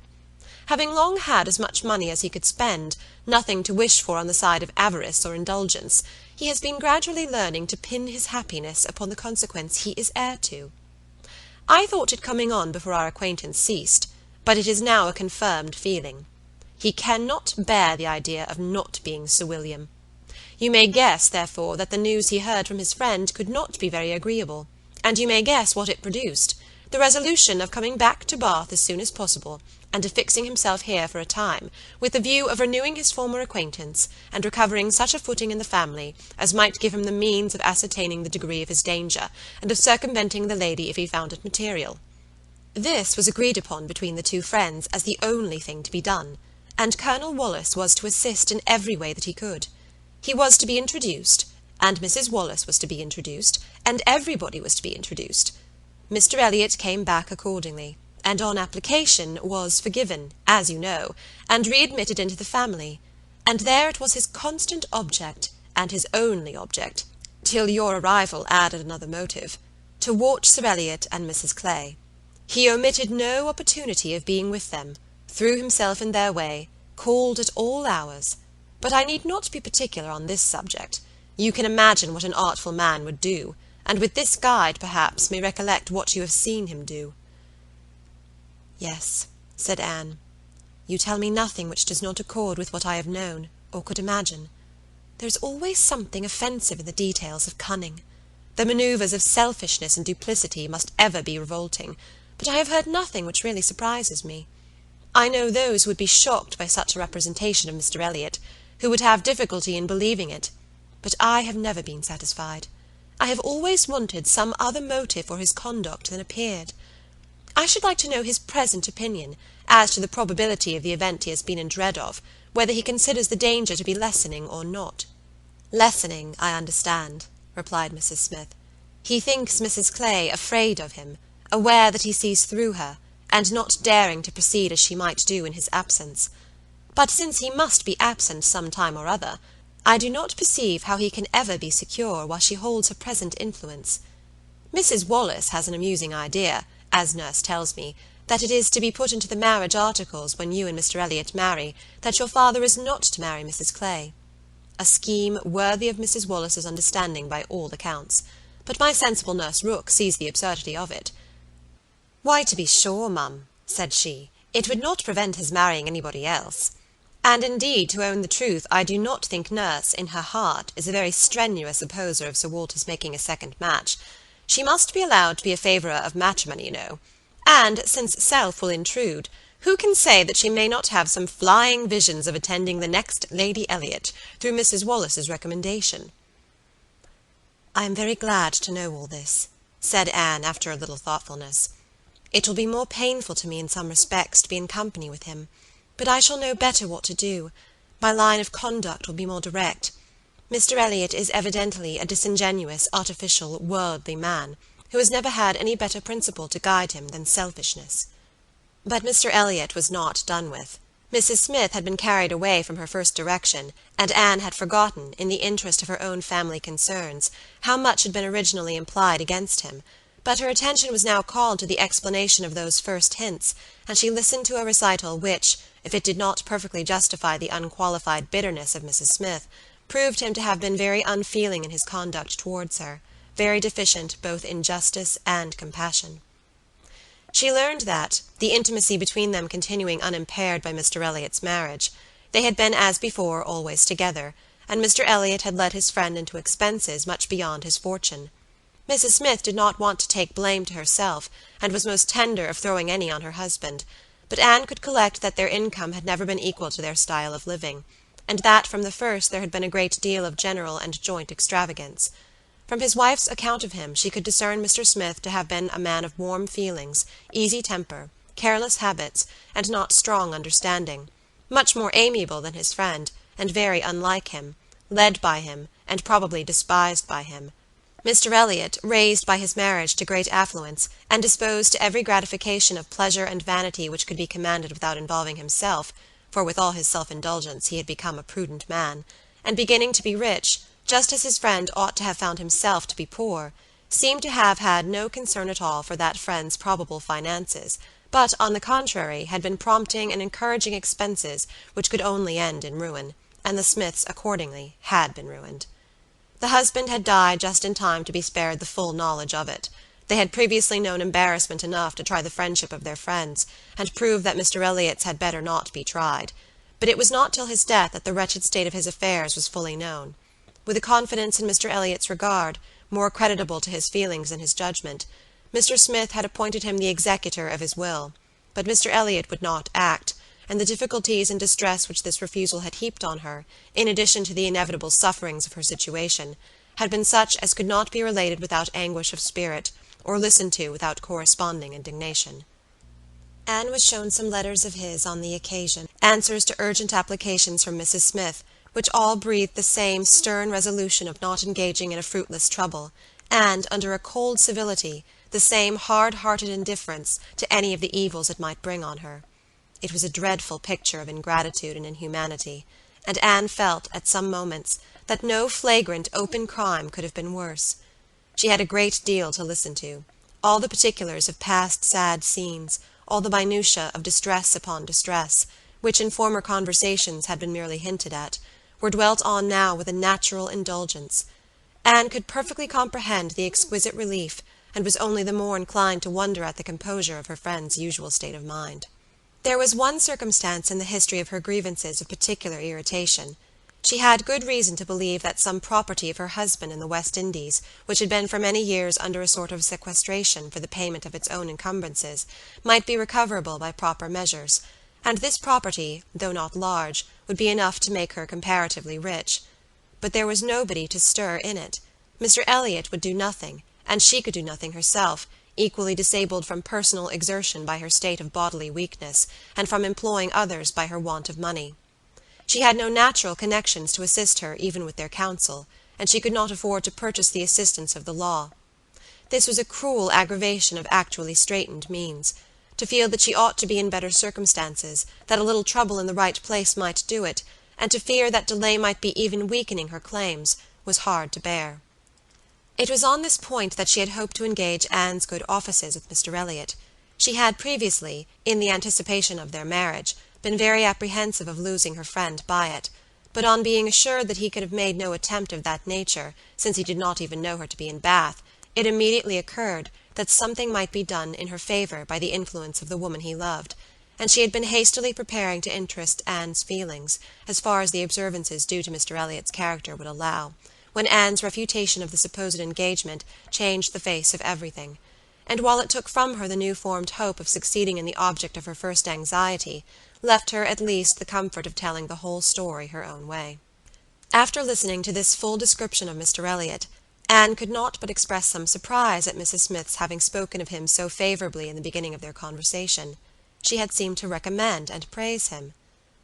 "My dear," was Mrs. Smith's reply, "there was nothing else to be done. I considered your marrying him as certain, though he might not yet have made the offer, and I could no more speak the truth of him than if he had been your husband. My heart bled for you, as I talked of happiness. And yet he is sensible, he is agreeable, and with such a woman as you, it was not absolutely hopeless. He was very unkind to his first wife. They were wretched together. But she was too ignorant and giddy for respect, and he had never loved her. I was willing to hope that you must fare better." Anne could just acknowledge within herself such a possibility of having been induced to marry him as made her shudder at the idea of the misery which must have followed. It was just possible that she might have been persuaded by Lady Russell, and under such a supposition, which would have been most miserable, when time had disclosed all, too late.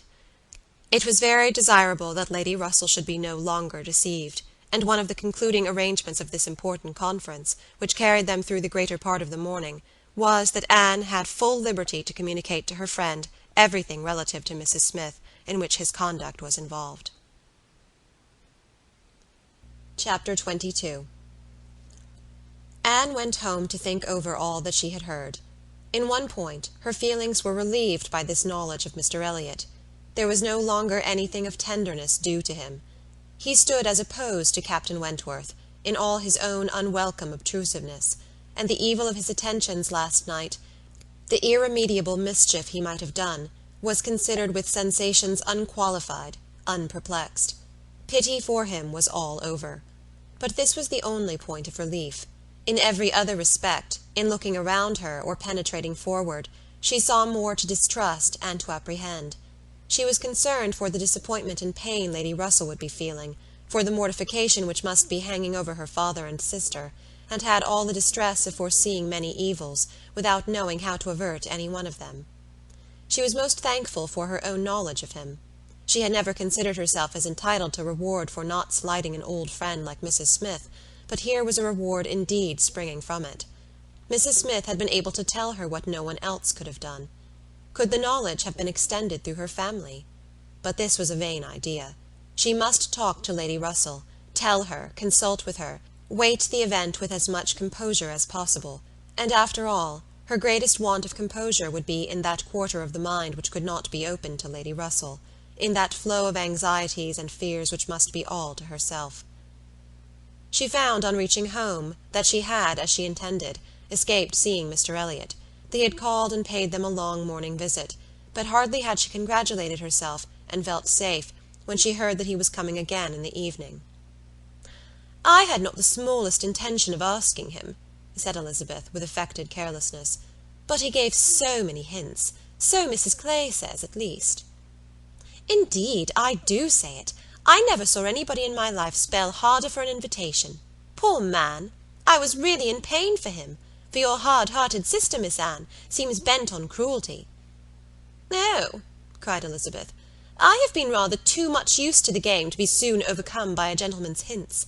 However, when I found how excessively he was regretting that he should miss my father this morning, I gave way immediately, for I would never really omit an opportunity of bringing him and Sir Walter together. They appear to so much advantage in company with each other, each behaving so pleasantly, Mr. Elliott looking up with so much respect." "Quite delightful," cried Mrs. Clay, not daring, however, to turn her eyes towards Anne. "Exactly like father and son. Dear Miss Elliott, may I not say father and son?" "Oh, I lay no embargo on anybody's words, if you will have such ideas. But upon my word, I am scarcely sensible of his attentions being beyond those of other men." "My dear Miss Elliott!" exclaimed Mrs. Clay, lifting her hands and eyes, and sinking all the rest of her astonishment in a convenient silence. "Well, my dear Penelope, you need not be so alarmed about him. I did invite him, you know. I sent him away with smiles. When I found he was really going to his friends at Thornbury Park for the whole day tomorrow, I had compassion on him."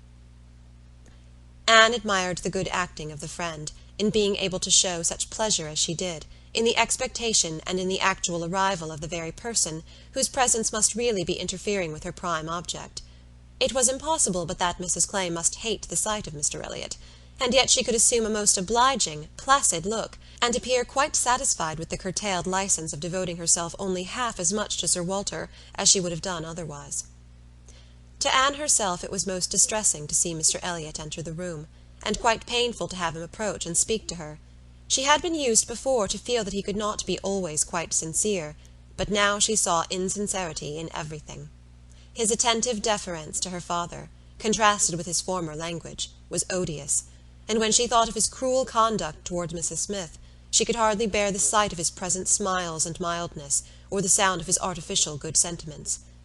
She meant to avoid any such alteration of manners as might provoke a remonstrance on his side. It was a great object to her to escape all enquiry or éclat, but it was her intention to be as decidedly cool to him as might be compatible with their relationship, and to retrace, as quietly as she could, the few steps of unnecessary intimacy she had been gradually led along. She was accordingly more guarded, and more cool, than she had been the night before. He wanted to animate her curiosity again as to how and where he could have heard her formerly praised, wanted very much to be gratified by more solicitation, but the charm was broken. He found that the heat and animation of a public room was necessary to kindle his modest cousin's vanity. He found, at least, that it was not to be done now, by any of those attempts which he could hazard among the too commanding claims of the others. He little surmised that it was a subject acting now exactly against his interest, bringing immediately to her thoughts all those parts of his conduct which were least excusable. She had some satisfaction in finding that he was really going out of Bath the next morning, going early, and that he would be gone the greater part of 2 days. He was invited again to Camden Place the very evening of his return, but from Thursday to Saturday evening his absence was certain. It was bad enough that a Mrs. Clay should be always before her, but that a deeper hypocrite should be added to their party seemed the destruction of everything like peace and comfort. It was so humiliating to reflect on the constant deception practised on her father and Elizabeth, to consider the various sources of mortification preparing for them. Mrs. Clay's selfishness was not so complicated nor so revolting as his, and Anne would have compounded for the marriage at once, with all its evils, to be clear of Mr. Elliott's subtleties in endeavouring to prevent it. On Friday morning she meant to go very early to Lady Russell, and accomplish the necessary communication, and she would have gone directly after breakfast, but that Mrs. Clay was also going out on some obliging purpose of saving her sister trouble, which determined her to wait till she might be safe from such a companion. She saw Mrs. Clay fairly off, therefore, before she began to talk of spending the morning in Rivers Street. "Very well," said Elizabeth. "I have nothing to send but my love. No, you may as well take back that tiresome book she would lend me, and pretend I have read it through. I really cannot be plaguing myself forever with all the new poems and states of the nation that come out. Lady Russell quite bores one with her new publications. You need not tell her so, but I thought her dress hideous the other night. I used to think she had some taste in dress, but I was ashamed of her at the concert. Something so formal and arranged in her air, and she sits so upright. My best love, of course." "And mine," added Sir Walter. "Kindest regards, and you may say that I mean to call upon her very soon. Make a civil message, but I shall only leave my card. Morning visits are never fair by women at her time of life, who make themselves up so little. If she would only wear rouge, she would not be afraid of being seen. But last time I called, I observed the blinds were let down immediately." While her father spoke, there was a knock at the door. Who could it be? Anne, remembering the preconcerted visits at all hours of Mr. Elliott, would have expected him, but for his known engagement 7 miles off. After the usual period of suspense, the usual sounds of approach were heard, and Mr. and Mrs. Charles Musgrove were ushered into the room. Surprise was the strongest emotion raised by their appearance, but Anne was really glad to see them, and the others were not so sorry but that they could put on a decent air of welcome, and as soon as it became clear that these, their nearest relations, were not arrived with any views of accommodation in that house, Sir Walter and Elizabeth were able to rise in cordiality, and do the honours of it very well. They were come to Bath for a few days with Mrs. Musgrove, and were at the White Hart. So much was pretty soon understood, but till Sir Walter and Elizabeth were walking Mary into the other drawing-room, and regaling themselves with her admiration, Anne could not draw upon Charles's brain for a regular history of their coming, or an explanation of some smiling hints of particular business, which had been ostentatiously dropped by Mary, as well as of some apparent confusion as to whom their party consisted of. She then found that it consisted of Mrs. Musgrove, Henrietta, and Captain Harville, beside their two selves. He gave her a very plain, intelligible account of the whole, a narration in which she saw a great deal of most characteristic proceeding. The scheme had received its first impulse by Captain Harville's wanting to come to Bath on business. He had begun to talk of it a week ago, and by way of doing something, as shooting was over, Charles had proposed coming with him, and Mrs. Harville had seemed to like the idea of it very much, as an advantage to her husband, but Mary could not bear to be left, and had made herself so unhappy about it, that for a day or two everything seemed to be in suspense, or at an end. But then, it had been taken up by his father and mother. His mother had some old friends in Bath whom she wished to see. It was thought a good opportunity for Henrietta to come, and buy wedding clothes for herself and her sister. And, in short, it ended in being his mother's party, that everything might be comfortable and easy to Captain Harville, and he and Mary were included in it by way of general convenience. They had arrived late the night before. Mrs. Harville, her children, and Captain Benwick remained with Mr. Musgrove and Louisa at Uppercross. Anne's only surprise was that affairs should be in forwardness enough for Henrietta's wedding clothes to be talked of. She had imagined such difficulties of fortune to exist there as must prevent the marriage from being near at hand, but she learned from Charles that, very recently, since Mary's last letter to herself, Charles Hayter had been applied to by a friend to hold a living for a youth who could not possibly claim it under many years, and that on the strength of his present income, with almost a certainty of something more permanent long before the term in question, the two families had consented to the young people's wishes, and that their marriage was likely to take place in a few months, quite as soon as Louisa's. "And a very good living it was," Charles added, "only 25 miles from Uppercross, and in a very fine country, fine part of Dorsetshire, in the centre of some of the best preserves in the kingdom, surrounded by 3 great proprietors, each more careful and jealous than the other, and to 2 of the 3 at least Charles Hayter might get a special recommendation. Not that he will value it as he ought," he observed.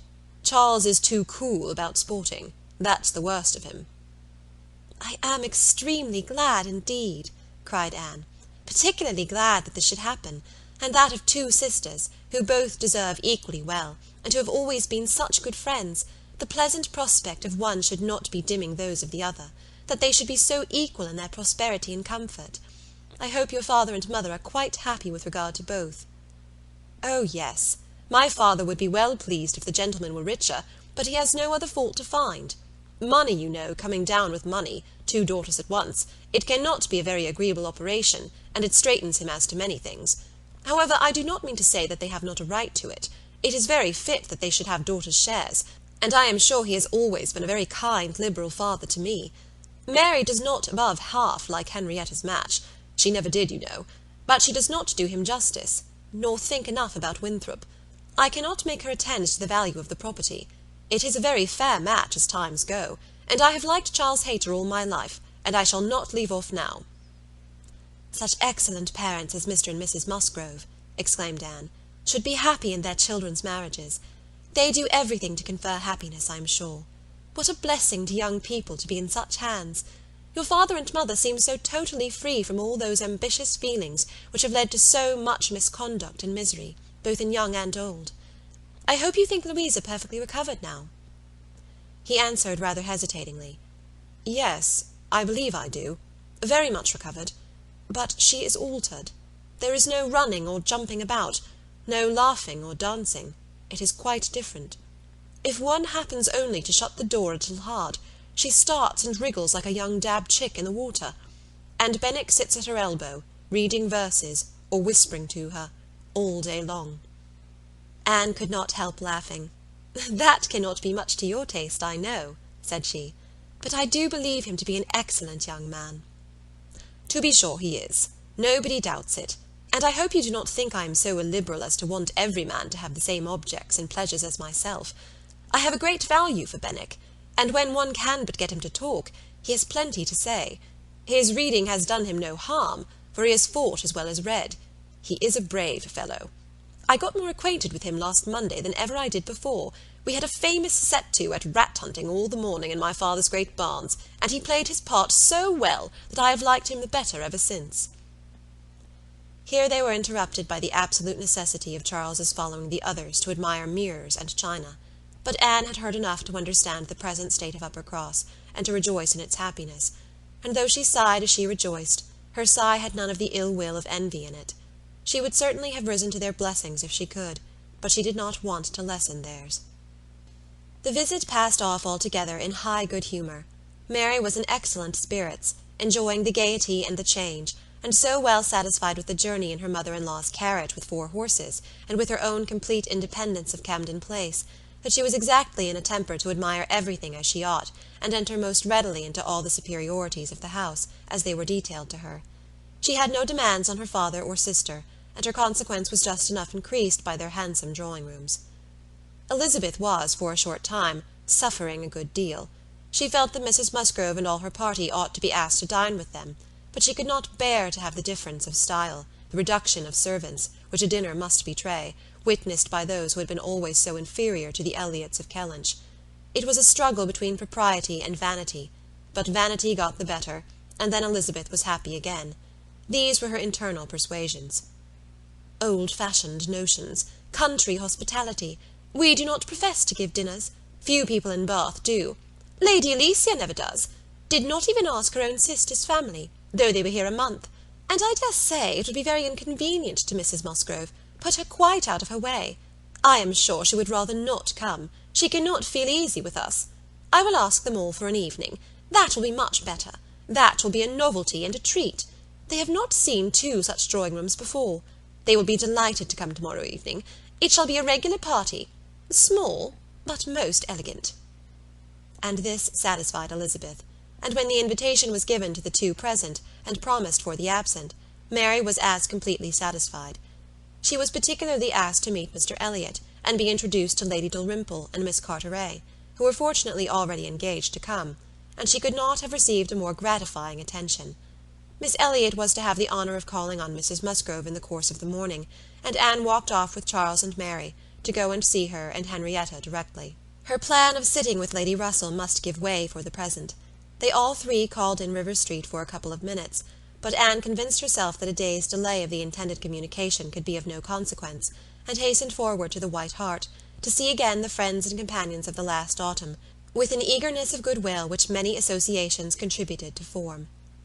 They found Mrs. Musgrove and her daughter within, and by themselves, and Anne had the kindest welcome from each. Henrietta was exactly in that state of recently improved views, of fresh-formed happiness, which made her full of regard and interest for everybody she had ever liked before at all, and Mrs. Musgrove's real affection had been won by her usefulness when they were in distress. It was a heartiness, and a warmth, and a sincerity, which Anne delighted in the more, from the sad want of such blessings at home.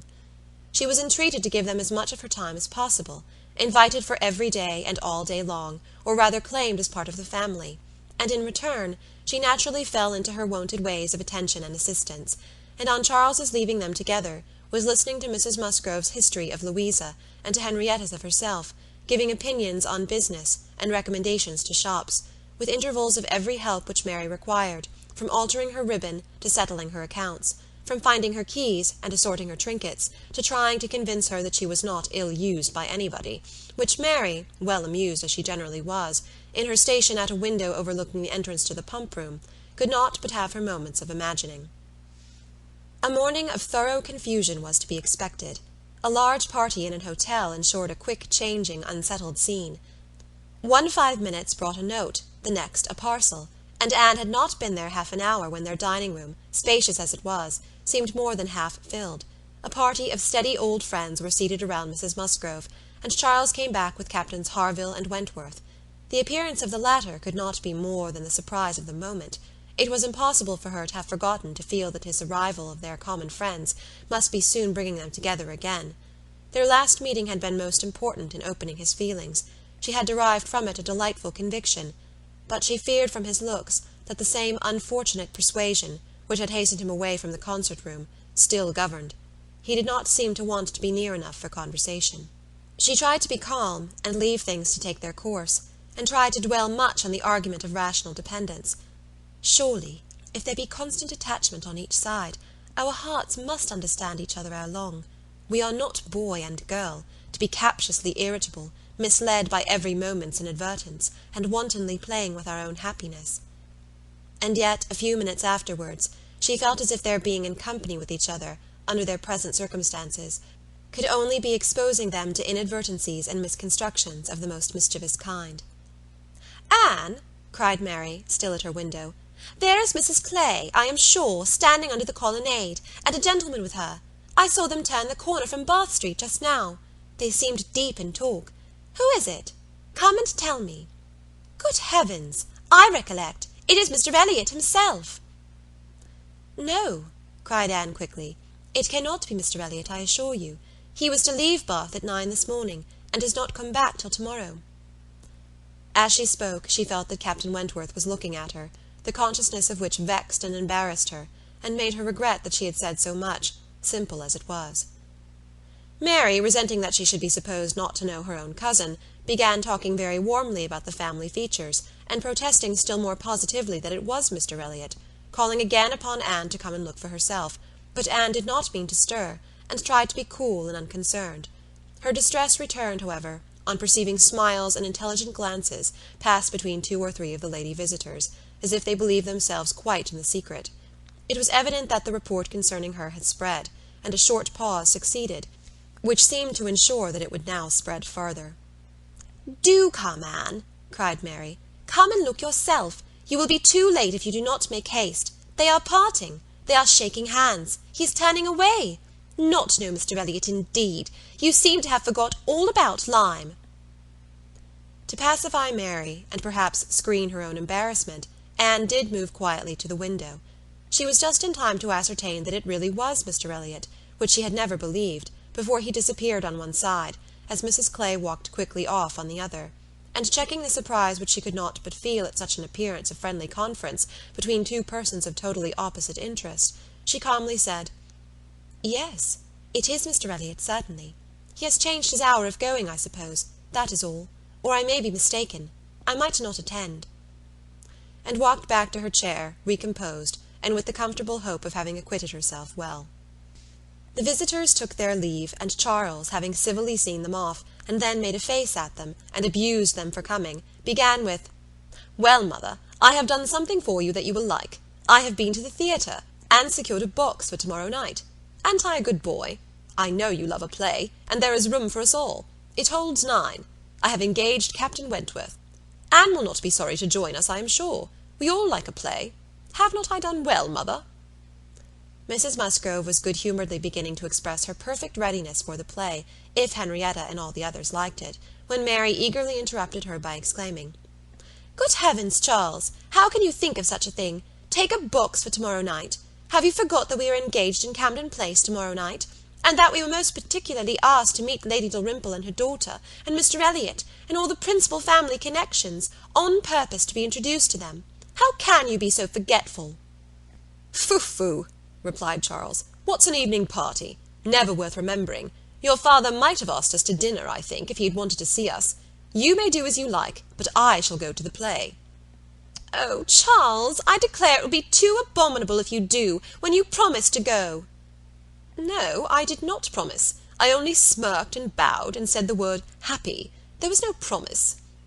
"But you must go, Charles. It would be unpardonable to fail. We were asked on purpose to be introduced. There was always such a great connection between the Dalrymples and ourselves. Nothing ever happened on either side that was not announced immediately. We are quite near relations, you know, and Mr. Elliott too, whom you ought so particularly to be acquainted with. Every attention is due Mr. Elliott. Consider, my father's heir, the future representative of the family." "Don't talk to me about heirs and representatives," cried Charles. "I am not one of those who neglect the reigning power to bow to the rising sun. If I would not go for the sake of your father, I should think it scandalous to go for the sake of his heir. What is Mr. Elliott to me?"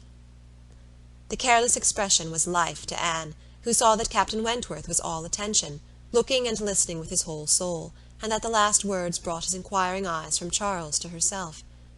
Charles and Mary still talked on in the same style. He, half serious and half jesting, maintaining the scheme for the play, and she, invariably serious, most warmly opposing it, and not omitting to make it known that, however determined to go to Camden Place herself, she should not think herself very well used if they went to the play without her. Mrs. Musgrove interposed. "We had better put it off. Charles, you had much better go back and change the books for Tuesday. It would be a pity to be divided, and we should be losing Miss Anne too, if there is a party at her father's, and I am sure neither Henrietta nor I should care at all for the play, if Miss Anne could not be with us." Anne felt truly obliged to her for such kindness, and quite as much so for the opportunity it gave her of decidedly saying, "If it depended only on my inclination, mum, the party at home, excepting on Mary's account, would not be the smallest impediment. I have no pleasure in the sort of meeting, and should be too happy to change it for a play, and with you. But it had better not be attempted, perhaps." She had spoken it, but she trembled when it was done, conscious that her words were listened to, and daring not even to try to observe their effect. It was soon generally agreed that Tuesday should be the day, Charles only reserving the advantage of still teasing his wife, by persisting that he would go to the play tomorrow if nobody else would. Captain Wentworth left his seat, and walked to the fireplace, probably for the sake of walking away from it soon afterwards, and taking a station, with less barefaced design, by Anne. "You have not been long enough in Bath," said he, "to enjoy the evening parties of the place." "Oh, no. The usual character of them has nothing for me. I am no card-player." "You were not formerly, I know. You did not used to like cards. But time makes many changes." "I am not yet so much changed," cried Anne, and stopped, fearing she hardly knew what misconstruction. After waiting a few moments, he said, and as if it were the result of immediate feeling, "It is a period indeed. 8 years and a half is a period." Whether he would have proceeded farther was left to Anne's imagination to ponder over in a calmer hour, for while still hearing the sounds he had uttered, she was startled to other subjects by Henrietta, eager to make use of the present leisure for getting out, and calling on her companions to lose no time, lest somebody else should come in. They were obliged to move.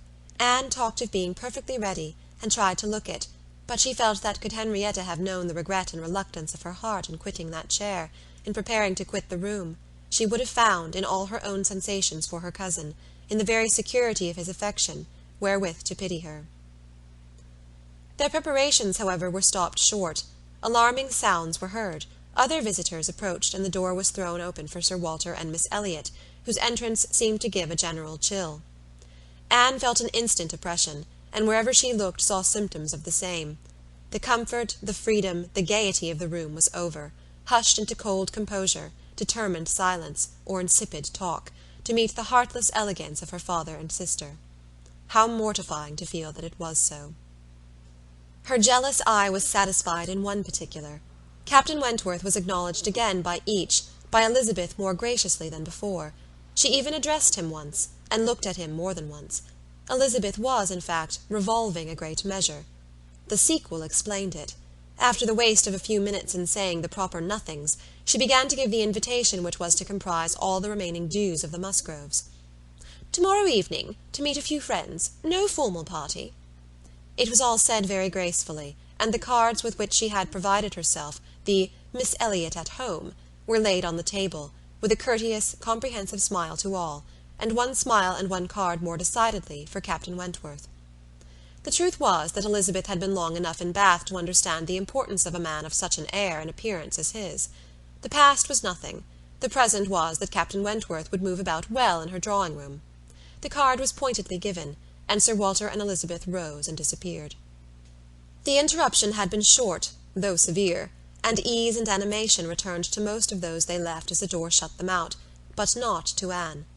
She could think only of the invitation she had with such astonishment witnessed, and of the manner in which it had been received, a manner of doubtful meaning, of surprise rather than gratification, of polite acknowledgment rather than acceptance. She knew him, she saw disdain in his eye, and could not venture to believe that he had determined to accept such an offering, as an atonement for all the insolence of the past. Her spirits sank. He held the card in his hand after they were gone, as if deeply considering it. "Only think of Elizabeth's including everybody," whispered Mary very audibly. "I do not wonder Captain Wentworth is delighted. You see he cannot put the card out of his hand." Anne caught his eye, saw his cheeks glow, and his mouth form itself into a momentary expression of contempt, and turned away, that she might neither see nor hear more to vex her.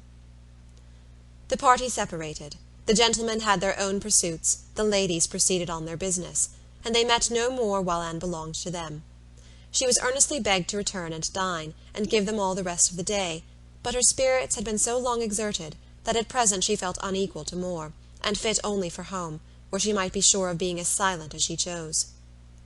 Promising to be with them the whole of the following morning, therefore, she closed the fatigues of the present by a toilsome walk to Camden Place, there to spend the evening chiefly in listening to the busy arrangements of Elizabeth and Mrs. Clay for the morrow's party, the frequent enumeration of the persons invited, and the continually improving detail of all the embellishments which were to make it the most completely elegant of its kind in Bath, while harassing herself with the never-ending question of whether Captain Wentworth would come or not.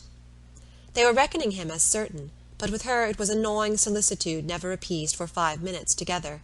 She generally thought he would come, because she generally thought he ought, but it was a case which she should not so shape into any positive act of duty or discretion, as inevitably to defy the suggestions of very opposite feelings. She only roused herself from the broodings of this restless agitation to let Mrs. Clay know that she had been seen with Mr. Elliott 3 hours after his being supposed to be out of Bath, for having watched in vain for some intimation of the interview from the lady herself, she determined to mention it, and it seemed to her there was guilt in Mrs. Clay's face as she listened. It was transient, cleared away in an instant, but Anne could imagine she read there the consciousness of having, by some complication of mutual trick, or some overbearing authority of his, been obliged to attend, perhaps for half an hour, to his lectures and restrictions on her designs on Sir Walter. She exclaimed, however, with a very tolerable imitation of nature, "Oh, dear, very true! Only think, Miss Elliott, to my great surprise I met with Mr. Elliott in Bath Street. I was never more astonished. He turned back and walked with me to the pump-yard. He had been prevented setting off for Thornbury, but I really forget by what, for I was in a hurry, and could not much attend, and I can only answer for his being determined not to be delayed in his return. He wanted to know how early he might be admitted tomorrow. He was full of tomorrow, and it is very evident that I have been full of it too, ever since I entered the house, and learnt the extension of your plan, and all that had happened, or my seeing him could never have gone so entirely out of my head." Chapter 23. 1 day only had passed since Anne's conversation with Mrs. Smith, but a keener interest had succeeded, and she was now so little touched by Mr. Elliott's conduct, except by its effects in one quarter, that it became a matter of course the next morning still to defer her explanatory visit in Rivers Street. She had promised to be with the Musgroves from breakfast to dinner. Her faith was plighted, and Mr. Elliott's character, like the Sultaness Scheherazade's head, must live another day. She could not keep her appointment punctually, however.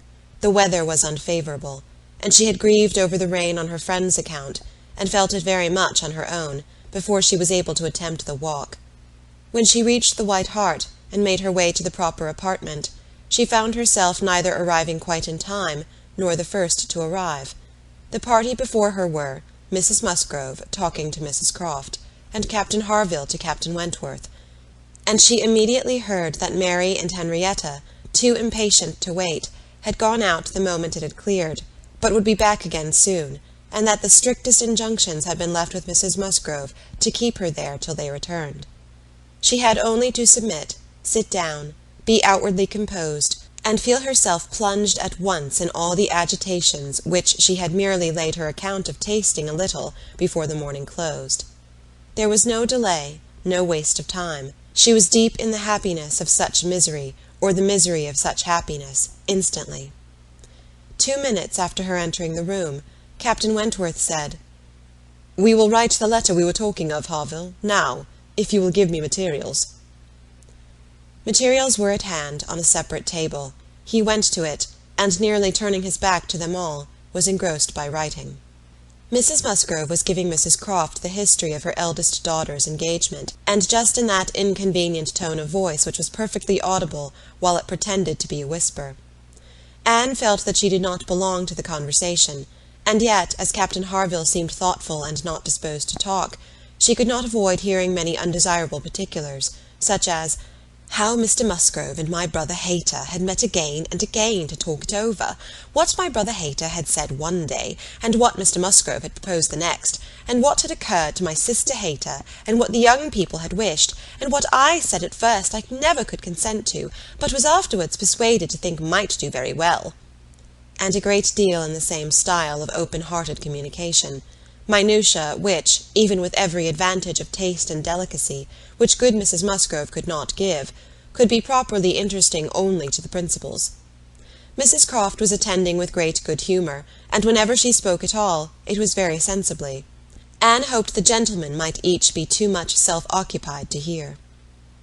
"And so, mum, all these things considered," said Mrs. Musgrove in her powerful whisper, "though we could have wished it different, yet altogether we did not think it fair to stand out any longer, for Charles Hayter was quite wild about it, and Henrietta was pretty near as bad, and so we thought they had better marry at once, and make the best of it, as many others have done before them.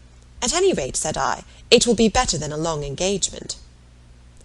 "That is precisely what I was going to observe," cried Mrs. Croft. "I would rather have young people settle on a small income at once, and have to struggle with a few difficulties together, than be involved in a long engagement. I always think that no mutual—" "Oh, dear Mrs. Croft," cried Mrs. Musgrove, unable to let her finish her speech, "there is nothing I so abominate for young people as a long engagement. It is what I always protested against from my children. It is all very well, I used to say, for young people to be engaged, if there is a certainty of their being able to marry in 6 months, or even in 12, but a long engagement—" "Yes, dear mum," said Mrs. Croft, "or an uncertain engagement, an engagement which may be long. To begin without knowing that at such a time there will be the means of marrying, I hold to be very unsafe and unwise, and what I think all parents should prevent as far as they can." Anne found an unexpected interest here. She felt its application to herself, felt it in a nervous thrill all over her, and at the same moment that her eyes instinctively glanced toward the distant table, Captain Wentworth's pen ceased to move, his head was raised, pausing, listening, and he turned round the next instant to give a look, one quick, conscious look, at her. The two ladies continued to talk, to re-urge the same admitted truths, and enforce them with such examples of the ill effect of a contrary practice as had fallen within their observation, but Anne heard nothing distinctly. It was only a buzz of words in her ear, and her mind was in confusion. Captain Harville, who had in truth been hearing none of it, now left his seat and moved to a window, and Anne, seeming to watch him, though it was from thorough absence of mind, became gradually sensible that he was inviting her to join him where he stood. He looked at her with a smile, and a little motion of the head, which expressed, "Come to me, I have something to say," and the unaffected, easy kindness of manner which denoted the feelings of an older acquaintance than he really was, strongly enforced the invitation. She roused herself and went to him. The window at which he stood was at the other end of the room from where the two ladies were sitting, and though nearer to Captain Wentworth's table, not very near. As she joined him, Captain Harville's countenance reassumed the serious, thoughtful expression which seemed its natural character. "Look here," said he, unfolding a parcel in his hand, and displaying a small miniature painting. "Do you know who that is?" "Certainly, Captain Benwick." "Yes, and you may guess who it is for. But," in a deep tone, "it was not done for her. Miss Elliott, do you remember our walking together at Lyme and grieving for him? I little thought then. But no matter. This was drawn at the Cape. He met with a clever young German artist at the Cape, and in compliance with a promise to my poor sister, sat to him, and was bringing it home for her, and I have now the charge of getting it properly set for another. It was a commission to me. But who else was there to employ? I hope I can allow for him. I am not sorry indeed to make it over to another. He undertakes it," looking towards Captain Wentworth. "He is writing about it now." And with a quivering lip he wound up the whole by adding, "Poor Fanny! She would not have forgotten him so soon." "No," replied Anne in a low, feeling voice. "That I can easily believe." "It was not in her nature. She doted on him." "It would not be the nature of any woman who truly loved." Captain Harville smiled, as much as to say, Do you claim that for your sex? And she answered the question, smiling also. Yes. We certainly do not forget you as soon as you forget us. It is perhaps our fate rather than our merit. We cannot help ourselves. We live at home, quiet, confined, and our feelings prey upon us. You are forced on exertion. You have always a profession, pursuits, business of some sort or other, to take you back into the world immediately, and continual occupation and change soon weaken impressions. Granting your assertion that the world does all this so soon for men, which, however, I do not think I shall grant, it does not apply to Benwick. He has not been forced upon any exertion. The peace turned him on shore at the very moment, and he has been living with us, in our little family circle ever since. True, said Anne, very true. I did not recollect. But what shall we say now, Captain Harville? If the change be not from outward circumstances, it must be from within. It must be nature, man's nature, which has done the business for Captain Benwick. No, no, it is not man's nature. I will not allow it to be more man's nature than woman's to be inconstant and forget those they do love, or have loved. I believe the reverse. I believe in a true analogy between our bodily frames and our mental, and that as our bodies are the strongest, so are our feelings, capable of bearing most rough usage and riding out the heaviest weather. Your feelings may be the strongest, replied Anne, but the same spirit of analogy will authorize me to assert that ours are the most tender. Man is more robust than woman, but he is not longer lived, which exactly explains my view of the nature of their attachments. Nay, it would be too hard upon you if it were otherwise. You have difficulties and privations and dangers enough to struggle with. You are always labouring and toiling, exposed to every risk and hardship. Your home, country, friends, all quitted. Neither time, nor health, nor life to be called your own. It would be hard indeed, with a faltering voice, if woman's feelings were to be added to all this. We shall never agree upon this question, Captain Harville was beginning to say, when a slight noise called their attention to Captain Wentworth's hitherto perfectly quiet division of the room. It was nothing more than that his pen had fallen down, but Anne was startled at finding him nearer than she had supposed, and half inclined to suspect that the pen had fallen because he had been occupied by them, striving to catch sounds, which yet she did not think he could have caught. "Have you finished your letter?" said Captain Harville. "Not quite. A few lines more. I shall have done in 5 minutes." "There is no hurry on my side. I am only ready whenever you are. I am in very good anchorage here," smiling at Anne, "well supplied and want for nothing. No hurry for a signal at all. Well, Miss Elliott," lowering his voice, "as I was saying, we shall never agree, I suppose, upon this point. No man and woman would, probably. But let me observe that all histories are against you, all stories, prose and verse. If I had such a memory as Benwick, I could bring you 50 quotations in a moment on my side of the argument, and I do not think I ever opened a book in my life which had not something to say upon woman's inconstancy. Songs and proverbs all talk of woman's fickleness. But perhaps you will say these were all written by men." "Perhaps I shall. Yes, yes, if you please, no reference to examples in books. Men have had every advantage of us in telling their own story.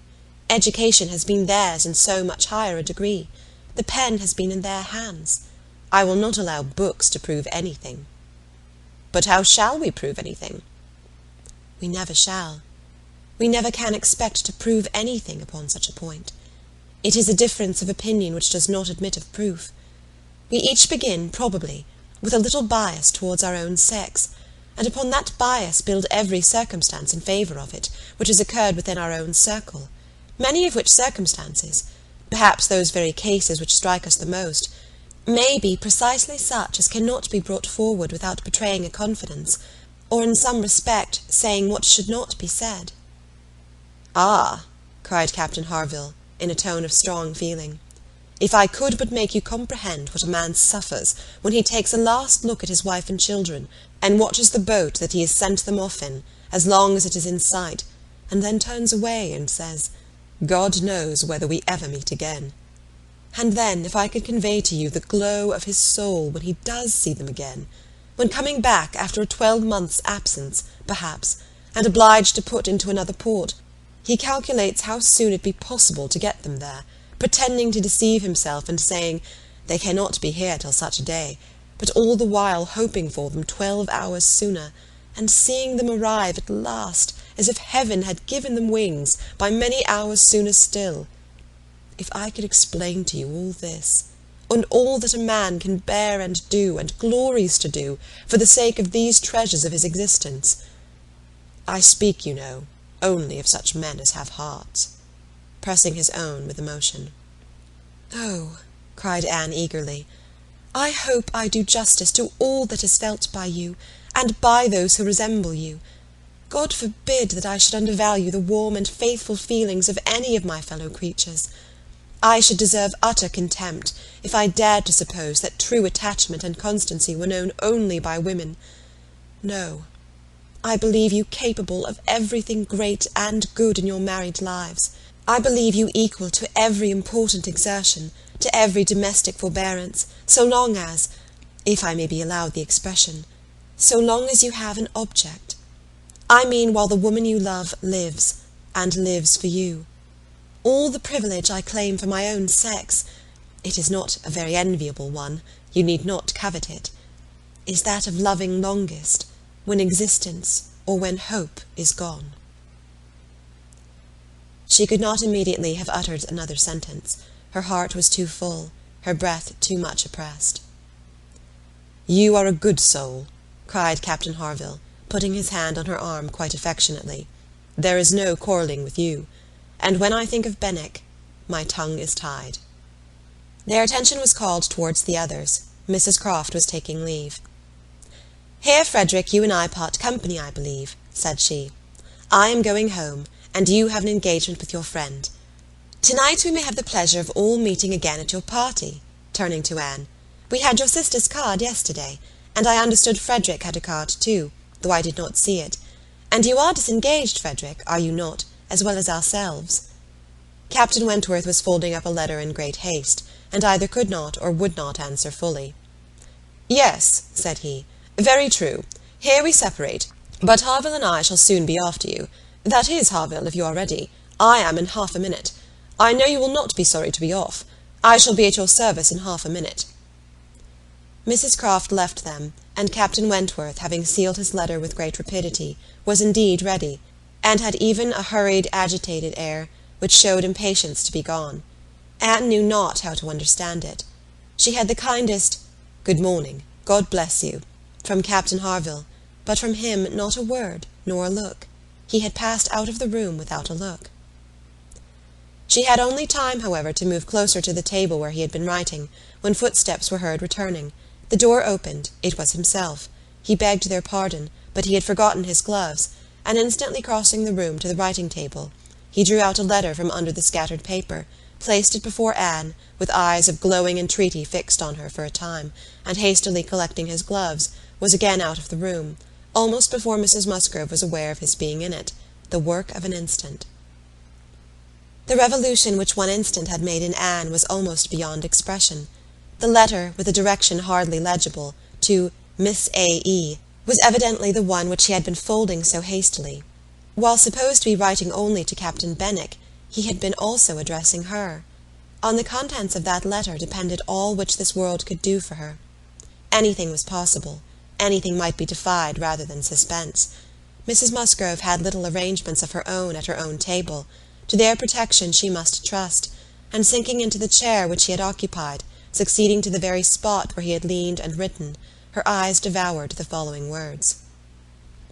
"I can listen no longer in silence. I must speak to you by such means as are within my reach. You pierce my soul. I am half agony, half hope. Tell me not that I am too late, that such precious feelings are gone forever. I offer myself to you again with a heart even more your own than when you almost broke it 8 years and a half ago. Dare not say that man forgets sooner than woman, that his love has an earlier death. I have loved none but you. Unjust I may have been, weak and resentful I have been, but never inconstant.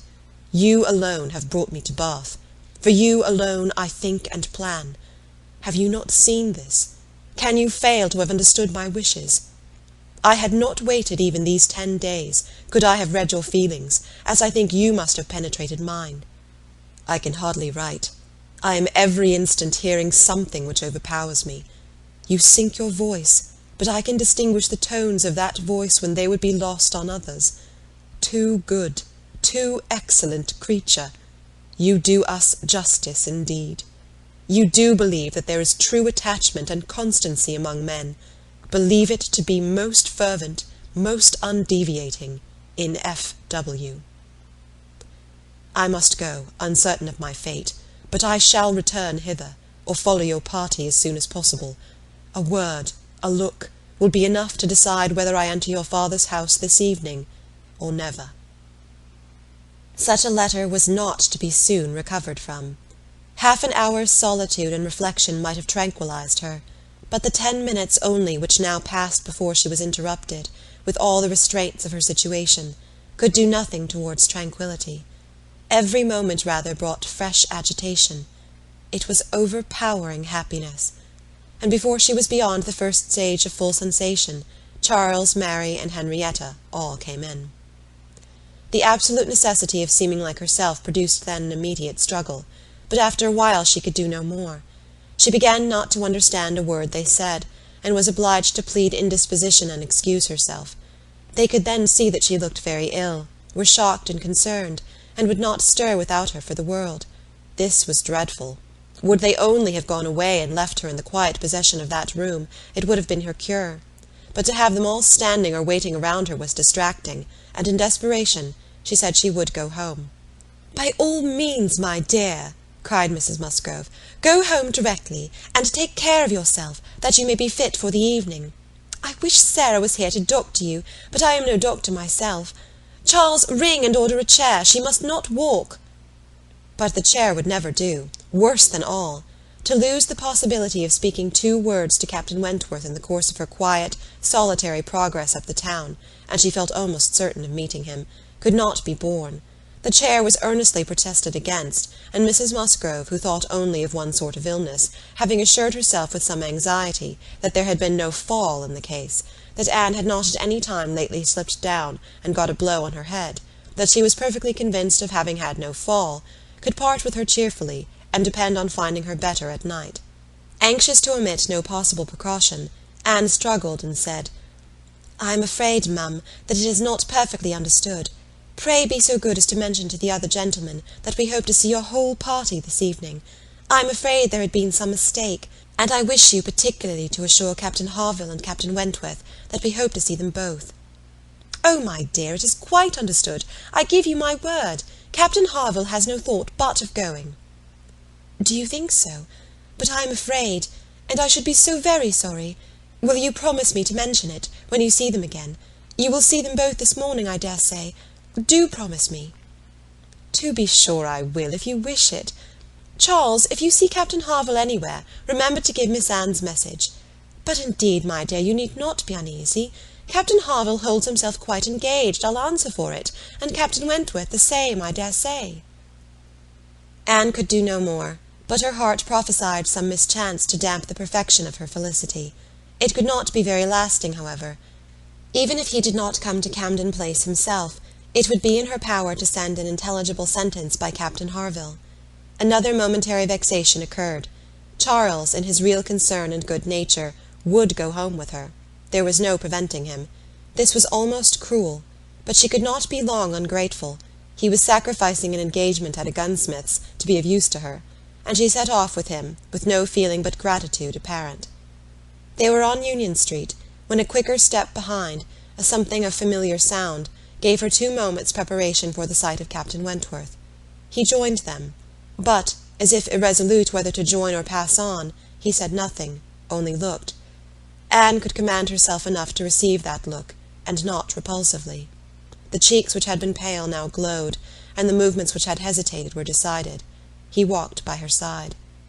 Presently, struck by a sudden thought, Charles said, "Captain Wentworth, Which way are you going? Only to Gay Street, or farther up the town?" "I hardly know," replied Captain Wentworth, surprised. "Are you going as high as Belmont? Are you going near Camden Place? Because if you are, I shall have no scruple in asking you to take my place, and give Anne your arm to her father's door. She is rather done for this morning, and must not go so far without help, and I ought to be at that fellow's in the market-place. He promised me the sight of a capital gun he is just going to send off, said he would keep it unpacked to the last possible moment, that I might see it, and if I do not turn back now, I have no chance.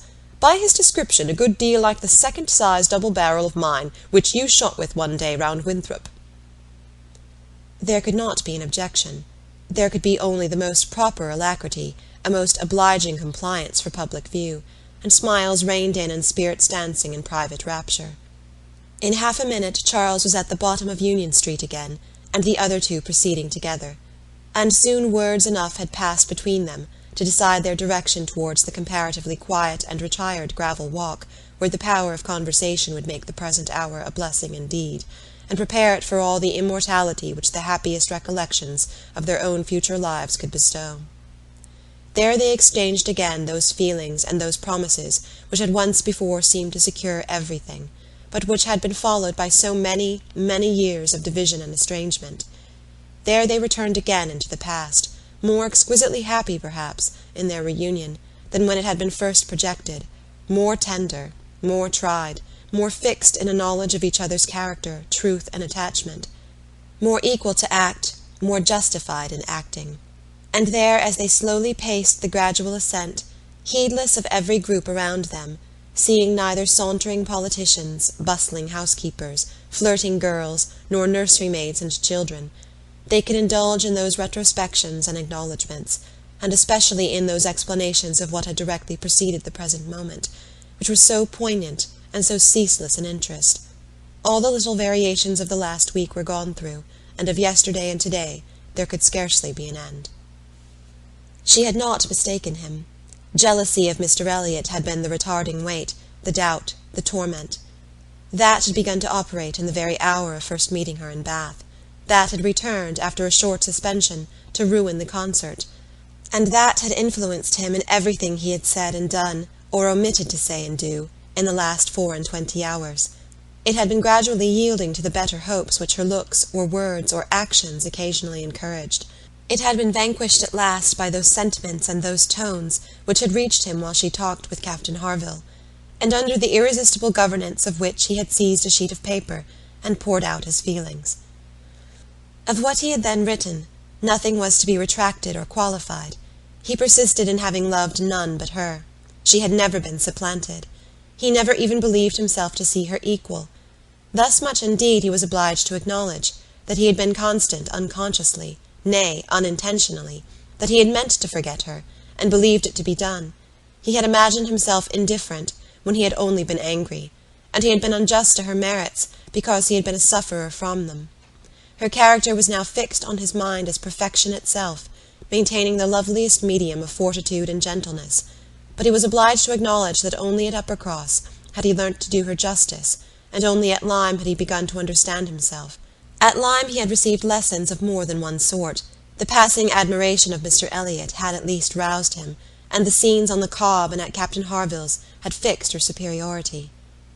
In his preceding attempts to attach himself to Louisa Musgrove, the attempts of angry pride, he protested that he had forever felt it to be impossible, that he had not cared, could not care, for Louisa, though till that day, till the leisure for reflection which followed it, he had not understood the perfect excellence of the mind with which Louisa's could so ill bear a comparison, or the perfect unrivalled hold it possessed over his own. There he had learnt to distinguish between the steadiness of principle and the obstinacy of self-will, between the darings of heedlessness and the resolution of a collected mind. There he had seen everything to exalt in his estimation the woman he had lost, and there begun to deplore the pride, the folly, the madness of resentment, which had kept him from trying to regain her when thrown in his way. From that period his penance had become severe. He had no sooner been free from the horror and remorse attending the first few days of Louisa's accident, no sooner begun to feel himself alive again, than he had begun to feel himself, though alive, not at liberty. "I found," said he, that I was considered by Harville an engaged man, that neither Harville nor his wife entertained a doubt of our mutual attachment. I was startled and shocked. To a degree I could contradict this instantly, but when I began to reflect that others might have felt the same, her own family, nay, perhaps herself, I was no longer at my own disposal. I was hers in honour if she wished it. I had been unguarded. I had not thought seriously on this subject before. I had not considered that my excessive intimacy must have its dangers of ill consequence in many ways, and that I had no right to be trying whether I could attach myself to either of the girls, at the risk of raising even an unpleasant report, were there no other ill effects. I had been grossly wrong, and must abide the consequences. He found too late, in short, that he had entangled himself, and that precisely as he became fully satisfied of his not caring for Louisa at all, he must regard himself as bound to her, if her sentiments for him were what the Harvilles supposed. It determined him to leave Lyme, and await her complete recovery elsewhere. He would gladly weaken, by any fair means, whatever feelings or speculations concerning him might exist, and he went therefore to his brother's, meaning after a while to return to Kellynch, and act as circumstances might require. "I was 6 weeks with Edward," said he, "and saw him happy. I could have no other pleasure. I deserved none. He inquired after you very particularly, asked even if you were personally altered, little suspecting that to my eye you could never alter." Anne smiled, and let it pass. It was too pleasing a blunder for a reproach. It is something for a woman to be assured, in her 28th year, that she has not lost one charm of earlier youth, but the value of such homage was inexpressibly increased to Anne, by comparing it with former words, and feeling it to be the result, not the cause, of a revival of his warm attachment. He had remained in Shropshire, lamenting the blindness of his own pride, and the blunders of his own calculations, till at once released from Louisa by the astonishing and felicitous intelligence of her engagement with Benwick. "Here," said he, "ended the worst of my state, for now I could at least put myself in the way of happiness. I could exert myself. I could do something. But to be waiting so long in inaction, and waiting only for evil, had been dreadful. Within the first 5 minutes I said, 'I will be at Bath on Wednesday,' and I was. Was it unpardonable to think it worth my while to come, and to arrive with some degree of hope? You were single. It was possible that you might retain the feelings of the past as I did, and one encouragement happened to be mine. I could never doubt that you would be loved and sought by others, but I knew to a certainty that you had refused one man at least, of better pretensions than myself, and I could not help often saying, 'Was this for me?'" Their first meeting in Milsom Street afforded much to be said, but the concert still more. That evening seemed to be made up of exquisite moments. The moment of her stepping forward in the octagon room to speak to him, the moment of Mr. Elliott's appearing and tearing her away, and one or two subsequent moments, marked by returning hope or increasing despondency, were dwelt on with energy. "To see you," cried he, "in the midst of those who could not be my well-wishers, to see your cousin close by you, conversing and smiling, and feel all the horrible eligibilities and proprieties of the match, to consider it as the certain wish of every being who could hope to influence you, even if your own feelings were reluctant or indifferent, to consider what powerful supports would be his. Was it not enough to make the fool of me when I appeared? How could I look on without agony? Was not the very sight of the friend who sat behind you, was not the recollection of what had been, the knowledge of her influence, the indelible, immovable impression of what Persuasion had once done, was it not all against me?" "You should have distinguished," replied Anne. "You should not have suspected me now. The case is so different, and my age is so different. If I was wrong in yielding to Persuasion once, remember that it was to Persuasion exerted on the side of safety, not of risk. When I yielded, I thought it was to duty, but no duty could be called in aid here. In marrying a man indifferent to me, all risk would have been incurred, and all duty violated."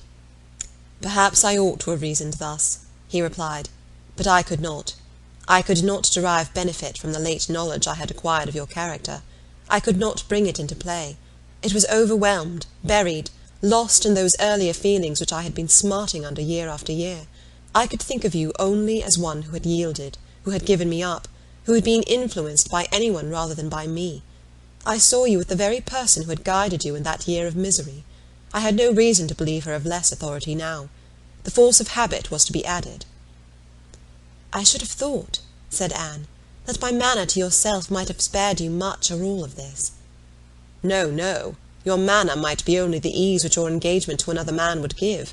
I left you in this belief, and yet I was determined to see you again. My spirits rallied with the morning, and I felt that I had still a motive for remaining here." At last Anne was at home again, and happier than anyone in that house could have conceived. All the surprise and suspense, and every other painful part of the morning dissipated by this conversation, she re-entered the house so happy as to be obliged to find an alloy in some momentary apprehensions of its being impossible to last. An interval of meditation, serious and grateful, was the best corrective of everything dangerous in such high-wrought felicity, and she went to her room, and grew steadfast and fearless in the thankfulness of her enjoyment. The evening came, the drawing-rooms were lighted up, the company assembled. It was but a card-party, it was but a mixture of those who had never met before, and those who met too often, a commonplace business, too numerous for intimacy, too small for variety, but Anne had never found an evening shorter. Glowing and lovely in sensibility and happiness, and more generally admired than she thought about or cared for, she had cheerful or forbearing feelings for every creature about her. Mr. Elliott was there. She avoided, but she could pity him. The Wallaces, she had amusement in understanding them. Lady Dalrymple and Miss Carteret, they would soon be innoxious cousins to her. She cared not for Mrs. Clay, and had nothing to blush for in the public manners of her father and sister.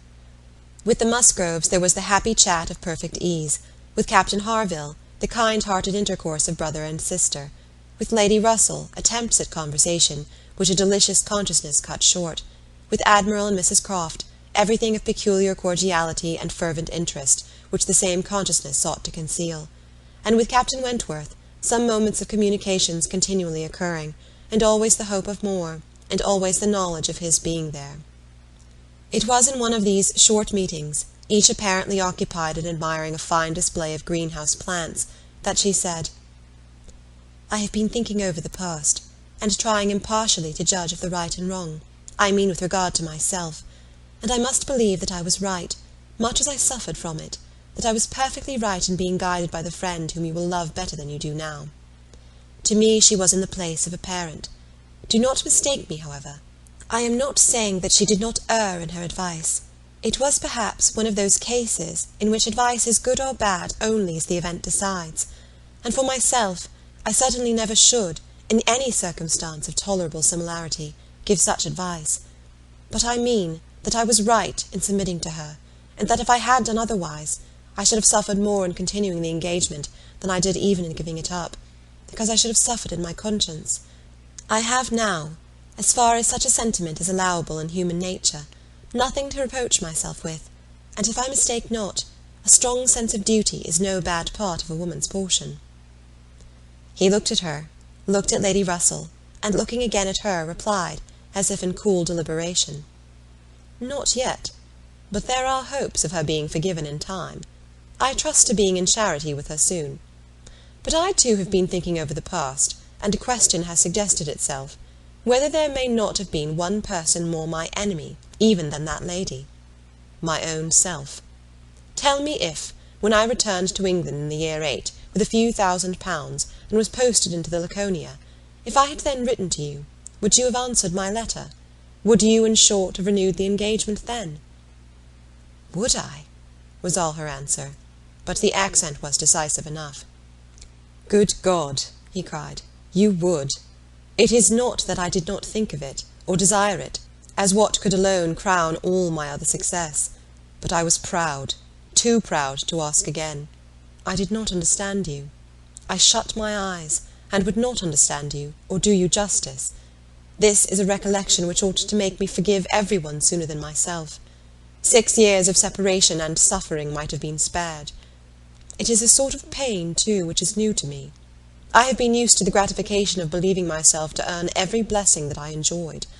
I have valued myself on honourable toils and just rewards.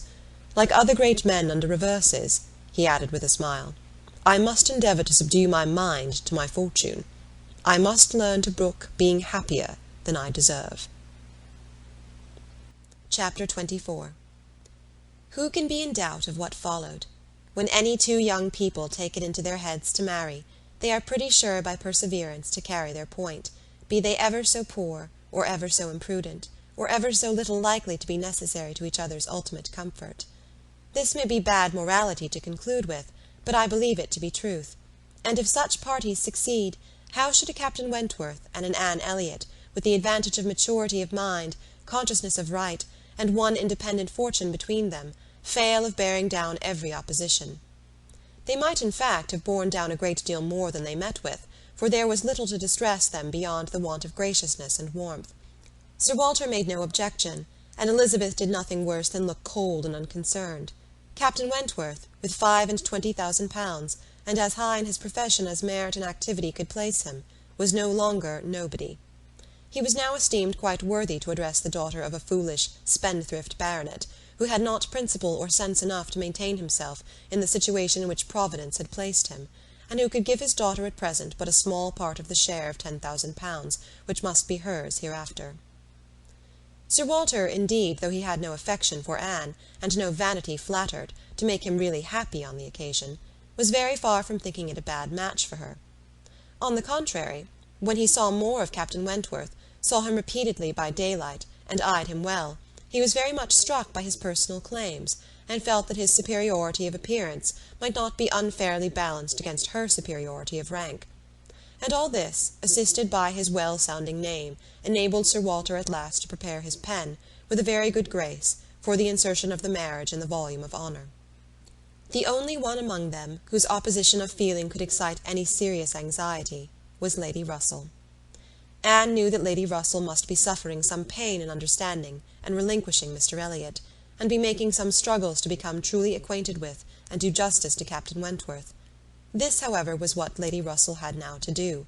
She must learn to feel that she had been mistaken with regard to both, that she had been unfairly influenced by appearance in each, that because Captain Wentworth's manners had not suited her own ideas, she had been too quick in suspecting them to indicate a character of dangerous impetuosity, and that because Mr. Elliott's manners had precisely pleased her in their propriety and correctness, their general politeness and suavity, she had been too quick in receiving them as the certain result of the most correct opinions and well-regulated mind.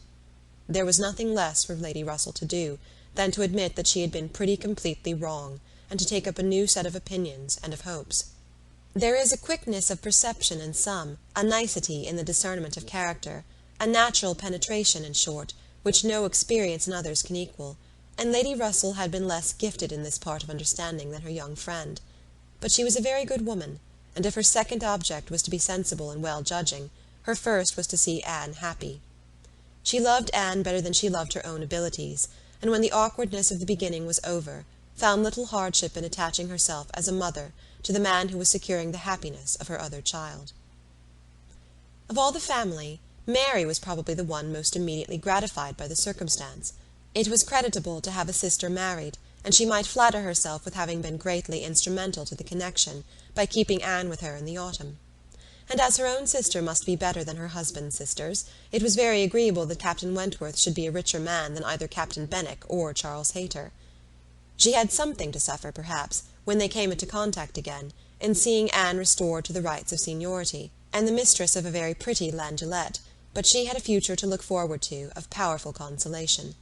Anne had no Uppercross Hall before her, no landed estate, no headship of a family, and if they could but keep Captain Wentworth from being made a baronet, she would not change situations with Anne.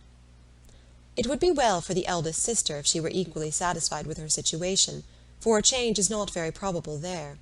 She had soon the mortification of seeing Mr. Elliott withdraw, and no one of proper condition has since presented himself to raise even the unfounded hopes which sunk with him.